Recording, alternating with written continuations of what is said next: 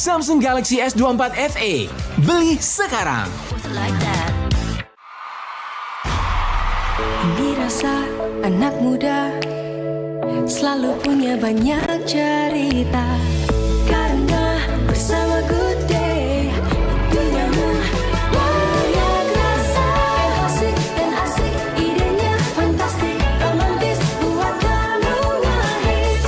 Oh Good Day yang bikin hidup berwarna, karena hidup banyak rasa.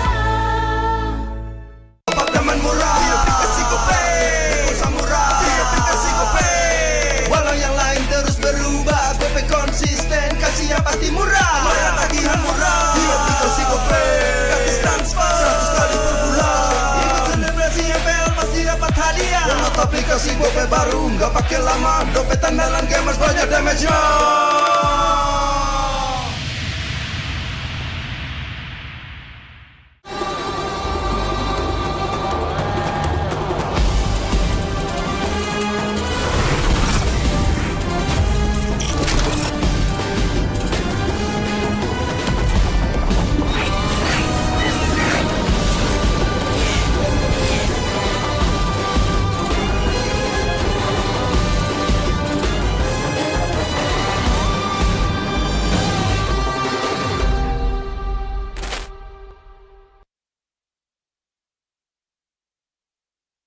Kita adalah pejuang yang melangkah dengan penuh keyakinan, menghadapi dunia tanpa keraguan, karena hidup adalah arena pertarungan. Kita adalah pejuang yang tak akan gentar oleh segala tantangan, menghadapi lawan tanpa ketakutan, karena kita terlahir untuk meraih kemenangan. Raihlah kemenangan dengan koleksi terbaru UBS Gold X Mobile Legends Bang Bang, edisi spesial MPL ID Season 13. Saatnya nabung dari hobi bersama UBS Gold.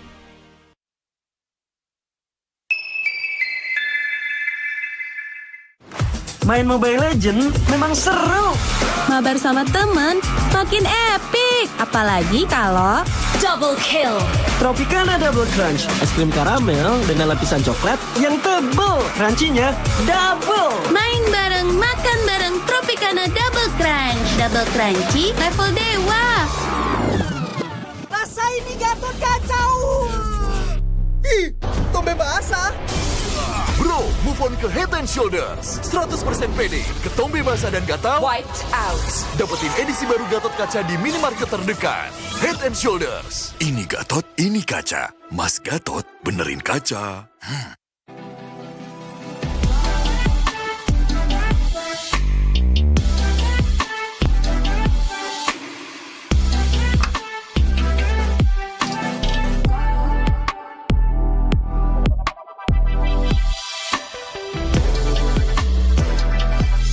Wow, finished. See you later.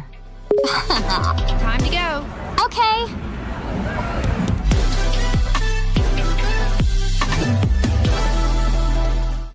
Apa akan kehilangan ingatannya? Masih inget ini, Pak? Sekecil apapun perhatian adalah kekuatan. Hidupkan momen kebersamaan. IndiHome.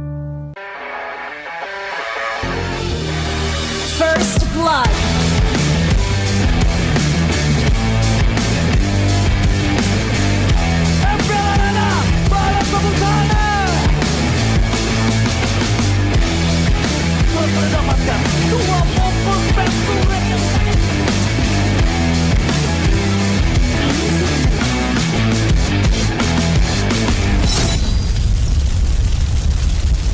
Pengen belanja banyak barang kebutuhan tapi malas keluar rumah.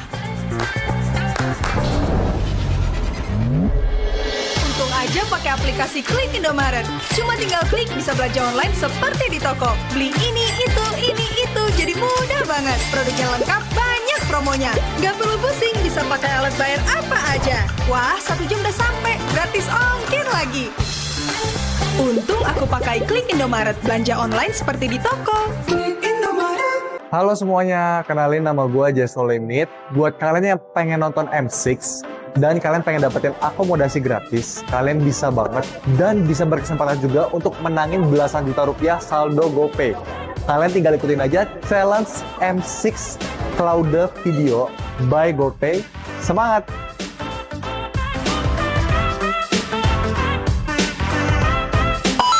Bagian bawah dan sepertinya mereka siap untuk bisa mendapatkan lagi ke arah dari daerah di mana sekarang daerahnya sendiri mereka bisa pisah, tapi masih ada pergerakan dari mana diri yang dikeroyok. Namun untuk sekarang satu Blazing Johan.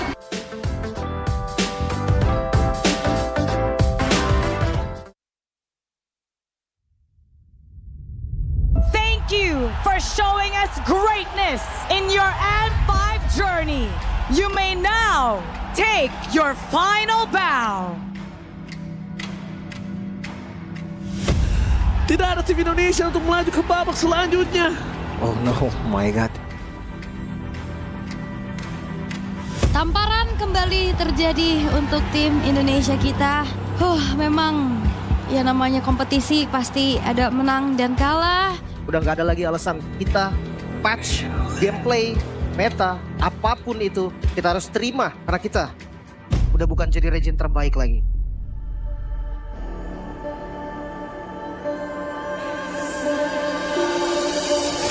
Satukan kekuatan, berjatuh sama lain, gak usah tapi kita pede, main lepas, berhasilnya dan let's go!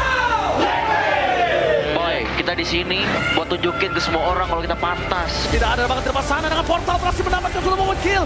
Dan apakah pelatihannya on point? Why, Bob? Kebanyakan tim yang udah mulai ngerti makro dan gue jujur paling ngeris season ini. Vivo!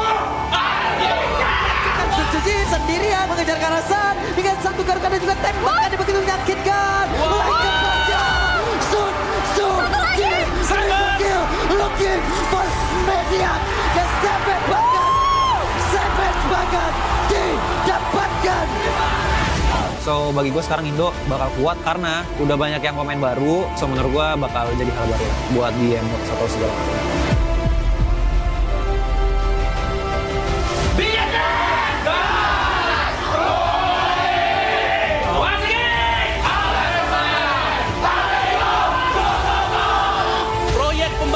Untuk landasan pertama mereka sudah sukses. Regenerasi adalah kunci. Gue cuma berharap semoga 6 tim yang hadir di playoff ngasih improvement semuanya. Tapi kalau misalkan cuma sampai di situ, takutnya mungkin regen-regen lain tuh udah mempelajari kita. Semoga tim-tim Indo bisa back on track lah, biar nanti optimisme gue ini bisa tersalurkan dengan hasil mereka di internasional.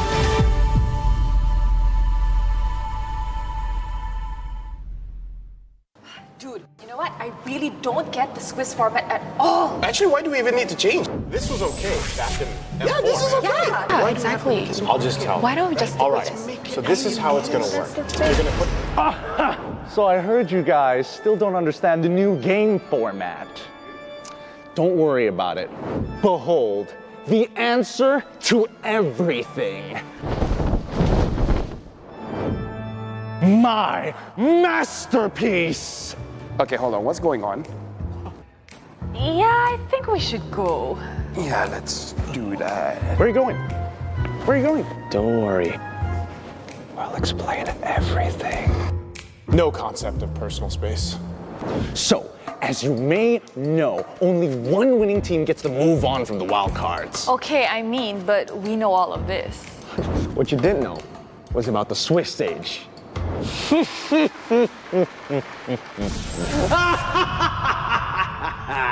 There are 5 rounds in the Swiss stage, with each round consisting of a random redraw.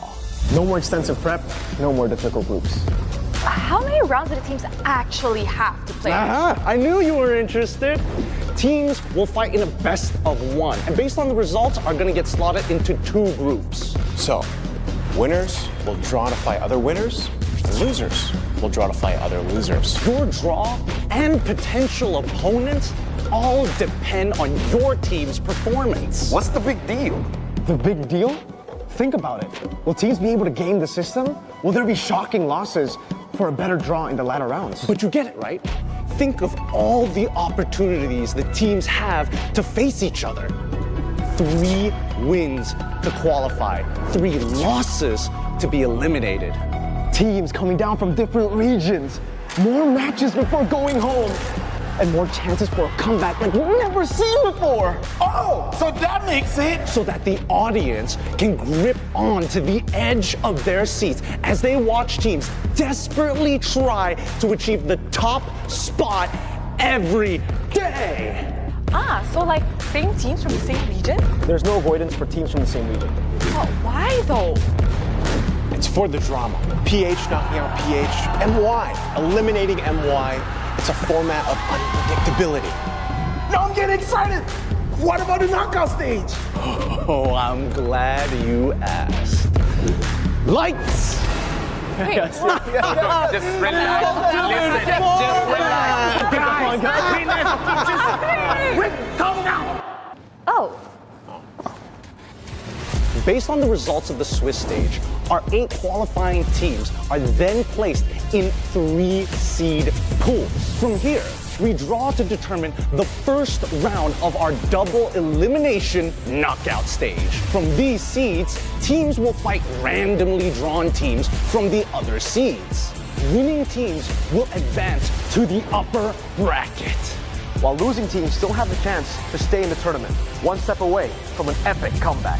one step away from elimination. All the way To the grand finals!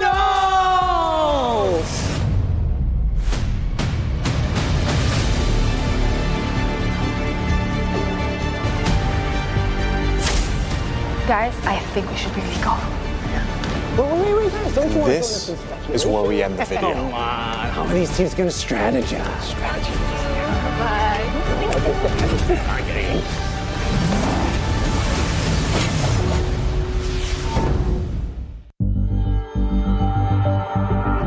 Selamat pagi anak-anak Singketon Ngebakti. Hari ini kita kedatangan tamu istimewa dari Radio Anda, kemudian dari Modur untuk kegiatan olahraga salam elektronik atau e-sport Mobile Legends. Semuanya, nama saya itu dan terus jadi sebenarnya sekarang tuh dunia e-sport tuh teman-teman udah berbeda dari kayak mungkin kayak 10 tahun atau 15. Di Indonesia sudah berkembang pesat sekali. Bisa kita lihat dari kalau dulu itu sport itu belum jadi olahraga yang berprestasi. MPL Indonesia.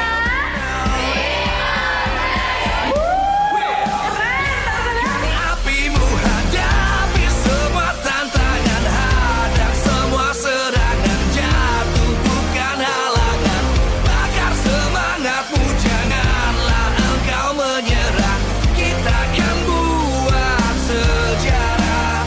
We all this, we won't miss, we all this, we won't miss. Saatnya beraksi. Alhamdulillah, terima kasih juga kepada tim Argan yang sudah hadir di kesempatan emas dan tim MPL Indonesia. Ini kesempatan yang sangat berharga. Semangat buat tim Saya Aswin dari tim Indonesia. Perkembangan e-sport di Indonesia itu sudah semakin besar dan semakin bakar semangatmu, janganlah engkau menyerah, kita akan buat sejarah.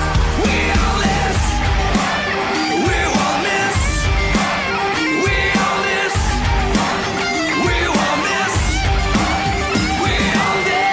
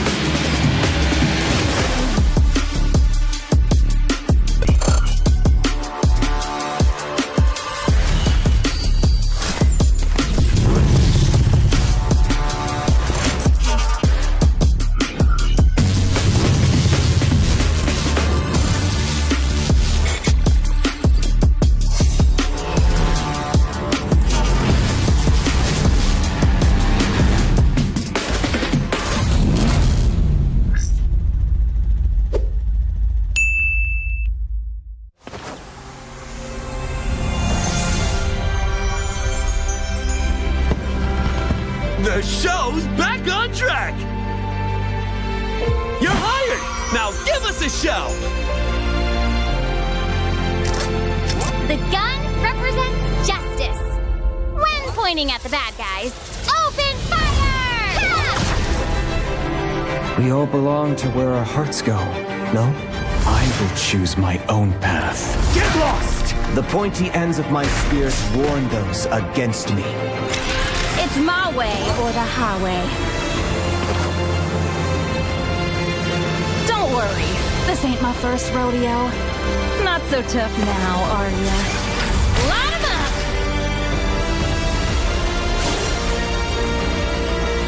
Cece and Yo-Yo, ready to set the stage on fire! Was it you who called me back? Shh, be careful of what you wish for. Grant me your strength. Pierce!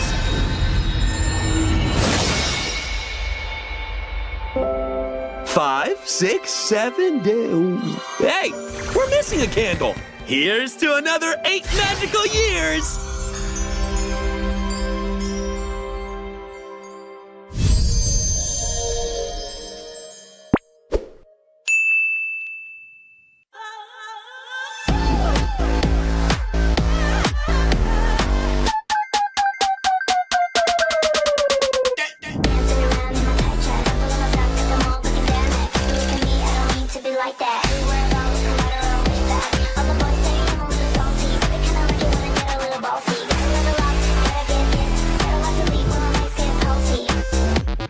Samsung Galaxy S24 FE, beli sekarang.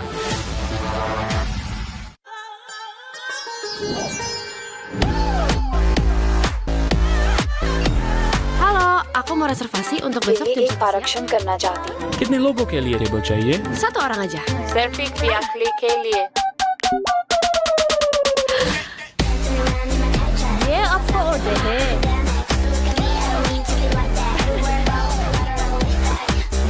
Samsung Galaxy S24 FE, beli sekarang.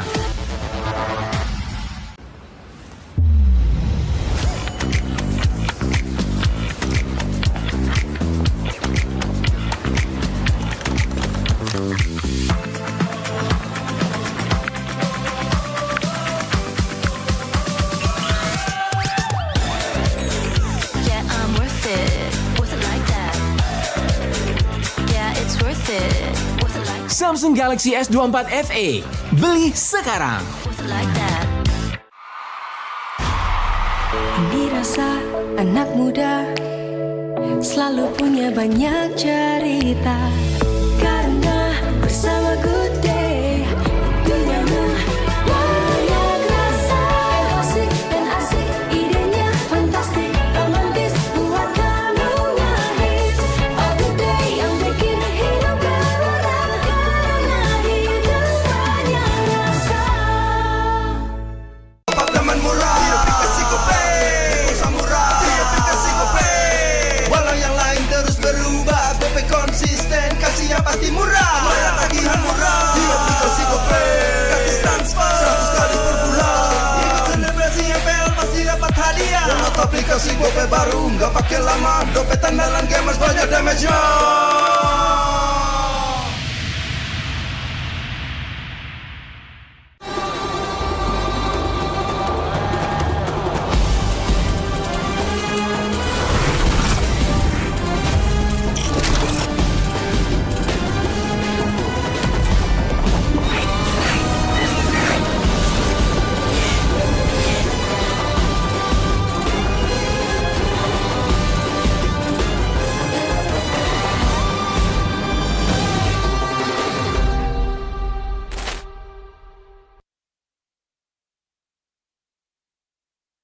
Kita adalah pejuang yang melangkah dengan penuh keyakinan, menghadapi dunia tanpa keraguan, karena hidup adalah arena pertarungan.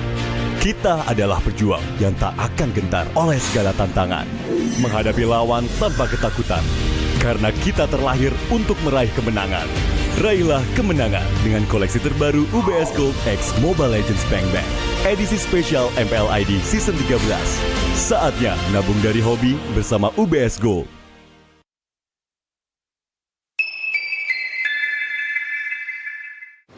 Main Mobile Legends memang seru.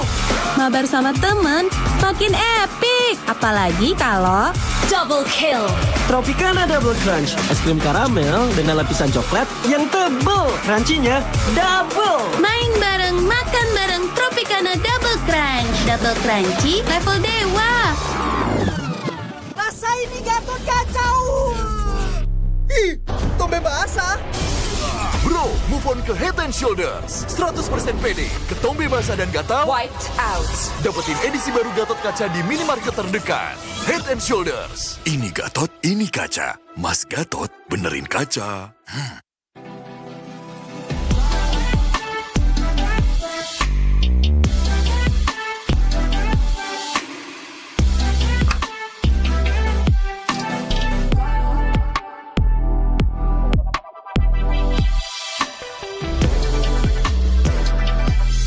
Wow, finished. See you later. Time to go. Okay.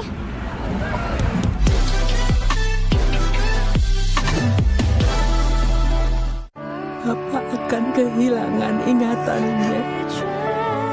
Masih inget ini, Pak? Sekecil apapun perhatian adalah kekuatan. Hidupkan momen kebersamaan. IndiHome. First blood.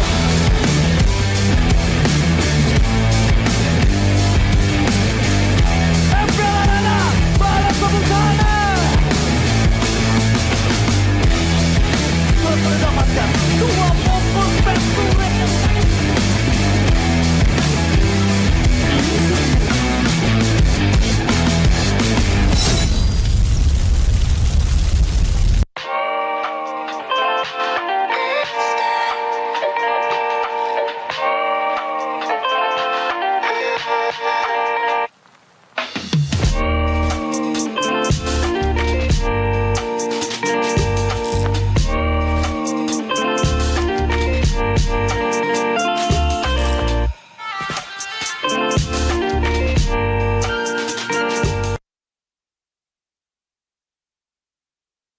Halo semuanya, kenalin nama gue S14. Buat kalian yang pengen nonton M6 dan kalian pengen dapetin akomodasi gratis, kalian bisa banget dan bisa berkesempatan juga untuk menangin belasan juta rupiah saldo GoPay. Kalian tinggal ikutin aja challenge M6 Cloud Video by GoPay. Semangat!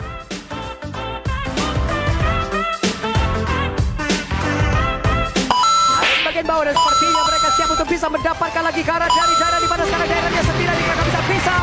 Tapi masih ada pergerakan dari mana ini yang dikeroyok. Namun untuk sekarang satu mulai Johan.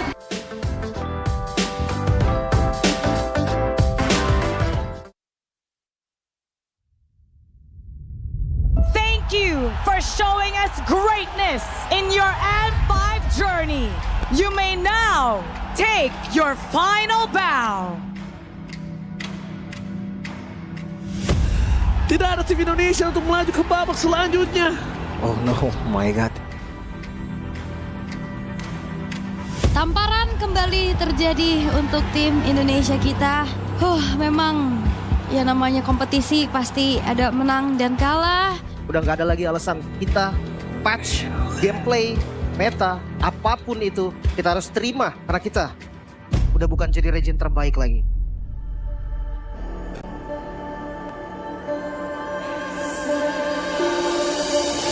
Satukan kekuatan, bersatu sama lain, gak usah tapi kita pede, main lepas, bergeraknya dan Let's go!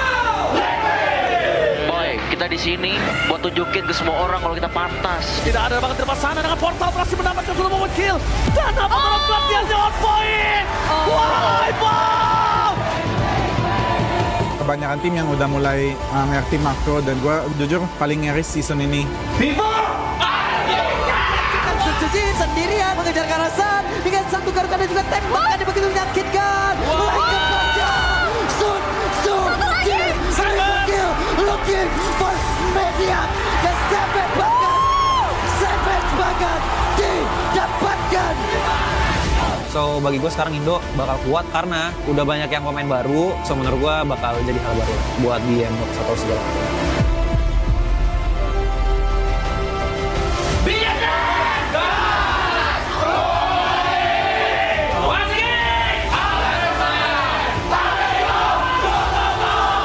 Proyek pembangunan untuk landasan pertama mereka sudah sukses. Regenerasi adalah kunci.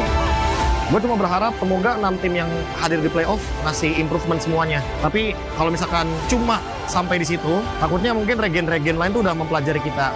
Semoga tim-tim Indo bisa back on track lah, biar nanti optimisme gue ini bisa tersalurkan dengan hasil mereka di internasional.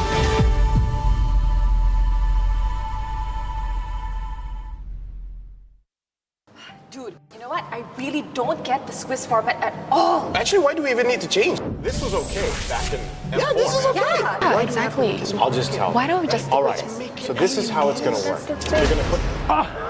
So I heard you guys still don't understand the new game format. Don't worry about it. Behold, the answer to everything. My masterpiece! Okay, hold on. What's going on? Yeah, I think we should go. Yeah, let's do that. Where are you going? Where are you going? Don't worry. I'll explain everything. No concept of personal space. So, as you may know, only one winning team gets to move on from the wild cards. Okay, I mean, but we know all of this. What you didn't know was about the Swiss stage.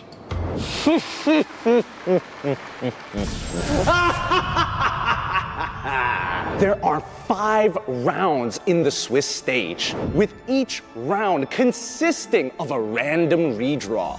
No more extensive prep, no more difficult groups. How many rounds do the teams actually have to play? I knew you were interested.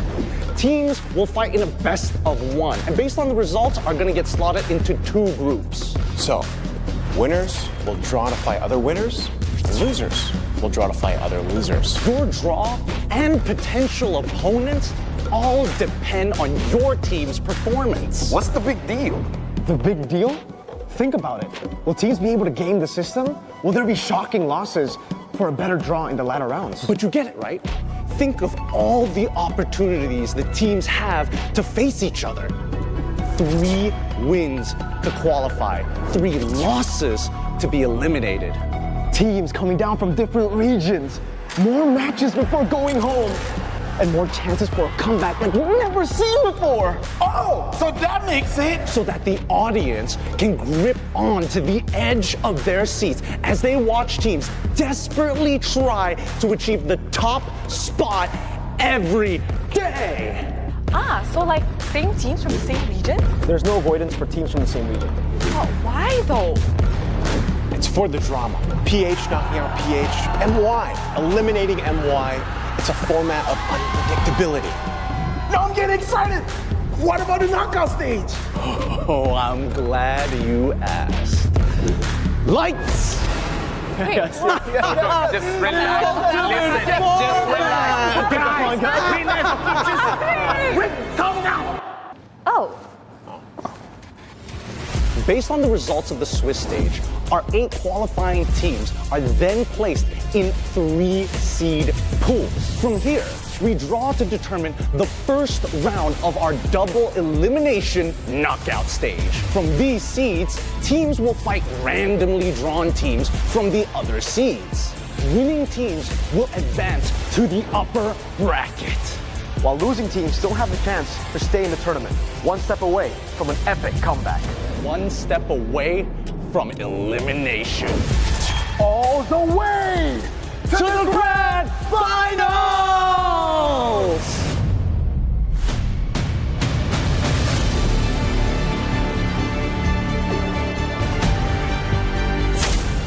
Guys, I think we should really go. Wait, guys, don't you want to This is where we end the video. Come on, how are these teams going to strategize?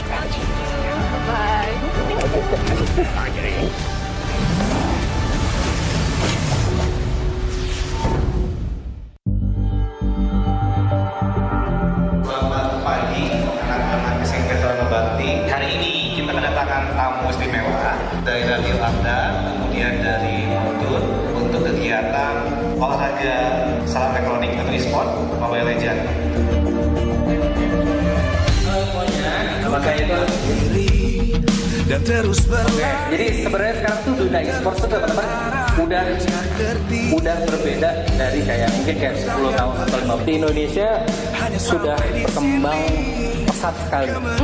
Bisa kita lihat dari kalau dulu itu sport itu belum jadi olahraga yang berprestasi. MPL Indonesia.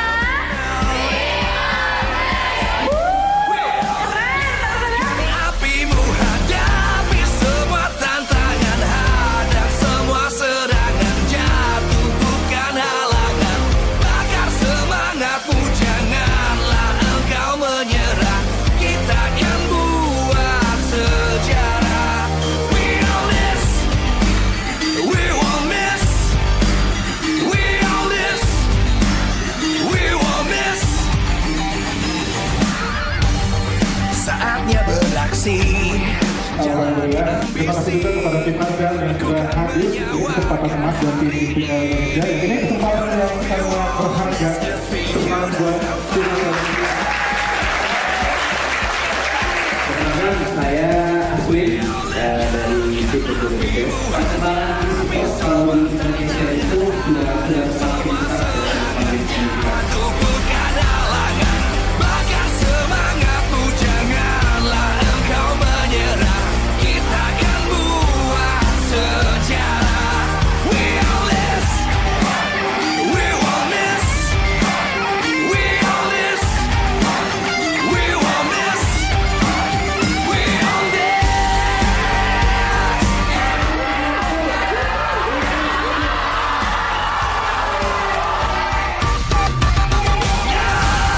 Apimu hadapi semua tantangan, hadang sejarah.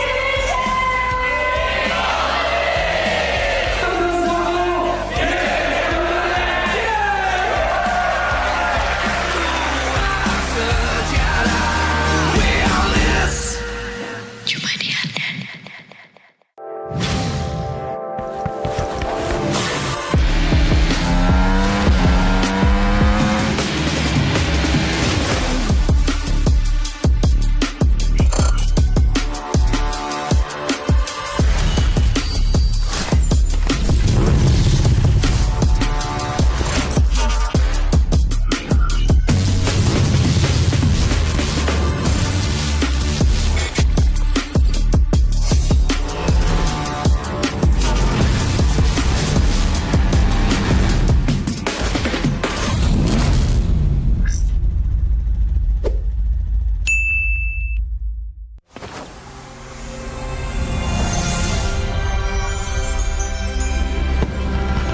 The show's back on track! You're hired! Now give us a show! The gun represents justice. When pointing at the bad guys, open fire! We all belong to where our hearts go, no? I will choose my own path. Get lost! The pointy ends of my spears warn those against me. It's my way or the highway. Don't worry, this ain't my first rodeo. Not so tough now, are ya? Line 'em up!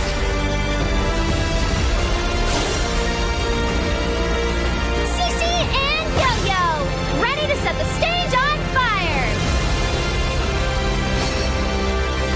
Was it you who called me back? Shh, be careful of what you wish for. Grant me your strength. Pierce!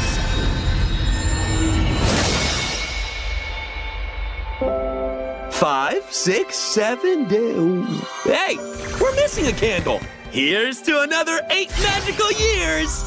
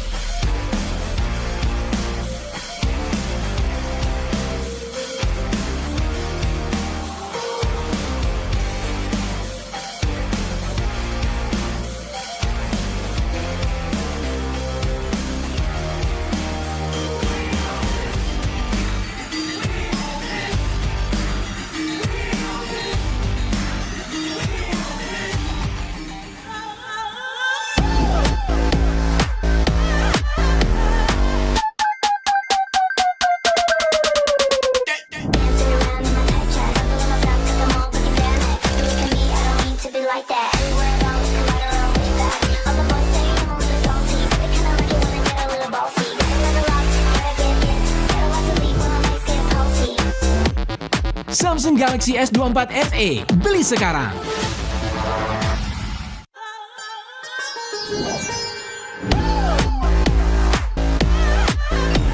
Halo, aku mau reservasi untuk besok jam 11 siang. करना चाहती हूँ। कितने लोगों के लिए table चाहिए? Satu orang aja. Surfing via klik के लिए। ये आपका order है।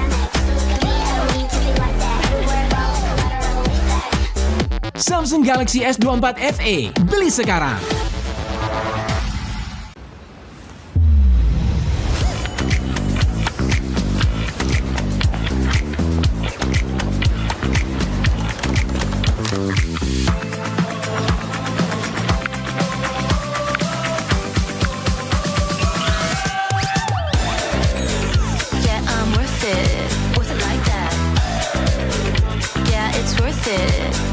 Samsung Galaxy S24 FE, beli sekarang. Dirasa anak muda selalu punya banyak cerita, karena bersama Good Day duniamu banyak rasa, asik dan asik, idenya fantastik, romantis, buat kamu ngehits. Oh Good Day yang bikin hidup berwarna, karena hidup banyak rasa. Apartemen murah di aplikasi GoPay, pulsa murah di aplikasi GoPay. Walau yang lain terus berubah, GoPay konsisten, kasihnya pasti murah. Bayar tagihan murah di aplikasi GoPay, gratis transfer 100 kali per bulan. Ikut selebrasi MPL pasti dapat hadiah. Download aplikasi GoPay baru, nggak pakai lama. Dompet andalan gamers banyak damage-nya.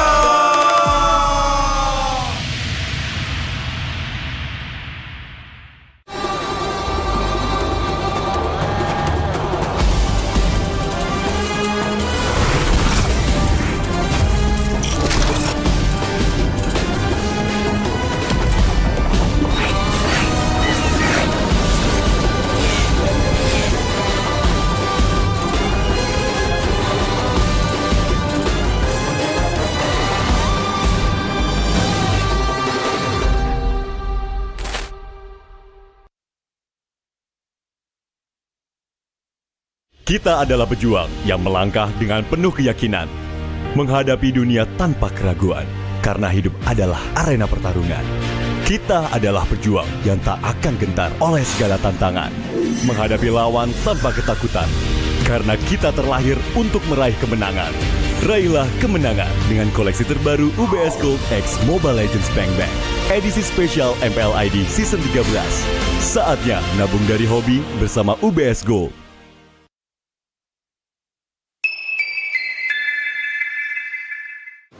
Main Mobile Legends memang seru. Mabar sama temen makin epic. Apalagi kalau Double Kill. Tropicana Double Crunch, es krim karamel dengan lapisan coklat yang tebal. Crunchy-nya double. main bareng, makan bareng Tropicana Double Crunch. Double crunchy level dewa. Rasa ini Gatot kacau. Ih, tombe basah. Bro, move on ke Head and Shoulders. 100% pede, ketombe basah dan gatal Wiped out. dapetin edisi baru Gatot Kaca di minimarket terdekat. Head and Shoulders. Ini Gatot, ini kaca. Mas Gatot, benerin kaca.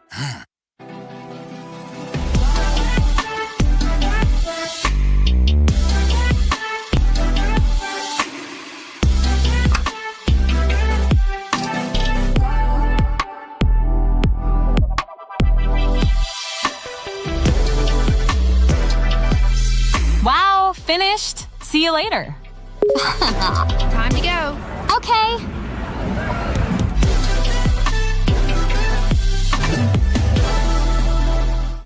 Apa akan kehilangan ingatannya?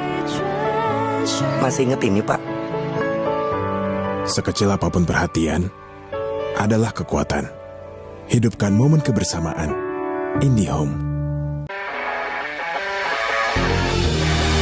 First blood.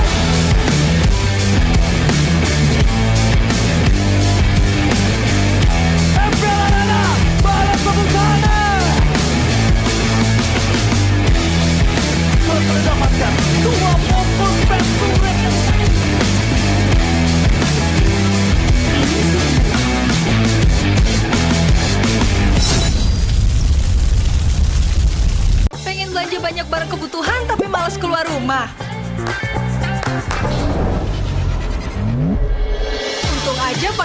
aplikasi Klik Indomaret. Cuma tinggal klik bisa belanja online seperti di toko. Beli ini, itu, jadi mudah banget. Produknya lengkap, banyak promonya. Gak perlu pusing, bisa pakai alat bayar apa aja. Wah, 1 jam udah sampai, gratis ongkir lagi. Untung aku pakai Klik Indomaret, belanja online seperti di toko. Halo semuanya, kenalin nama gue Jasolimit. Buat kalian yang pengen nonton M6 dan kalian pengen dapetin akomodasi gratis, kalian bisa banget dan bisa berkesempatan juga untuk menangin belasan juta rupiah saldo GoPay.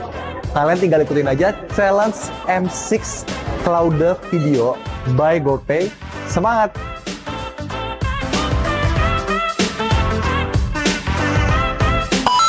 Bagian bawah dan sepertinya mereka siap untuk bisa mendapatkan lagi ke arah dari di mana sekarang daerahnya setidaknya mereka bisa pisah, tapi masih ada pergerakan dari mana diri yang dikeroyok. Namun untuk sekarang satu mulai Johan.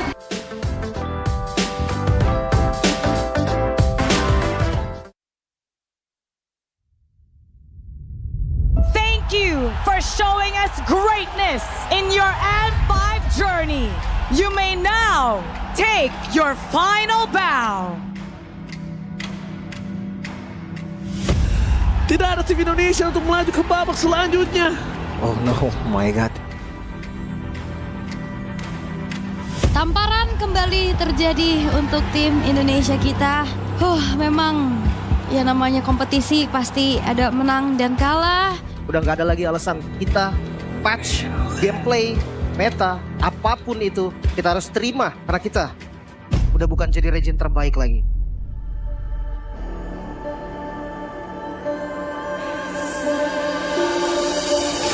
Satukan kekuatan, bersatu sama lain, gak usah kita pede, main lepas, berhasilnya dan let's go!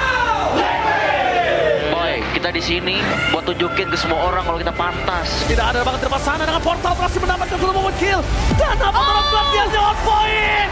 Why ball? Kebanyakan tim yang udah mulai ngerti makro dan gue jujur paling nyaris season ini. Sendirian mengejar ke arah San, hingga satu garukan dan juga tembakan yang begitu menyakitkan. Looking for media dan Savage bahkan didapatkan. So bagi gue sekarang Indo bakal kuat karena udah banyak yang pemain baru. So menurut gue bakal jadi hal baru buat di M6 atau segala macam.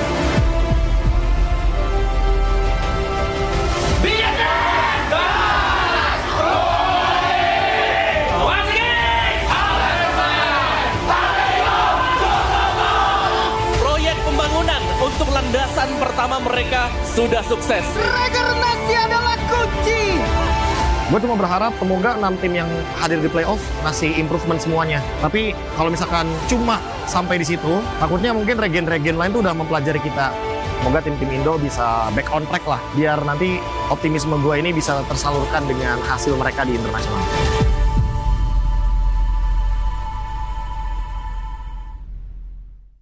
Dude, you know what? I really don't get the Swiss format at all. Actually, why do we even need to change? This was okay back in M4. Yeah, this is okay. Yeah, exactly. I'll just tell. Why don't we just All do right. this? So this is how it's gonna work. You're gonna put. So I heard you guys still don't understand the new game format. Don't worry about it. Behold, the answer to everything. My masterpiece! Okay, hold on. What's going on?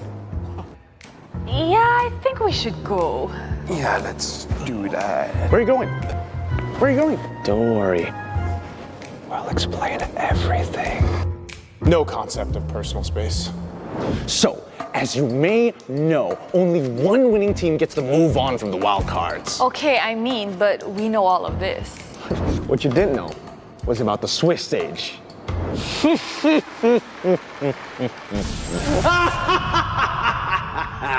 There are 5 rounds in the Swiss stage, with each round consisting of a random redraw. No more extensive prep, no more difficult groups. How many rounds do the teams actually have to play? I knew you were interested. Teams will fight in a best of 1, and based on the results, are going to get slotted into 2 groups. So, winners will draw to fight other winners, and losers will possible draw to fight other losers. Your draw and potential opponents all depend on your team's performance. What's the big deal? The big deal? Think about it. Will teams be able to game the system? Will there be shocking losses for a better draw in the latter rounds? But you get it, right? Think of all the opportunities the teams have to face each other. 3 wins to qualify, 3 losses to be eliminated. Teams coming down from different regions, more matches before going home, and more chances for a comeback like we've never seen before. Oh, so that makes it so that the audience can grip on to the edge of their seats as they watch teams desperately try to achieve the top spot every day. So like same teams from the same region? There's no avoidance for teams from the same region. Oh, why though? It's for the drama. PH knocking out PH, MY eliminating MY. It's a format of unpredictability. Now I'm getting excited! What about the knockout stage? Oh, I'm glad you asked. Lights! Wait, Just relax. Listen, just relax. Guys, calm down. Oh. Based on the results of the Swiss stage, our 8 qualifying teams are then placed in 3 seed pools. From here, we draw to determine the first round of our double elimination knockout stage. From these seeds, teams will fight randomly drawn teams from the other seeds. Winning teams will advance to the upper bracket, While losing teams still have the chance to stay in the tournament, one step away from an epic comeback. one step away from elimination. All the way to the grand finals!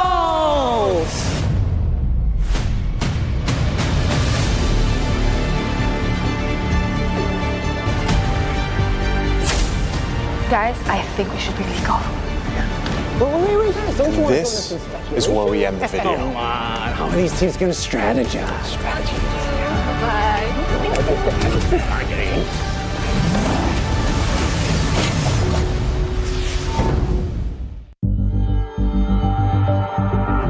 Selamat pagi anak-anak SMP Taruna Bakti. Hari ini kita kedatangan tamu istimewa dari Radio Anda, kemudian dari Montun untuk kegiatan olahraga salam elektronik atau e-sport Mobile Legends.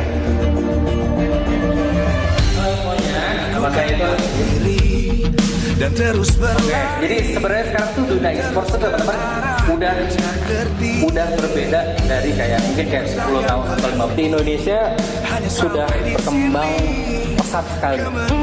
Bisa kita lihat dari kalau dulu itu sport itu belum menjadi olahraga yang berprestasi. MPL Indonesia.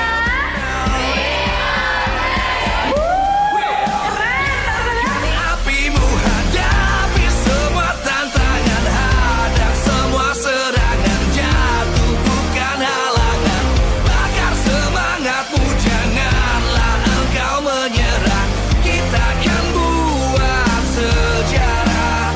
We on this, we won't miss, we on this, we won't miss. Saatnya beraksi. Alhamdulillah, terima kasih juga kepada tim Argan yang sudah hadir di kesempatan emas dan tim MPL Indonesia. Ini kesempatan yang sangat berharga, kesempatan buat tim Indonesia. Perkenalkan, saya Aswin dari tim Indonesia. Perkembangan e-sport di Indonesia itu sudah semakin besar.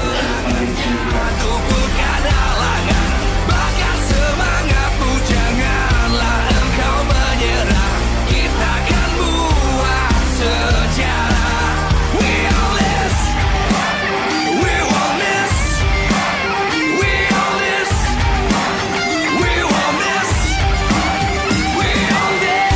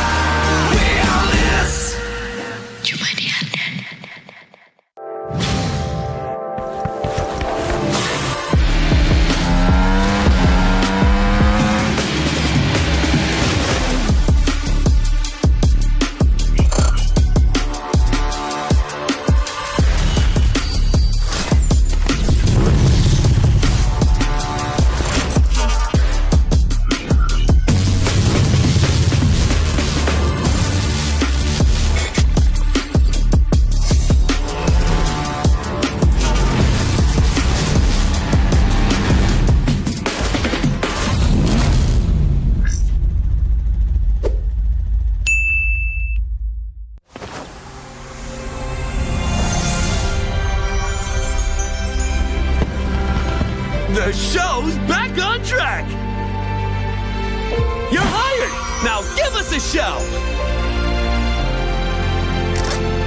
The gun represents justice.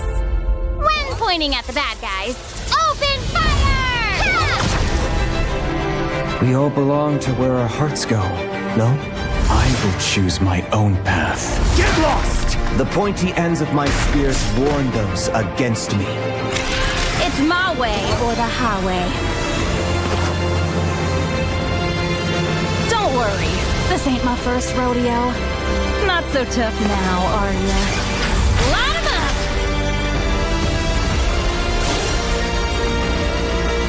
Cece and Yo-Yo, ready to set the stage on fire! Was it you who called me back? Shh, be careful of what you wish for. Grant me your strength. Tears!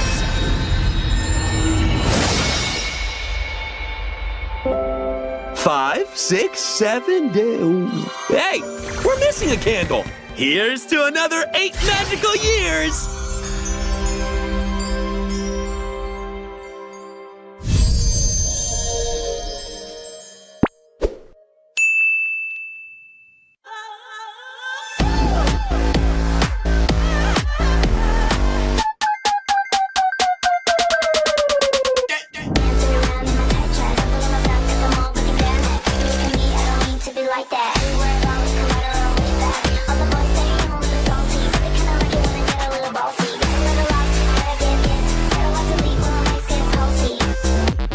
Samsung Galaxy S24 FE, beli sekarang.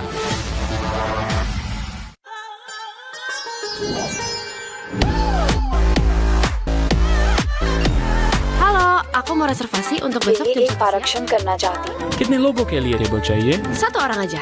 सिर्फ एक व्याक्ली के लिए। ये आपको order है।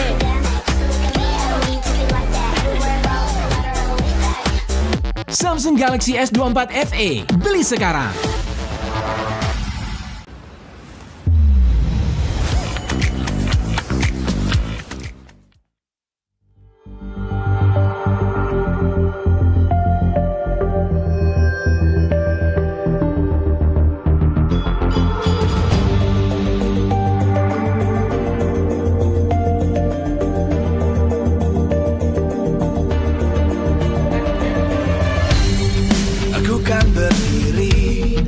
Terus berlari, terus ke arah puncak tertinggi. Ku takkan berhenti, hanya sampai di sini. Kemenangan abadi menanti. You know we won't miss if we unite our focus. And if you haven't noticed, we all live. Nyalakan apimu, hadapi semua tantangan. Hadang semua serangan, jatuh bukan halangan. Bakar semangatmu, janganlah engkau menyerah. Kita akan buat sejarah. We all this, we won't miss. We all this, we won't miss. Saatnya beraksi, jalani ambisi. Aku kan menyawakan hari ini. You know we won't miss if we unite our focus. And if you haven't noticed, we all live. Nyalakan apimu, hadapi semua tantangan. Hadang semua serangan, jatuh bukan halangan. Bakar semangatmu, janganlah engkau menyerah. Kita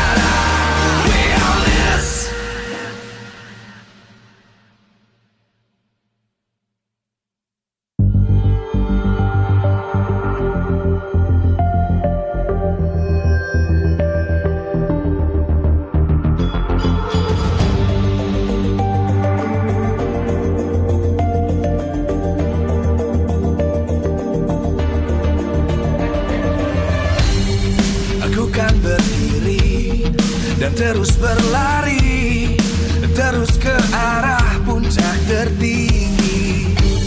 Ku takkan berhenti, hanya sampai di sini. Kemenangan abadi menanti. You know we won't miss if we unite our focus. And if you haven't noticed, we all live. Nyalakan apimu, hadapi semua tantangan, hadang semua serangan, jatuh bukan halangan. Bakar semangatmu, janganlah engkau menyerah. Kita akan buat sejarah. We all this, we won't miss. We all this, we won't miss. Saatnya beraksi, jalani ambisi. Aku kan menyawakan hari ini. You know we won't miss if we unite our focus. And if you haven't noticed, we all live. Nyalakan apimu, hadapi semua tantangan, hadang semua serangan, jatuh bukan halangan. Bakar semangatmu, janganlah engkau menyerah. Kita akan buat sejarah. We all this, we won't miss. We all this, we won't miss. We all this.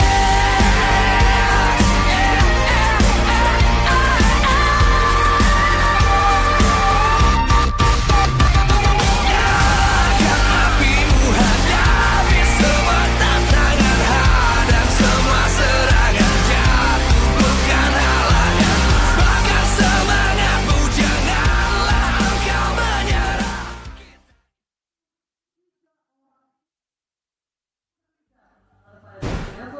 Here it is, ladies and gentlemen, the moment that we have been waiting for, the grand finals. After an incredible regular season, 9 weeks, we had a 2-week break in between as we begun our playoff run. And the moment is here, and finally, we're gonna see these two teams battle it out as we welcome you, ladies and gentlemen, onto the English panel. My name is Eterna, and I'm gonna be your desk host for the day, alongside with Gani, as well as Gideon, all the way from Malaysia. Gideon, how have you been doing? I've been doing pretty fine, after you seen yesterday's game and, paneling before. I feel like, Indonesia is currently in a pretty good spot with two potential teams that, well, I just have to say are looking phenomenal. And both of them going to M6. What about you, Gani? How are you feeling about today? Hey, I have recovered from Fnatic Onyx loss day 1. And yeah, it's going to be very interesting and exciting, of course. Seeing TLID yesterday battering 3-0 against Bigatron Alpha, I'm intrigued to see will they bring the same intensity and performance against RRQ. It's definitely been a wild ride, but boys, we're not going to be here all alone because we are going to invite a special guest. He has been one of the most infamous coaches around the world, being able to bring up 2 MPL PH championships as well as an M Series title, and on top of that, an MSC title as well. It's Coach Tic Tac. Hey, Coach, can you hear us? Yes, I can hear you. Awesome. So it's me, Eterna. Here on the panel, we have Gani as well as Gideon as well, to kind of pick your brain just a little, especially now we're coming into the grand final. So we're going to start with Coach. How are you feeling, man? Very good. Little bit nervous for Team Liquid ID. Oh, nervous. Like nervous in a good way or nervous in a... in a good way. In a good way? Okay, I like that. I like that. Look, Coach, I've been a very big fan of the TL franchise and especially your run with Echo. I can't stop thinking about it. You have done so much for this team, and now in Indonesia, the top 2 coaches at the moment, currently Kescute and as well as Saint Lucas. And honestly, I think that you could relate a lot because I feel like you've also gone through a very similar path, just like these 2 coaches. In terms of a coach helping a player, how does that work, right? How do we continuously make them progress? Additionally, how does he perceive these 2? How do you look at these 2 coaches? Well, first, in my view, the role of a coach, helping them to progress, it's about first creating a healthy environment, right? That can support the players to be more motivated and at the same time to be challenged as well. We are here to help them to set certain goals. Yeah. Then next is monitor the progress. I agree. I think the coaches play a huge impact on that. We're going to touch on that a little bit later because we're going to take a look at this poster, Coach. We had a caster. I don't know if you know him. He's nobody really knows this caster. I'm kidding. It's Mirko. He said that if Fnatic Onyx wins again, there's going to be no point in watching MPL Indonesia anymore. We're done and we won't win M6. So we're going to touch on Fnatic Onyx first because I think this was the first time that a lot of people around the world were very surprised. Fnatic Onyx not being able to push through the play-ins. Coach, how did you feel about that? Was that surprising to you? Was that something predicted by you? Well, first, believe that we share the same sentiment like the Fnatic Onyx. We eliminated the first day, right? Yeah. It was a disappointment, actually. Disappointment. We were both the defending champions, right? I mean, for the record, you guys scream a lot. TLPH, Fnatic Onyx ID? Yes, we scream a lot. Okay. How were Fnatic Onyx in scrims? Yeah. Well, very good. So it sometimes, was. yeah. So it was just quite unpredictable, Coach Tic-Tac, coming from your side. Do you, well, how do you see it? What's wrong with Fnatic Onyx in their playoff run? For me, I was surprised that they experienced the first round exit. But I predicted that they will not be the champions for this season. Because they are not the dominating during the regular season, not like before, right? No, yeah. I think Brit. So even Coach Tic-Tac shares the same sentiment as all of us. I think it's a fair point. I think at the end of the day, some teams they're going to have their generations. They're going to have their moments. It's good to see other teams, and of course, there's going to be some disappointment as well as some great glory. Yeah. Now, I'm so sorry, Coach Tic-Tac. I jumped the gun earlier because I was so excited to talk to you. I still want to get your opinion as being a coach. Like, after looking at both St. Lucas and as well as Keskute, additionally, how do you perceive them as coaches, and can they be compared to some of the other great coaches? I mean, off the top of my head, I'm thinking like Ducky, Trebor, Bonchan, Yeb, and I mean, of course, you yourself, you'd be great if you came over to Indonesia, I'm just saying. Well, for me, Coach Keskute and Coach St. Lucas are very excellent coaches. They have great personal coaching approaches, I think. Yeah. And I believe that we have the same trait. They believe on the trust. They believe the process and trust it. Yeah. That's an interesting answer. I feel like it's a very safe answer. I know, Coach. Be a little honest with us here. Okay, I'm gonna ask a kind of a wild question. So, we all know that you guys are one organization under Team Liquid, TLPH and TLID. Can we get some insider information? Do you scrim against TLID in particular? Yes. And how is that? How is that? I can mention that. Okay. Fair enough. We tried. Coach Tic-Tac, we respect you. Okay. Okay, we cannot talk about the results. Just we see you later, okay? There's no soul of later. Yeah, I mean, SDL, I think, and as well as Keskute, they're very potential here as coaches. Do you think you can share an attribute or two that maybe out there someone wants to be a coach? What do you have to say to them? Maybe their mindset is they believe and trust the process. From the start, they believe in the process of rebuilding, trusting the process. Since I believe from now, since MSC 22, right? Yeah. This is the first time that we have a grand finals in Indonesia for all Indo players, main 5. All right. And, Coach, I also really wanted to ask you a certain question. Going back to, the glory days of Echo being able to win it out at M4, you had 2 young players in your roster, right? You had Sanji and you also had Sanford. Now we're seeing a lot of new bloods coming into the fray as well here in Indonesia, specifically for both RRQ and TLID. Can we ask your experience? How were you able to mentor these 2 young players? Did they have problems with mentality maybe? Or the way that they come to the game? How did you foster that inner being from both of these players? Well, first you must instill the confidence to them that they can play on the professional league. First is the thing that. I believe you and next. Okay, I believe you and I share the same statement here. We believe that regeneration is very important, Coach Tic Tac. And how do you think? How do you think, Coach Tic Tac, that the young players, the rookies, the young bloods can keep up with the seniors or the established players, the strong players? How do you think they should, and how are they able to keep up? Well, for the young players, first they need to observe the seniors and learn from them.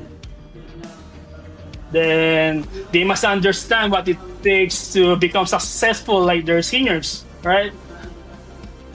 Then it takes a lot of sacrifices, I think.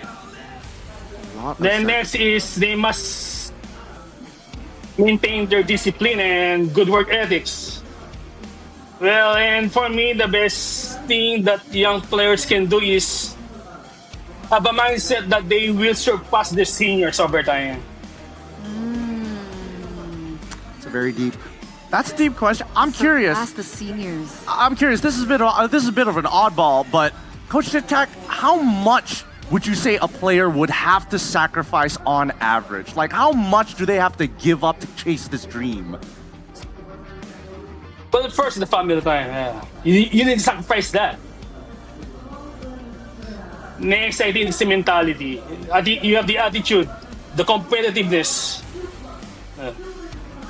Competitive attitude and time. I'm telling you, this is why he's the GOAT. He's already on top of everybody else, man. Yeah. I mean, it's an interesting notion, and it's kind of scary too, right? Because we don't really exactly know how far these new young players, especially in MPL ID, are willing to go. I don't know. It's tough. So It is our. we're gonna go back. It's our nature of work. Yeah. We're gonna go back to this next matchup here, Coach, because we have the possibility of crowning a new champion in the history of MPL ID, right? TLID, or previously known as Aura, never have been able to pick up or lift up that MPL ID champion.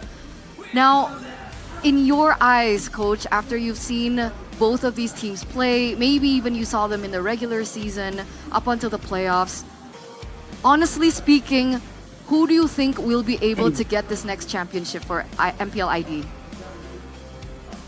Well, for me, it's TLID will be champion for this.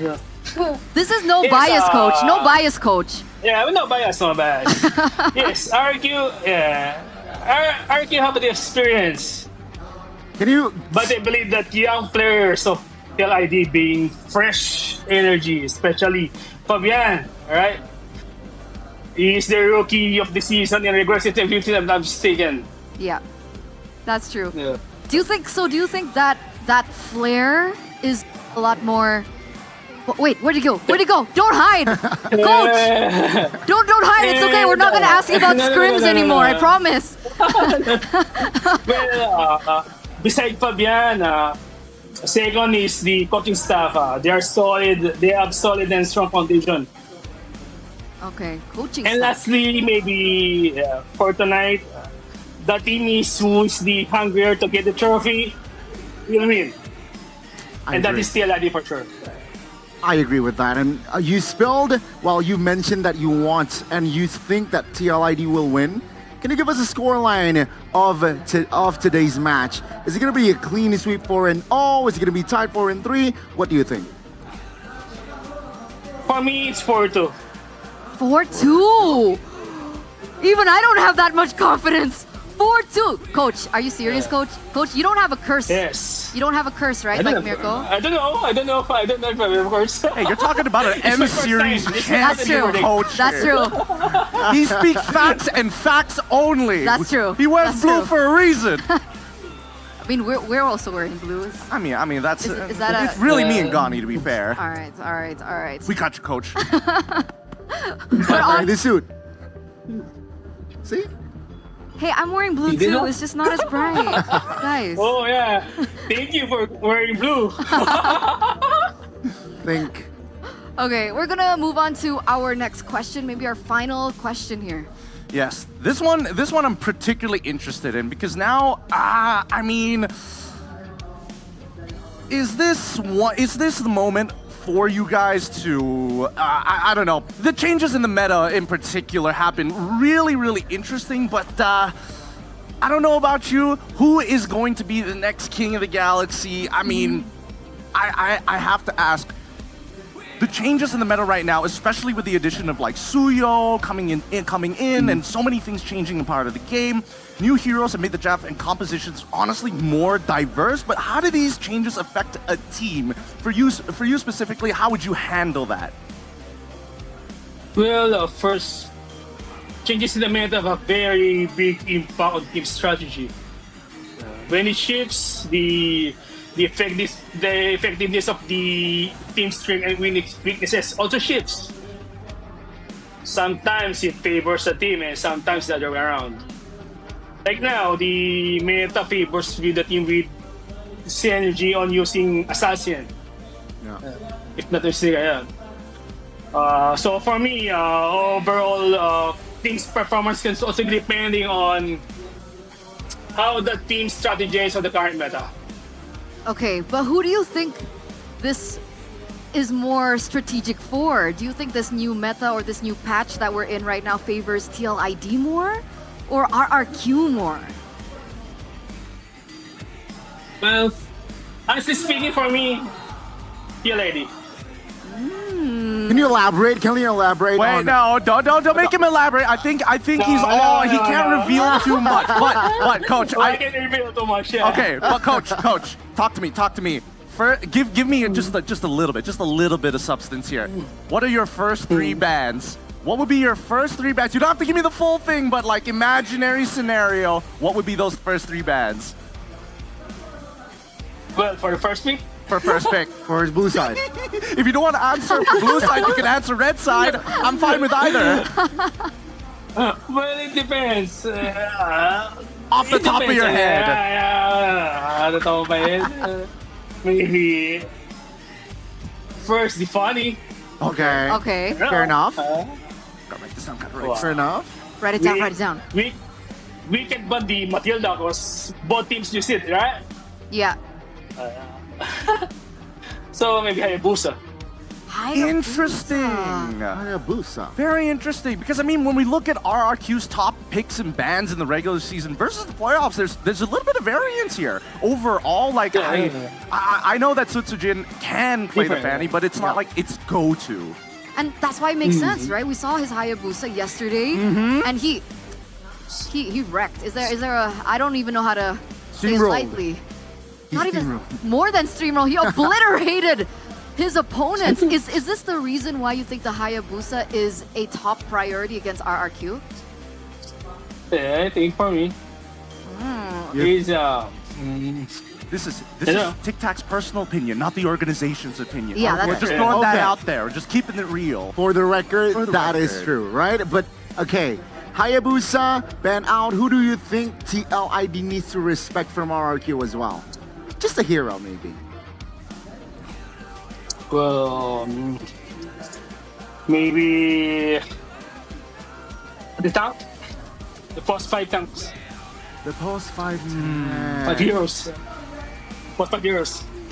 Post 5 heroes, right? Edok. E-Doc, that's what I was thinking about. But if that is the case, I think that even Franco is a little bit of an interesting pick. It's not like we see it everywhere, being popping out in every single MPL. I think it's rather unique to E-Doc, to be perfectly honest here. Is this something that we should be concerned about as TLID lovers here? Yeah, maybe. It depends on the composition, right? If the other teams use it, then we can respect it.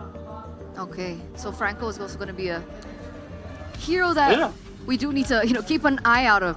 By the way, Coach, when we're talking about these heroes, it's actually a very unique topic to talk about because both of these teams have actually met before in the upper brackets. TLID actually lost the ball when they were leading 2-0, and then they got reverse swept by RQ in that best of 5. And one of the heroes that we did see being respected in the next 3 games was the Cho from Weedy. What do you think about this Cho pick, and do you agree that it is a impactful hero that needs to be respected from Weedy? Yes, it's one of the heroes that can be respected to Weedy. It's so impactful, right? He gives the vision. I agree. Okay, so vision. Game 1, Game 2, Weedy was everywhere. He was initiating, he was popping off as well. Do you remember Game 4, Coach Tic Tac, that series of the draft? First pick Phoveus, do you agree with that approach? Or if you were in that position, you would maybe change or tweak that first pick? Well, I can see that they have their own strategies. So, fair enough. Man, I don't know what Coach They're not giving us anything. He's alluding. I think there needs to be some kind of a template. Because let's keep in mind, M6 is going to be a Swiss format, so we're not going to know who your opponents are going to be, right? And I mean, in your opinion, Coach Chica, that's why I was asking you about those first 3 bands to maybe set up a template for M6. but even so, I'm curious to know what your opinions are currently in the meta. Suyo, right? I think a lot of people have been either just very good. Suyo. It's very good, but people have been either banning it out. But I think we need a proper solution to Suyo. And what could we do if we had to deal with Suyo? What could pop players around the world do in their draft to get better against it?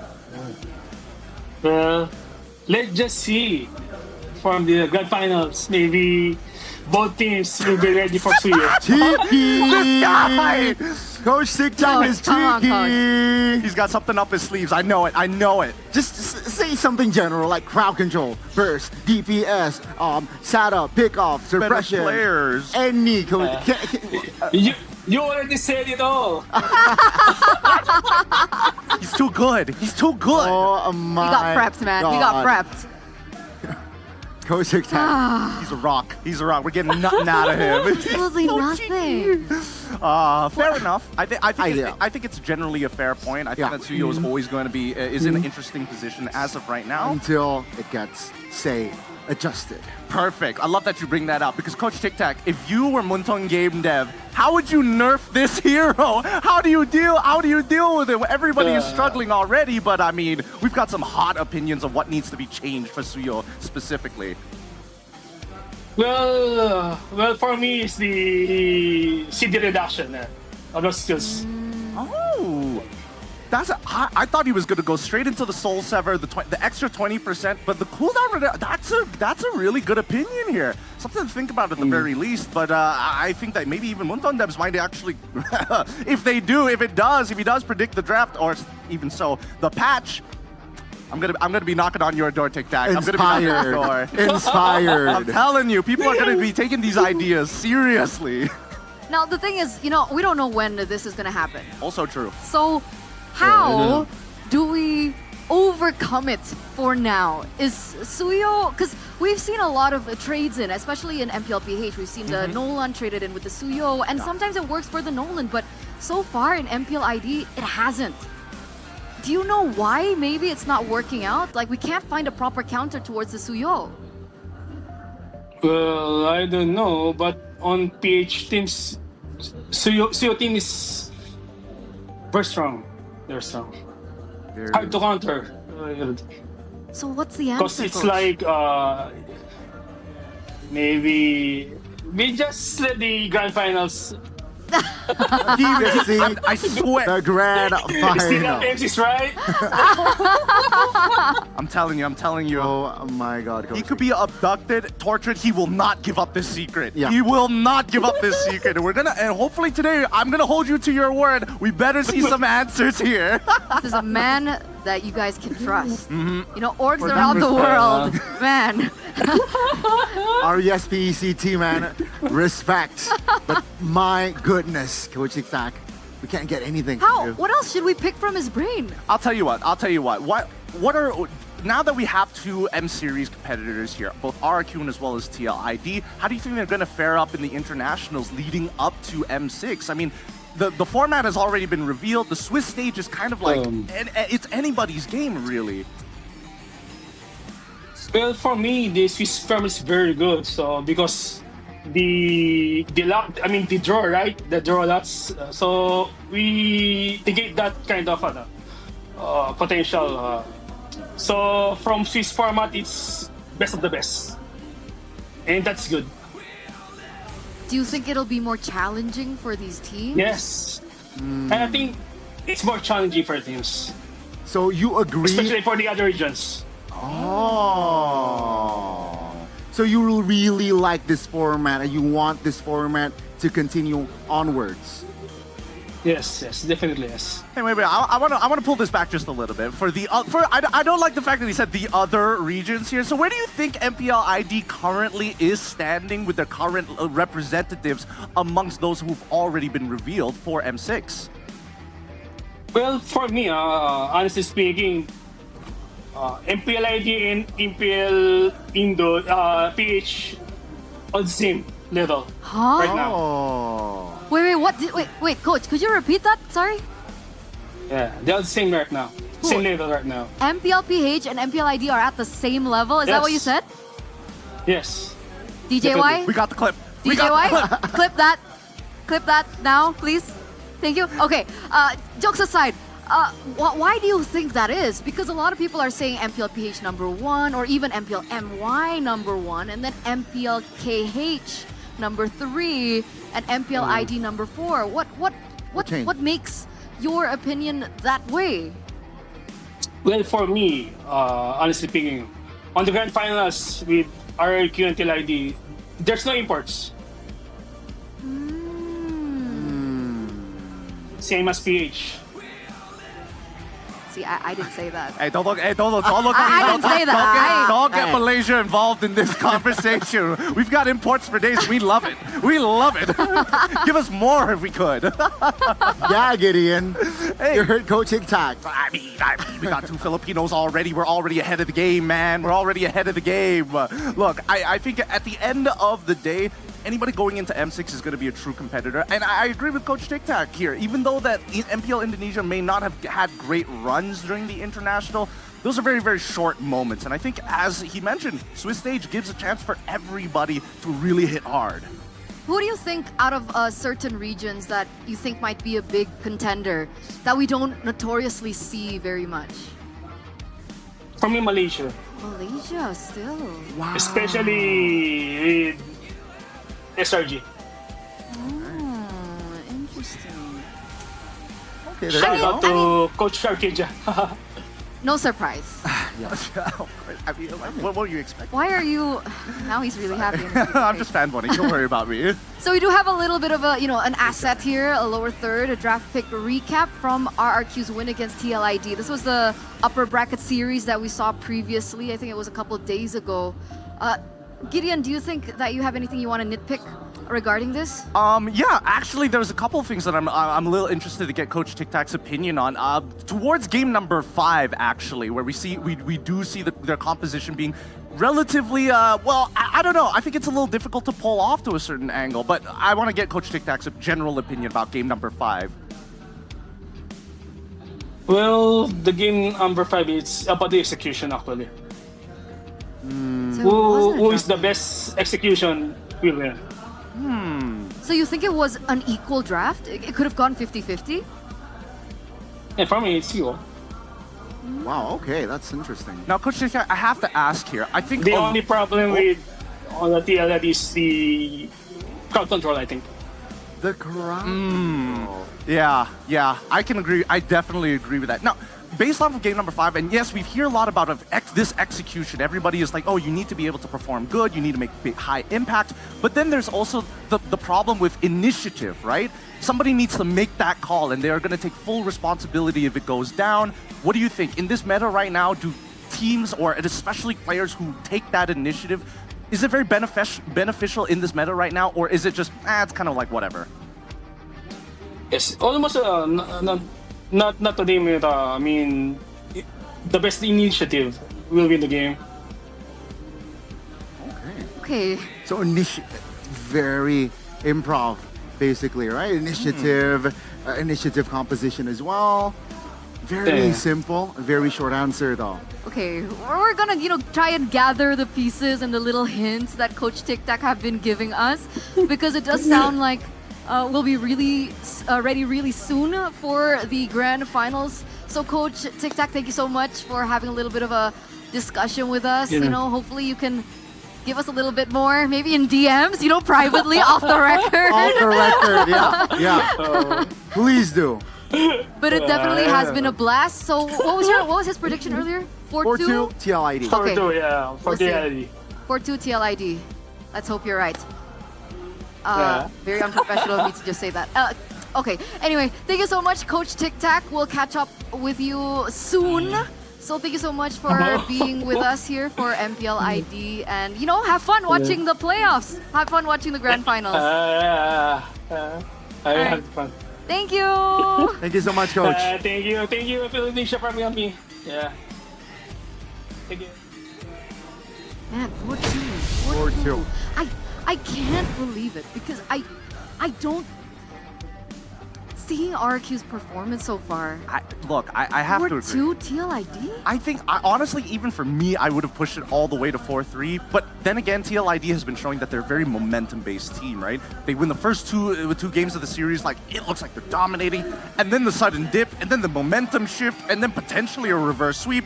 They like to play with our hearts a little, but even so, they just need to stay warm throughout the series. That was 2 days ago, though, Gideon. Yesterday, they showed us a different side of TLID this playoffs. 2-0, 3-0.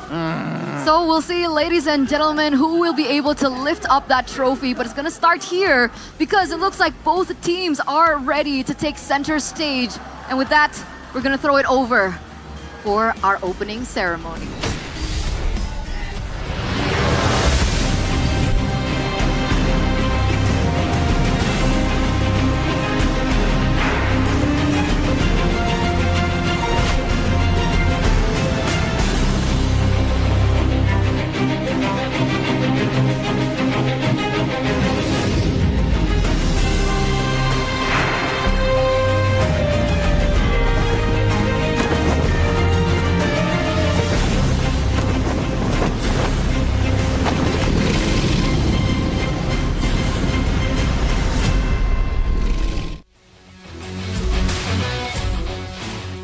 Live from El Dorado Dome, Ando. MPL Season 14 Playoffs, powered by Moonton.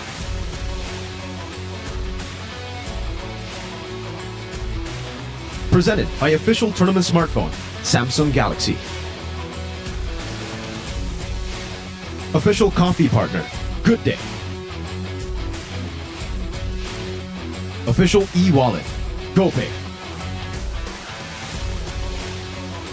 Official destination for gaming and esports, Hidea. Official gold partner, UBS Gold. We own this.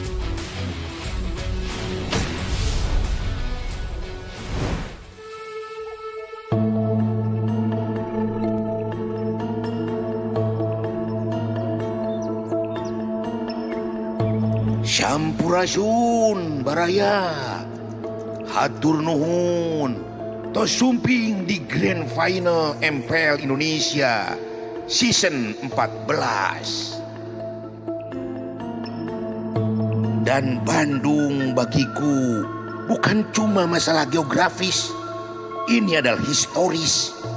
Pertarungan memang akan dramatis, karena bagaimanapun takdir dua tim ini memang berada dalam satu garis.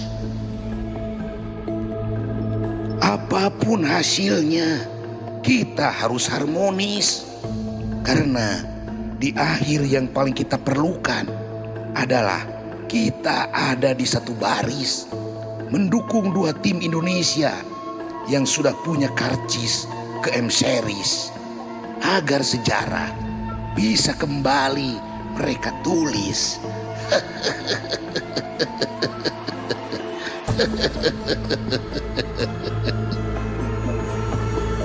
Barudak, pesan Aki.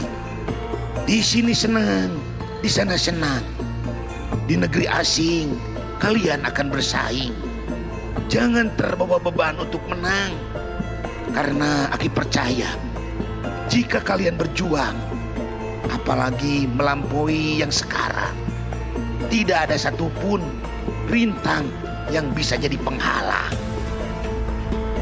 Kalian adalah paling yang tidak bisa membuat kami berpaling. Dan semoga Piala Dunia bisa kalian bawa pulang.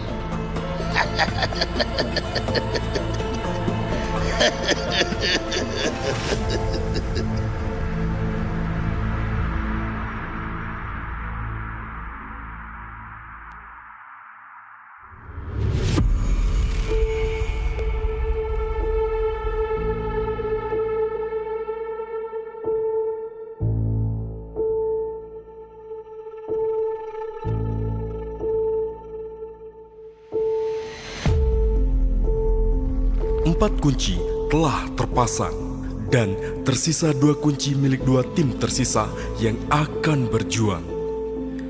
Hilangnya kunci dari tim yang telah pulang bukan berarti harapan hilang, tapi justru jadi harapan yang mesti para grand finalis topang. Secara wujud, ini memang kotak, tapi sebenarnya ini adalah pelambang lahirnya sebuah babak di mana harapan tim yang gugur tetap terbawa oleh 2 tim yang berada di puncak. Perlambang bahwa dukungan kita harus kompak untuk mendukung perwakilan Indonesia membuktikan bahwa mereka layak bertarung di M6 World Championship dan membuat sejarah sekali lagi tercetak.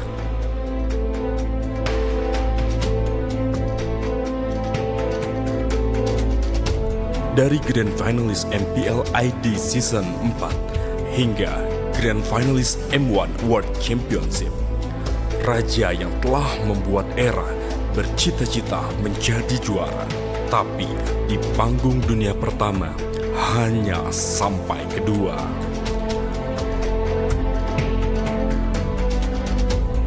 Musim demi musim berganti menjadi dinasti.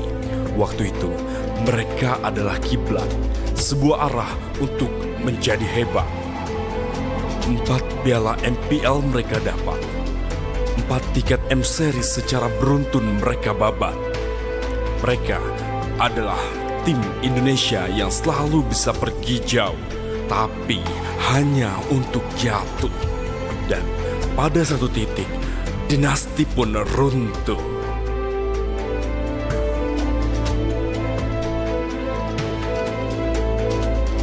Pilar-pilar yang membuat mereka menjadi besar satu persatu tercecar.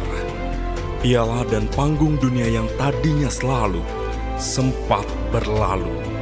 Sang raja sempat dibilang B aja, tanpa ada yang tahu bahwa mental mereka adalah baja. Kalah tidak membuat mereka kapok, tapi berpikir cara berbenah untuk hari esok. Dan di season 14 semua berbalas. Pilar-pilar baru yang buru menang. Kata Pak Ape, kumpulan pecundang yang menolak menyerah. Mereka berjuang, berjuang, dan berjuang. Hingga suara ragu tertutup oleh semangat mereka yang lantang.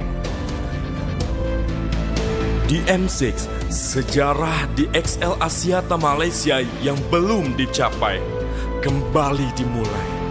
Karena dengan pilar baru ini, menciptakan badai pun bukan hanya jadi andai.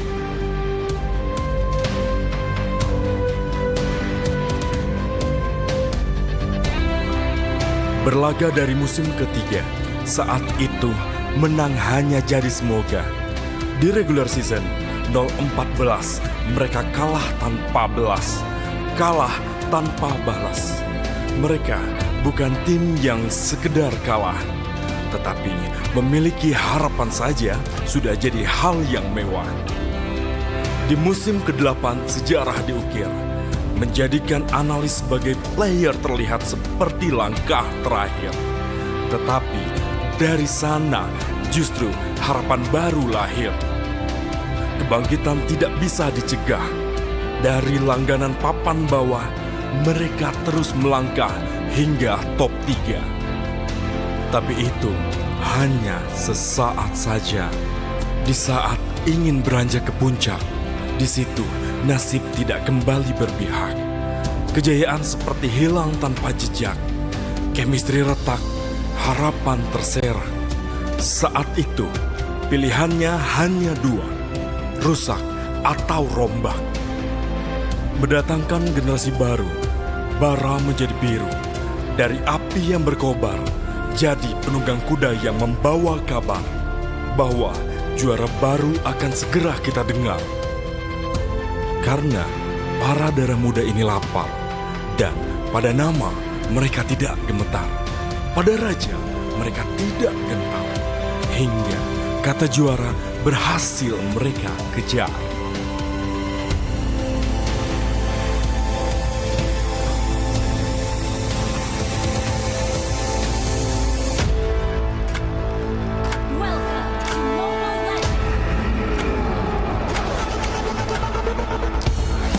Dan inilah Grand Finalist MPL ID Season 14, RRQ Hosi dan tim Liquid ID.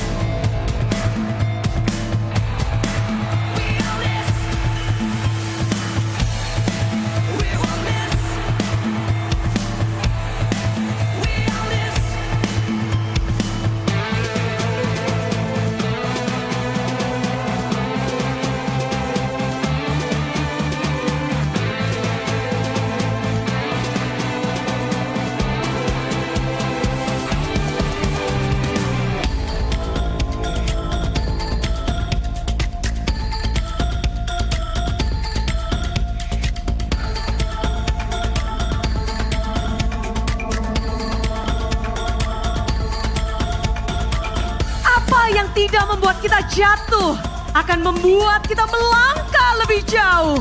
Itu adalah jalan yang kedua tim tempuh. Bukti bahwa mereka telah tumbuh. Di season 13, di babak play-in mereka gagal. Kini di season 14 mereka siap memperebutkan piala di babak grand final. Dan siapapun yang mengangkat piala nanti, itu sudah menjadi bukti bahwa masa depan MPL Indonesia dimulai di sini.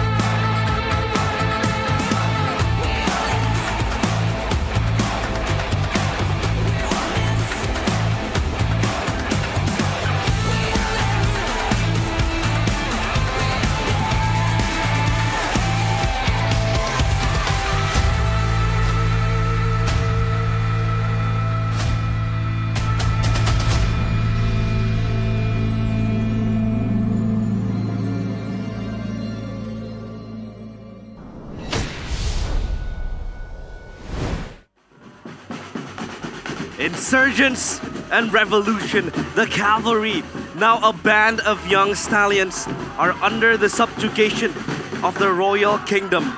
But now, it is their time to break free. Led by the usurper, they stage a rebellion and charge forth towards the kingdom.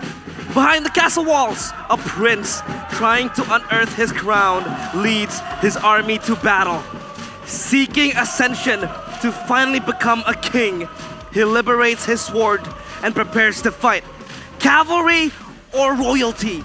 Welcome to the grand finals of MPL ID Season 14. It is Team Liquid Indonesia against RRQ Hoshi. The Kings, who've been able to force the cavalry to bow to them in every meeting in the regular season all the way to the playoffs. Last time they met, it was an upper bracket final match, and for Liquid, the biggest doubt for them was could they conquer the mental block that they have? It's always just been lingering up against RRQ Hoshi. The answer was no, not yet. 2-0 lead, didn't matter. They were still reverse swept by the Kings. But today, after getting all new morale, I would say, beating Bigatron Alpha 3-0, with a declaration of war back again to start this coup, to start this rebellion, to try to take that throne away from the Kings of Kings. It doesn't mean the King of Kings can kind of rest easy though. They're up against Team Liquid, and every single time they meet, it seems like they get closer and closer to getting the job done. So for RRQ, the pressure is just as high, if not higher, to maintain their dominance, to once again gain success over Team Liquid ID and prove to the audience, prove to the world that this is their time, this is their moment. The loyalists of the kingdom, of course, it has been a long time coming. Finally, in M6, they stand strong. However, still, there is going to be one more obstacle that they have to overcome, and that is toppling down the revolution that is going to be built by Team Liquid ID. They were able to at least convincingly win yesterday, 3-0 against Bigatron Alpha, but the problem with Team Liquid ID is that they have been on the backs of Rex Team Kaon because they haven't been able to beat them since the regular season. For some reason, our counters has really just been the kryptonite. Yeah. Like you said, full counters for Liquid ID. So what is it, Arashi? What's going on here? We've been speculating that it's a mental block. We've been speculating that they're overthinking. But here in the grand finals, are we expecting the same? Are we expecting Liquid to bow down again? The cavalry to bow down to their kings? Or will they finally take that mantle for themselves? You know, the usurper has been looking very hungry. Mr. Flavor Fave. Flavor Fave. The whole cavalry has been looking very hungry, very eager to prove themselves. But for RRQ, I think that's the big question here is, have they shown their cards? The way they were able to actually perform not so well, but then afterwards immediately recover and go for a clean sweep, clean reverse sweep. A lot of people are thinking, man, that shows that RRQ still had cards up their sleeve. I mean, the Lunox pick on Skylar came out of nowhere. That's the issue when you're dealing with Keskute here, right? The Trickster. What is he trying to do in this current match today, right? That will be all for us at the caster's desk, because we want to throw it up to the panelist desk to decipher what is going to be the case for today's match. So panelists, take it away. The boys. Thank you so much, casters. Thank you so much. Realize we have Mirko as well as Arashi over there, and we're back here on the panel with me, Eterna, alongside with Gani as well as Gideon. And we're moments away now of coming into the drafting phase for our first game of this best of 7 series. And you know, ladies and gentlemen, for those of you at home as well watching, just to remind you, this is going to be the first time that TLID with this roster have actually experienced a full best of 7. It was only a best of 3 in the regular season to a best of 5 and best of 7. So this is not a sprint, it is a marathon, and the marathon starts here with RRQ actually being on red side. Boy, oh boy, TLID, they will be tested. They will be, I think this is going to be their biggest obstacle. Remember, regular season, it was RRQ #1 position. Will that story be the same, or will the prophecy of Aaron the Conqueror be true? Honestly, I'm genuinely worried for TLID. Yes, I'm going to be leaning towards their side, hoping that they take the victory here, but RRQ have been looking very stellar throughout not only the regular season, but when the kill switch goes off, I don't even know how to explain it, right? First 2 games that they played against them, it almost looked like maybe, just maybe they had a chance, and then suddenly new varnish, new polish, and new text coming out from them as well. So we're going to see how that all pans out, ladies and gentlemen, as we enter the drafting phase. Game #1 presented to you by our official tournament smartphone, Samsung Galaxy S14 FE. And again, we're going to take a look at the bans here. TLID go for the Edith first ban, alongside with RRQ, full respecting Cho in the first phase. What's going on here? Well, I can only assume that they want to get rid of some of the more flexible picks, or more so set up potentially for a Valentina. And I'm only making these assumptions from St. DeLuca's perspective, because from Keskute's side, he's already getting rid of the Chill, banning out the Fanny as expected. I don't see the chip just yet. Chip and Suyo is still on the table here, Gideon. Thank God. Eterna, but Matilda actually banned out from blue side. This is very interesting. TLID, they like to rock the Matilda, but it does seem like that they will pariah the Suyo or Chip more. Amen, amen. Now there's only, oh baby, come on, St. Lucas. I'm pretty sure that you've been holding this back all this time. Chip comes through. No more illegal bans coming out from TLID. Wait, is this the first time we've ever seen Chip let go in the playoffs?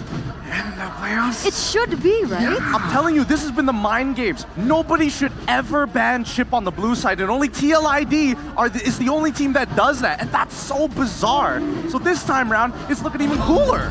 And this is the thing, though, right? We haven't seen Witty on the Chip too much. Mm-hmm. Is this a big gamble that they're going for? I think Chip is so broken that it doesn't matter. Especially with the minds of Witty, right? Witty the Wise will rock and exploit this hero like it's nothing. Very, very strong response though. Natan and Yves, their high ground is looking very, very solid. I love it. I love it. At least from Keskute's perspective, he understands that if we are going to go for a full-on team fight, I need to limit the area of influence that you have. But TLID opt to go for Hilda once again, as well as the Alpha. Are they expecting Keskute to go for maybe Khalid? No, goes for the Bane instead. Very interesting, right? Because usually you pick up the Hilda after the Assassin, or if you can, bait the Assassins out, but that is going to be Keskute picking up the Bane. So, what's your play now, TLID? That's a big question. That's a big question, because if you're looking for neutral objectives, we've seen the Alpha falter against the Bane. We saw it yesterday, actually, in a opposite scenario, right? We saw that Fabian picks up the Bane. It was very difficult for Super Ken to pick up those neutral objectives on the Alpha. But I guess it depends on timing as well, right? Timing is going to be very important. In the second phase, we're moving on now. Lilia actually is the first ban from RRQ. Really smart at Kescute. He understands that right now, seeing DeLucas's composition doesn't have any wave clear at all. Chip, maybe in the early game with Concussive Blast, but as the mid game starts rolling by, Chip really needs some extra wave push coming in maybe from a Lilia, ideally a Yi, but I think now that both of them are gone, I can only assume that Kescute is only going to get rid of another mage as well. That and Game 3 yesterday, Gideon, Yeskiel rock the Lilia against the Yiv as well. So somehow was in a similar position here. So Kescute, yeah, we saw you Game 3, let's ban that hero out today. Carmilla ban though, from the side of TLID understands that, hey, I think we are going to clump up and it's the counter for that chip. So now the question is, for RRQ, do they want to ban out the Valentina? Yes. Right? Because Yeskiel needs a hero here, and if they want to kind of level out the playing field, they can go for the Valentina, but RRQ don't take it. They go for the Harith ban instead, seeing as that we did see that the Harith did do good, relatively good against the Natan in the lane. Oh, I don't know about that, Arashiki. The fact that TLID is in the lower brackets is because he had 3 games on Harith and wasn't able to perform on any 3 of them. I agree with that, up until their performance yesterday against Bigatron. That's the thing. That's why I feel like TLID is a very momentum-based team, right? It's hard to say that everybody is consistent, but when they're heated up, their ceilings are extremely high, but then when they start to cool down, they're just a little bit below average compared to the rest of MPLID. Like a microwave, it does seem like, right? Let's see here, RRQ though, with the first pick in the second phase, what do they need? They have DPS already, they need bodies, right? So I'm thinking a hero here for, can we expect a Thamos here? It's a little okay, tough. Terrazlock Yeah. makes more sense. PZ, Flicker, we saw how from the side of TLID, actually Iran, Flicker penalty zone on towards the Alpha, and perhaps Dyren wants to replicate that. No, Dyren was the first person to utilize the Charisla in the playoffs, actually. So this is him picking it back up and be like, Iran, okay, wait. Let me show you how it's done. So this is a big problem, right? The setup coming in from the Charisla, sure, it's not as tanky as it usually was when we saw the prime of Charisla, but it still does its job as the facilitator. It does very well, especially against compositions that want to kind of dive you, or you're looking to kind of stay away from the big wombo combos, right? It's a catalyst. It's the beginning of all things. TLID taking the Beatrix and Farsa. Oh, God bless. This God bless. is signature Yeskiel from way back when. Signature Yeskiel that did not perform well, by the way. And here's the thing. Facehugger used to rock this Farsa like it was crazy, so I believe he told Yeskiel a thing or two on how to play the Farsa. I don't know, this one might be a little difficult. As much as I want to believe that Farsa will eventually outscale the entire composition coming up from RRQ, there's just so many ways to cancel out the Feathered Airstrike, right? At the edge of the RWM, penalty zone, even with the Deadly Catch, a lot of ways to put yourself at threat. So I feel like TLID, they're going to have to take a very slow comp game. RRQ, just let TLID come into you, right? Get those first 2 items, wobble, combo them to the ground. And on top of that, the implosion from the Tigreal. So there's a lot of things that they need to figure out with this draft. And we're going to throw it over to our casters to begin game number 1. The Land of Dawn will be the arena. And will be the witness of whether or not the revolution will go through. Game number 1 of TLID against RRQ Hoshi. The battlefield for the coup. Will RRQ be able to quench this rebellion? Will they be able to beat the usurper Fabian? What are they up to? Leaving the chip open in a grand final. It's a best of 7. Iran already putting the pressure down onto Dyren too. Ooh, look at Terizla, man. We've seen Dyren perform well on this, but Iran as well. Team Liquid ID knows how the Terizla wants to operate, and they can kind of counter it. But the most important thing for sure has to be the Farsa, man. What season is it? Season 8. We were making jokes about it just yesterday. If you close your eyes, does it almost feel like nothing has changed at all? And in Season 14, the high ground artillery, front to back, backline setup is now back in fashion. Emblem share by IndieHome though, showing again the Wilderness Blessing for mid and roam. It's all about moving around. But the Bargain Hunter for Skylar, showing some confidence here, knowing that he can probably move around and actually escape from a lot of this aggressive early game potential. Yeah, the Farsa does kind of have that extra range in the lane against the Eve. But talking about the team fight, will the Farsa be able to at least survive the first encounters, the first, rampage coming in from RRQ? Well, it depends. In the collision, I feel like Team Liquid ID with the fighters, with the Alpha and the Hilda will be able to burst a lot higher. But the moment the fight goes long, hang on a minute.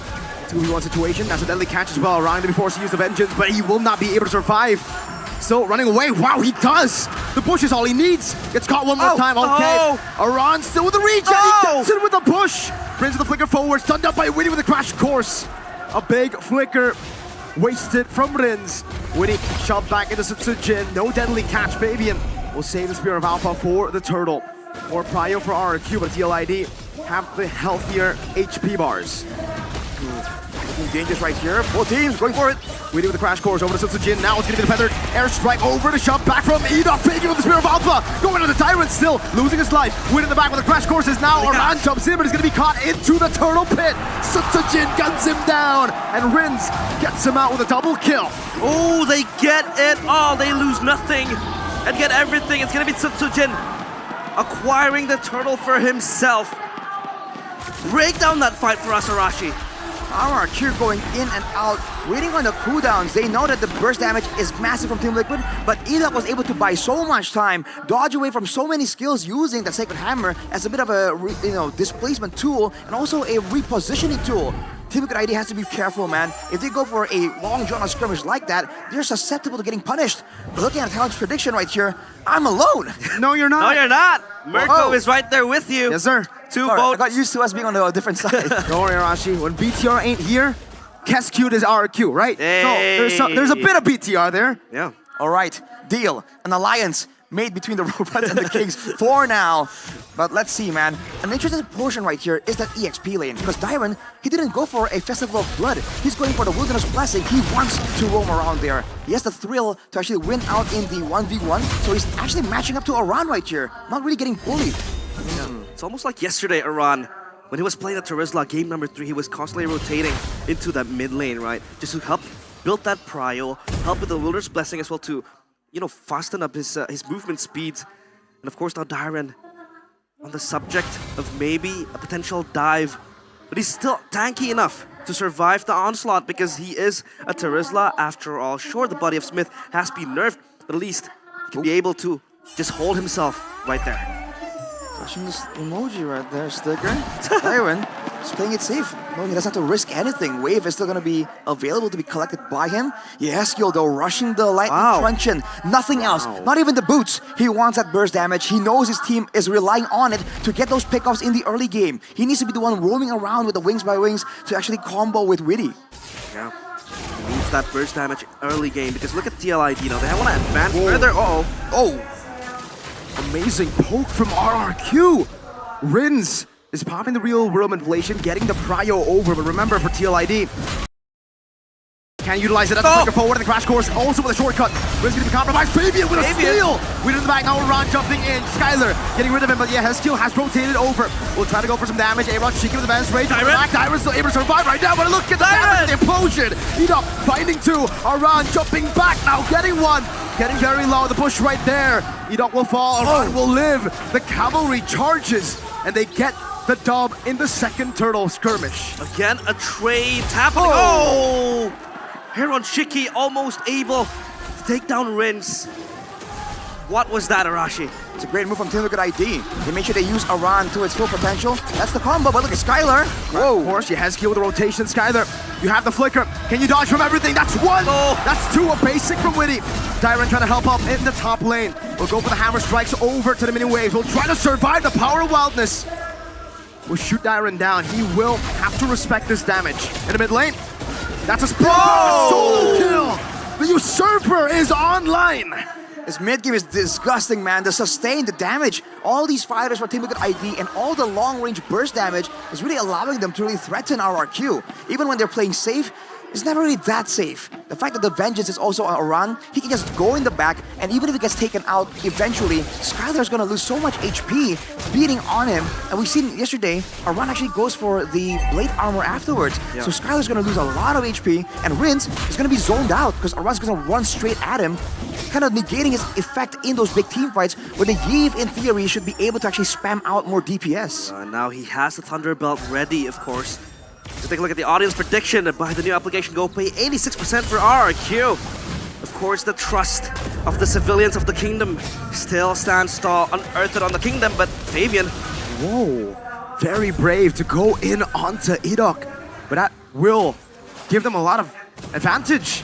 That's Edok forced to back away, but the airstrike over to Rince. Very, very low. Entropy forward. Oh, the snipe down from Skylar. Skylar trying to pinch him down with an Amir's passion, unable to find it now. Siren will peel. That's a shot now, but it will not connect. Aran caught. That's a turtle taken down by Fabian. Meanwhile, Witty that pops into the shortcut. Fabian pops into that shortcut. Witty will lose his life.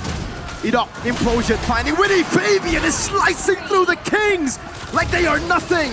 Edok down, Rince down. The two members who've been so reliable are now down, and Fabian wants to continue the battle. RRQ don't. The Crown Prince is still intact, but you can see the Usurper inching closer to the Revolution. Fabian again, just diving into the backline of RRQ Hoshi. All this pressure, man. 2,000 gold ahead. Even the mid turret, Team Liquid ID pulling off all the stops. They know they have the better early game, and they're just forcing RRQ into these brawls. But the fact that RRQ are able to find something small, very small wins in these fights, kind of keeping them from actually losing too far in gold. But 3K is definitely significant, and Team Liquid ID, they're not stopping here. They do have that shortcut by Chip, so they can keep forcing out these plays from RRQ. And despite the fact that they've been clumping up for the deadly catch, for all the AoE of RRQ, they've been coming out on top, showing again how much sustain is there. Because Rince has the glowing wand. That is the reduced amount that Team Liquid is using to sustain these fights. And Yaskill just rushed into the Divine Glaive as his second item. But number one, it was Lightning Truncheon. Now it is the Divine Glaive. Talk to me about this item, Arashi. What is he trying to achieve? There's more burst damage, man. Farsa's base damage is already quite significant. So just trying to make sure that any magical defense gets negated will be good for them. But Edok, man, against Aran, it's so difficult to recontest and find anything. Looking at Aaron Shiki, he also has the BOD already completed. So if they really get low from the Farsa, the threat of the Renner's apathy coming in out of nowhere from the sidelines. We've seen a couple of close calls. RRQ definitely have that in the back of their mind. Also, was that a Malefic 4 as well from Aaron Shiki? Yep. Just to try to cut through the front lines of RRQ Hoshi. But then again, the way they spaced away, the subliminal amount of, ultimates that they can use to just push the players of TLID away is so significant. And now the Lord, he'll try to fight for this. But it's like only Fabian standing in the way of RRQ. They're blitzing the Lord. We do the crash course, now also the shortcut. Everybody piling in. Good deadly catch. The Defender airstrike will snipe him down together with Witty. Die one in the middle. Oh, the passion from Aaron Shiki. Able to find two. Now Rince is next in the chopping block, but Witty will respect it. The entropy backwards. Lord 1 taken by TLID. They enter the castle of the kingdom, and they make it theirs. Having a party, feasting with the Lord, they get it for free. It's a great play for Team Liquid again, using the shortcut to zone everyone away. And again, Aran taken out, no problem. Massive value for Team Liquid ID. And along with that, even though RRQ wants to try and hit back, the fact that Aaron Shiki can stand there and burst down everyone, full channeling all the ultimates, because Aran has taken away all of that damage, bought in all that time. They have the Lord right here, and they do have the global presence. What are they going to try and do with it? If you take a look at R7 making an appearance here. Now Aran. Look at Witty. Running forward, Witty is able to just crash course. Implosion as well. RRQ will take Witty. But what do they lose? The Lord is still on target despite the entropy, the bottom lane. Holy defense. Already baited out. Up top, Skylar will finally deal with the Lord. It's taking a bit more time. It will fall to the mini waves there. So at least it is a tier 2 and a holy defense in the far lane for the cavalry. Holy crystal though for Skylar is hitting his power spike. And that means that Natan can be much more, oppressive in the team fights and in the defense later on. But as they say, Lord number 1 is to take map control. And they look for a conceal play. The penalty zone, not real global play today. Shiki will be caught. Skylar eliminates him. Around looking for an angle, Fabian looking for some damage. Feather air strike forcing him down. Enoch taking down Aran in the midst of it down with the vengeance as well. Aran will not be able to find a power wielder to Skylar, still able to cut away. Now Rins getting the kill back. Shortcut. Fabian, after recall and after going into the mid lane, will be able to rejoin the cavalry forces to get rid of Tyrant. 2 for 2. They fight back, and they fight back hard. RRQ is looking for a Hail Mary play, but TLID, they charge forth. The Stallions ready for any form of oppressiveness from the kingdom. Fabian finds his pure alpha. Now the deadly cast appeal from RRQ is not enough to take him down. Fabian will finally be slain, but at what cost? With a double in an outplay. But still, it's TLID who are able to take that kill back. Now, who's it worth for? Considering the Team Liquid ID was ahead 4,000 gold, RRQ, it's down to 2,000. It has to be worth it for them. They've bought more time. They've stopped the momentum of Team Liquid ID.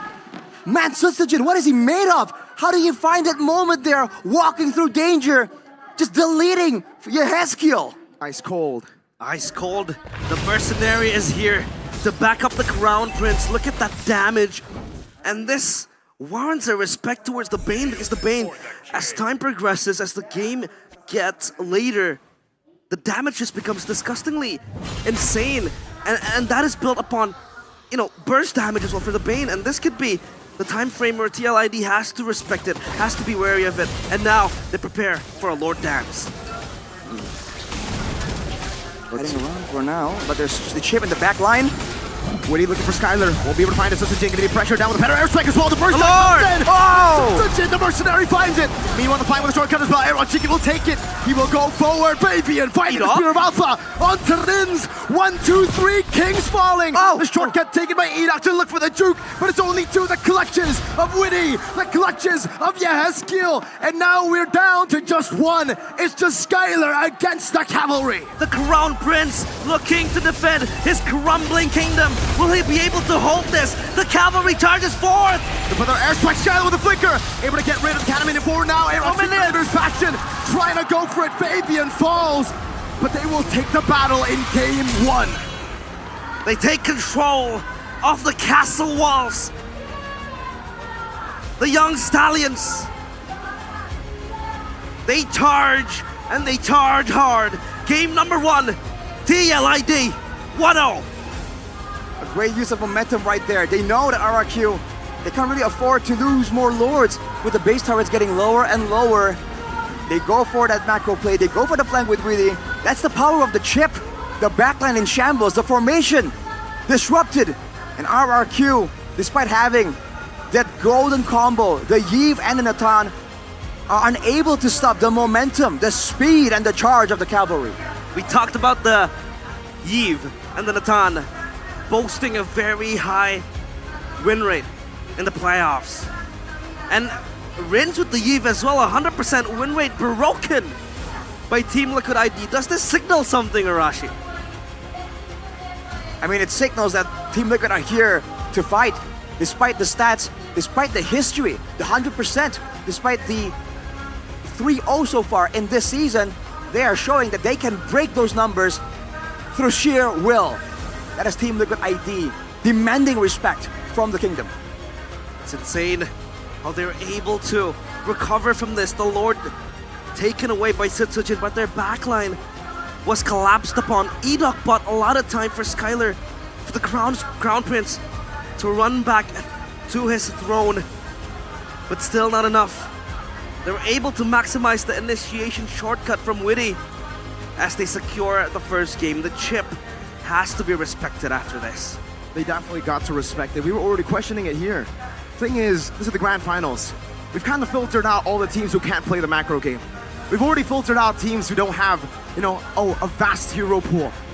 Leaving the chip open was a big gamble. I would even say, you can't even call it a gamble. It was ridiculous risk. It was super low risk for TLID to take that pick. There was no trades. I'll take it away to the panelist desk. Let's talk about that game. Thank you so much, casters, for bringing us game number 1 in this best of 7 series that TLID successfully will lead here 1-0 against RRQ. That was a 13-minute, almost a 14-minute game. And I would say with the Farsa being picked up, with the Chip, with the Beatrix as well on Aaron, these are heroes that we don't see quite often for this team. And it turns out it worked out wonders for them. I mean, let's start from the draft, right? That Matilda ban from the side of TLID, it opened things up here. Opened things up, like the Suyo being open, Chip being open. Does seem like RRQ, they are more afraid of that Suyo. They banned it out. Chip, they thought that Natan and Yves will be enough, but it's not. I don't know. I feel like a couple of things don't seem to line up here, right? TLID, one of the only teams that I've seen ban out the Chip in the blue side, decide not to do it at the very end here at the Grand Finals. Does that mean that all teams in MPL who have like these weird perks have been just like, even RRQ, all of a sudden we've never seen Skylar pick up a Lunox, he picks Lunox into the Harith. So is this all just mind games? Is this all just a deep conspiracy the deep state is putting into this at this point for MPL ID? Honestly, it's possible. Honestly, it's possible. And the other thing that I really wanted to point out as well, this is a Keskut kind of thing. Sometimes he likes to experiment in the early stages of a full, like a best of 5, a best of 7 now coming into it. I think he was experimenting. Let's try and let the Chip go. We know the damage that a Suyo can do, but we haven't seen the damage from the Chip quite just yet.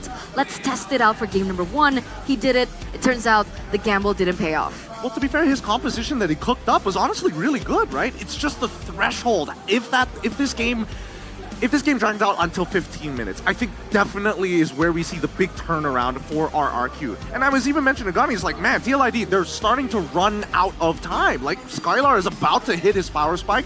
Everybody on the side, even Dyren, as well as Yi, both already at the point where he can actually slow down the initial push from TLID. Yeah, I mean, I think also to add to that, right, that far side actually caught RRQ off guard. I feel like that Farsa pick. Well, let's look at our MVP. If it's not Woody, I would have to give it to Farsa. Yeah! Okay. And here it is, the player of the game presented to you by the official tournament smartphone Samsung Galaxy S14 FE. So let's talk about this Chip just a little bit more. So, Chip, usually in all regions, it's basically 100% banned. And for good reason, because Chip forces you to think about the game differently macro-wise, right? Valentina, for an example, makes you think about the draft a little bit different with what ultimates you're giving. But in terms of entire gameplay, I think that RQ did a really good job at actually surviving somewhat in the early game, because Chip can easily just gank you out of nowhere. And especially for laners, and I think even for Skylar, he would be pretty annoyed if Chip suddenly caught him off guard. So I think here, when we start looking at the very first fight of the game, that's where we see it, right?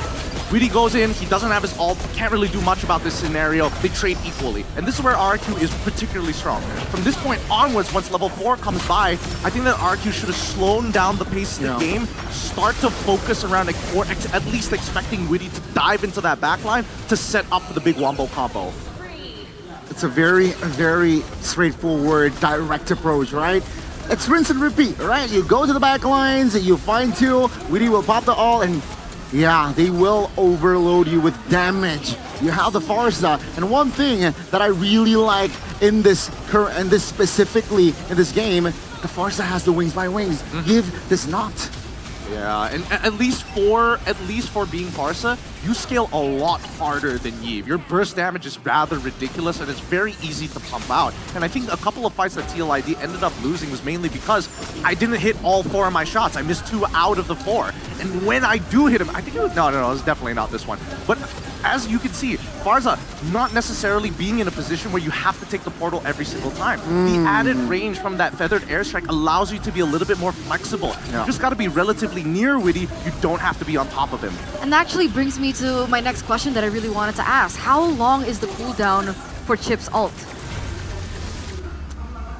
Is it a long one? Is it a short one? I want to say 40 seconds. Yes. Level 4. Right? So level 12, maybe 30-ish good? Because I find that quite interesting, because there are a lot of moments where he actually pops in the portals that he utilizes just to bring even one player from TLID in. Like, we saw a couple moments that he actually utilized it for just Fabian to come in, to follow up into the team fight that he had to kind of go back before. Or maybe Fabian was actually chilling on a certain neutral objective that Weedy successfully dodged. Well, I mean, think of it this way, right? Because when you're using that portal, it's also a transportation tool. So if, let's say, if you're a jungler, right? You do a particular clear, you're going to repeat that process. You're going to go start from your orange all the way back up to your purple. But guess what? Lord is spawning on the orange side of your jungle.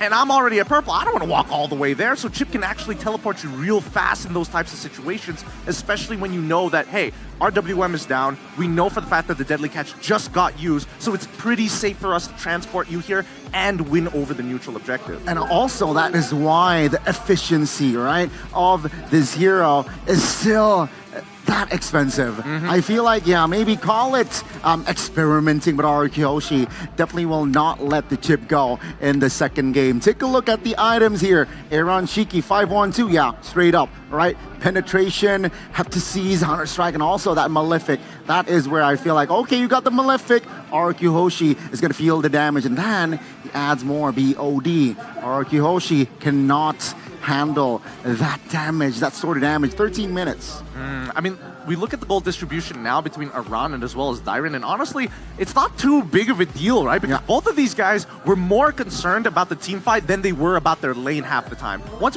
they walked out of the laning phase, I felt like Aran just kind of like checked out from the lane. He's like, oh, hey, Dairon, walks away. Comes back, hey, how you doing? You're looking good. Walks away still. And this is a unique thing because from the last time that they met, we actually observed that Dairon had a really good foot in with how Aran actually rotated. And I think that was one of the main pillars as to how TLID couldn't have their footing in the neutral objective fights especially. But why this particular time, Aran seemed to have the better out of Dairon? Well, I don't think he had the better out of Dairon. I think Dairon had some pretty good engages, but the counter engage coming out from TLID, and honestly, Aran got really lucky a couple of times thanks to his Wilderness Breath and giving him extra movement speed and his natural passive to keep him alive. He should have died like 2 or 3 times in the early game, but he survived with a sliver.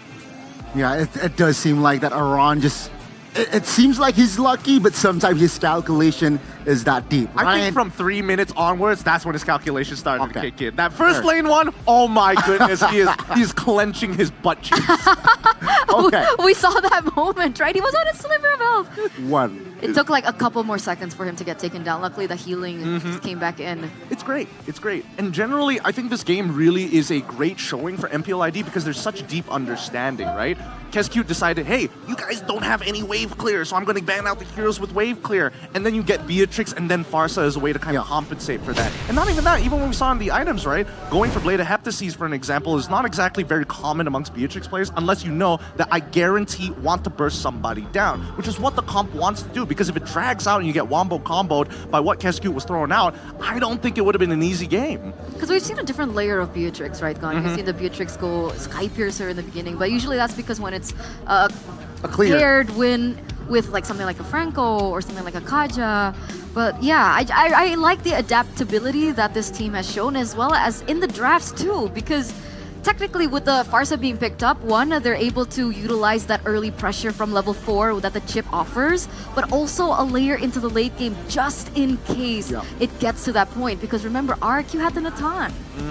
It's a very good balance, right? All right, it does seem like SDL knew that RQ, they will pick up the Natan and Eve. And hey, guess what? We have the Beatrix and the Farsa that can equalize in that department. And well, TLID, they win the early game because of the chip rotation, very efficient. Favian, of course, Flava Fave, again, delivering his world-class performance. Sure, a miss retry a couple of times, but not really impactful in a sense that it was crucial. Mid-game, they got the Lord, RRQ. They were the ones who was struggling to find the right connection. I think, all right, now as much as the panel here being, you know, big blue supporters, I think that RQ had some really good ideas. Generally, it just boiled down to just timing, really. It's just timing. All these early fights that were coming out from TLID, and because they were winning them, sped up the timer, but we did see RQ actually fight back, trading equally 2 for 2s, 3 for 3s sometimes, despite having a 2, maybe even 3 deficit, 3K gold deficit. So it's pretty good for them. I just think that, like, they just needed 2 minutes and the meal prep was complete. Because technically, the Natan, Skylar, he already had his Holy Crystal, right? Did he get the Divine Glaive at the end?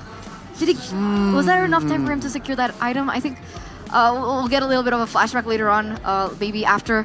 But I don't know, TLID, they knew their timings really well. They knew that, pre-level 4, they didn't have the power spike that they needed.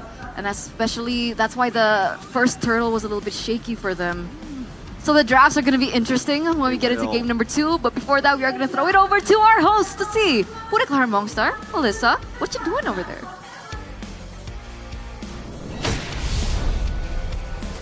Satu poin pertama yang didapatkan oleh tim Liquid Indonesia. The Cavalry! Mana semangatnya? Tapi nggak mau kalah dong, Kingdom, mana suaranya?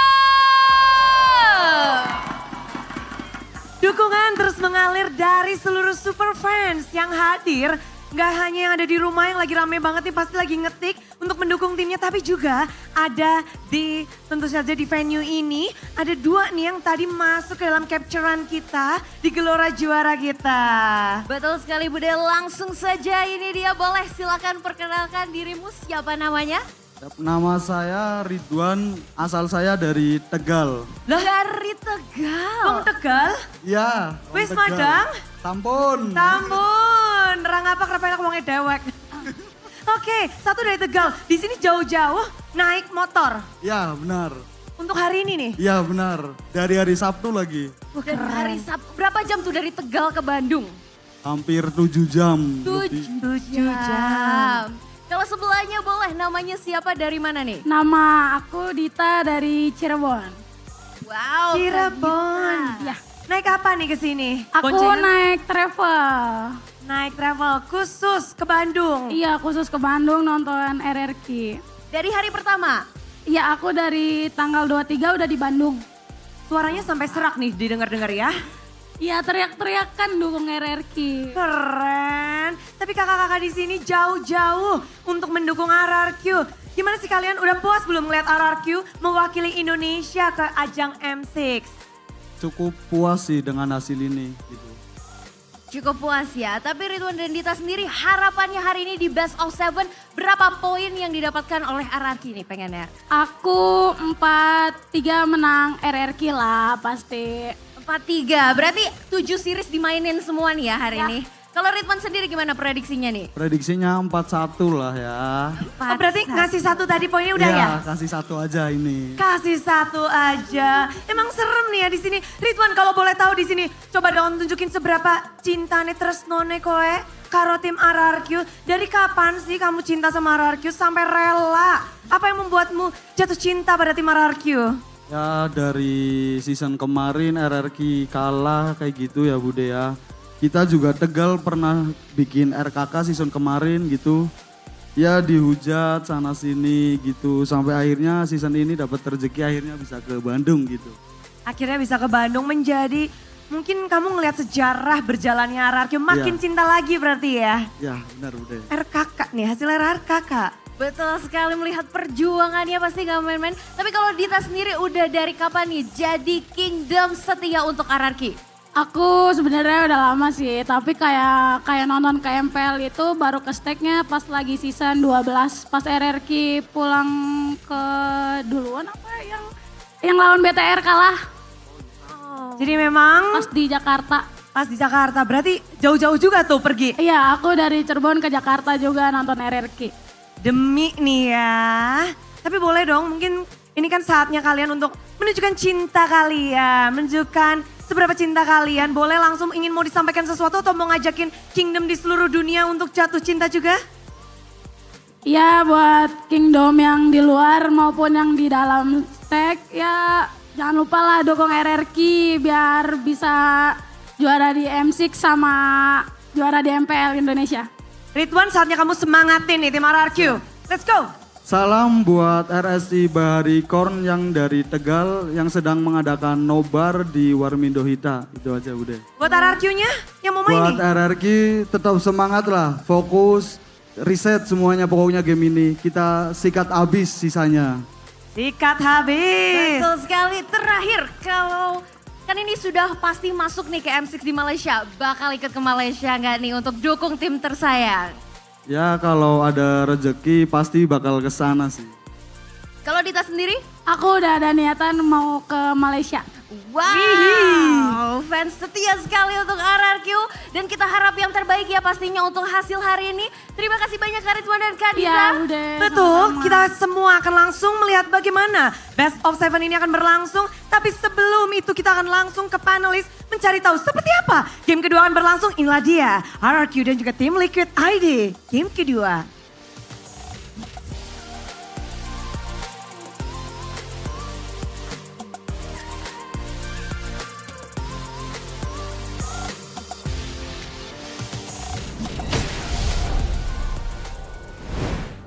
Thank you so much, Bude, Clara Mongstar, as well as Alyssa for that, cute interview with the fans on a stage and in the venue. Man, I swear I have not seen the venue this packed.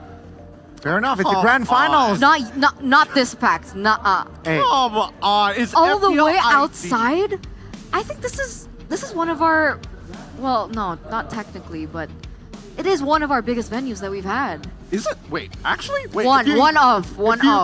If you include the MPL festival, it's It's like packed outside too. I mean, would you count like M4? Because I think that would technically be the biggest. I am knocking the ball out of the park here and setting unreal standards. But I will say it's a little jarring for me because I come from MPL MY, right?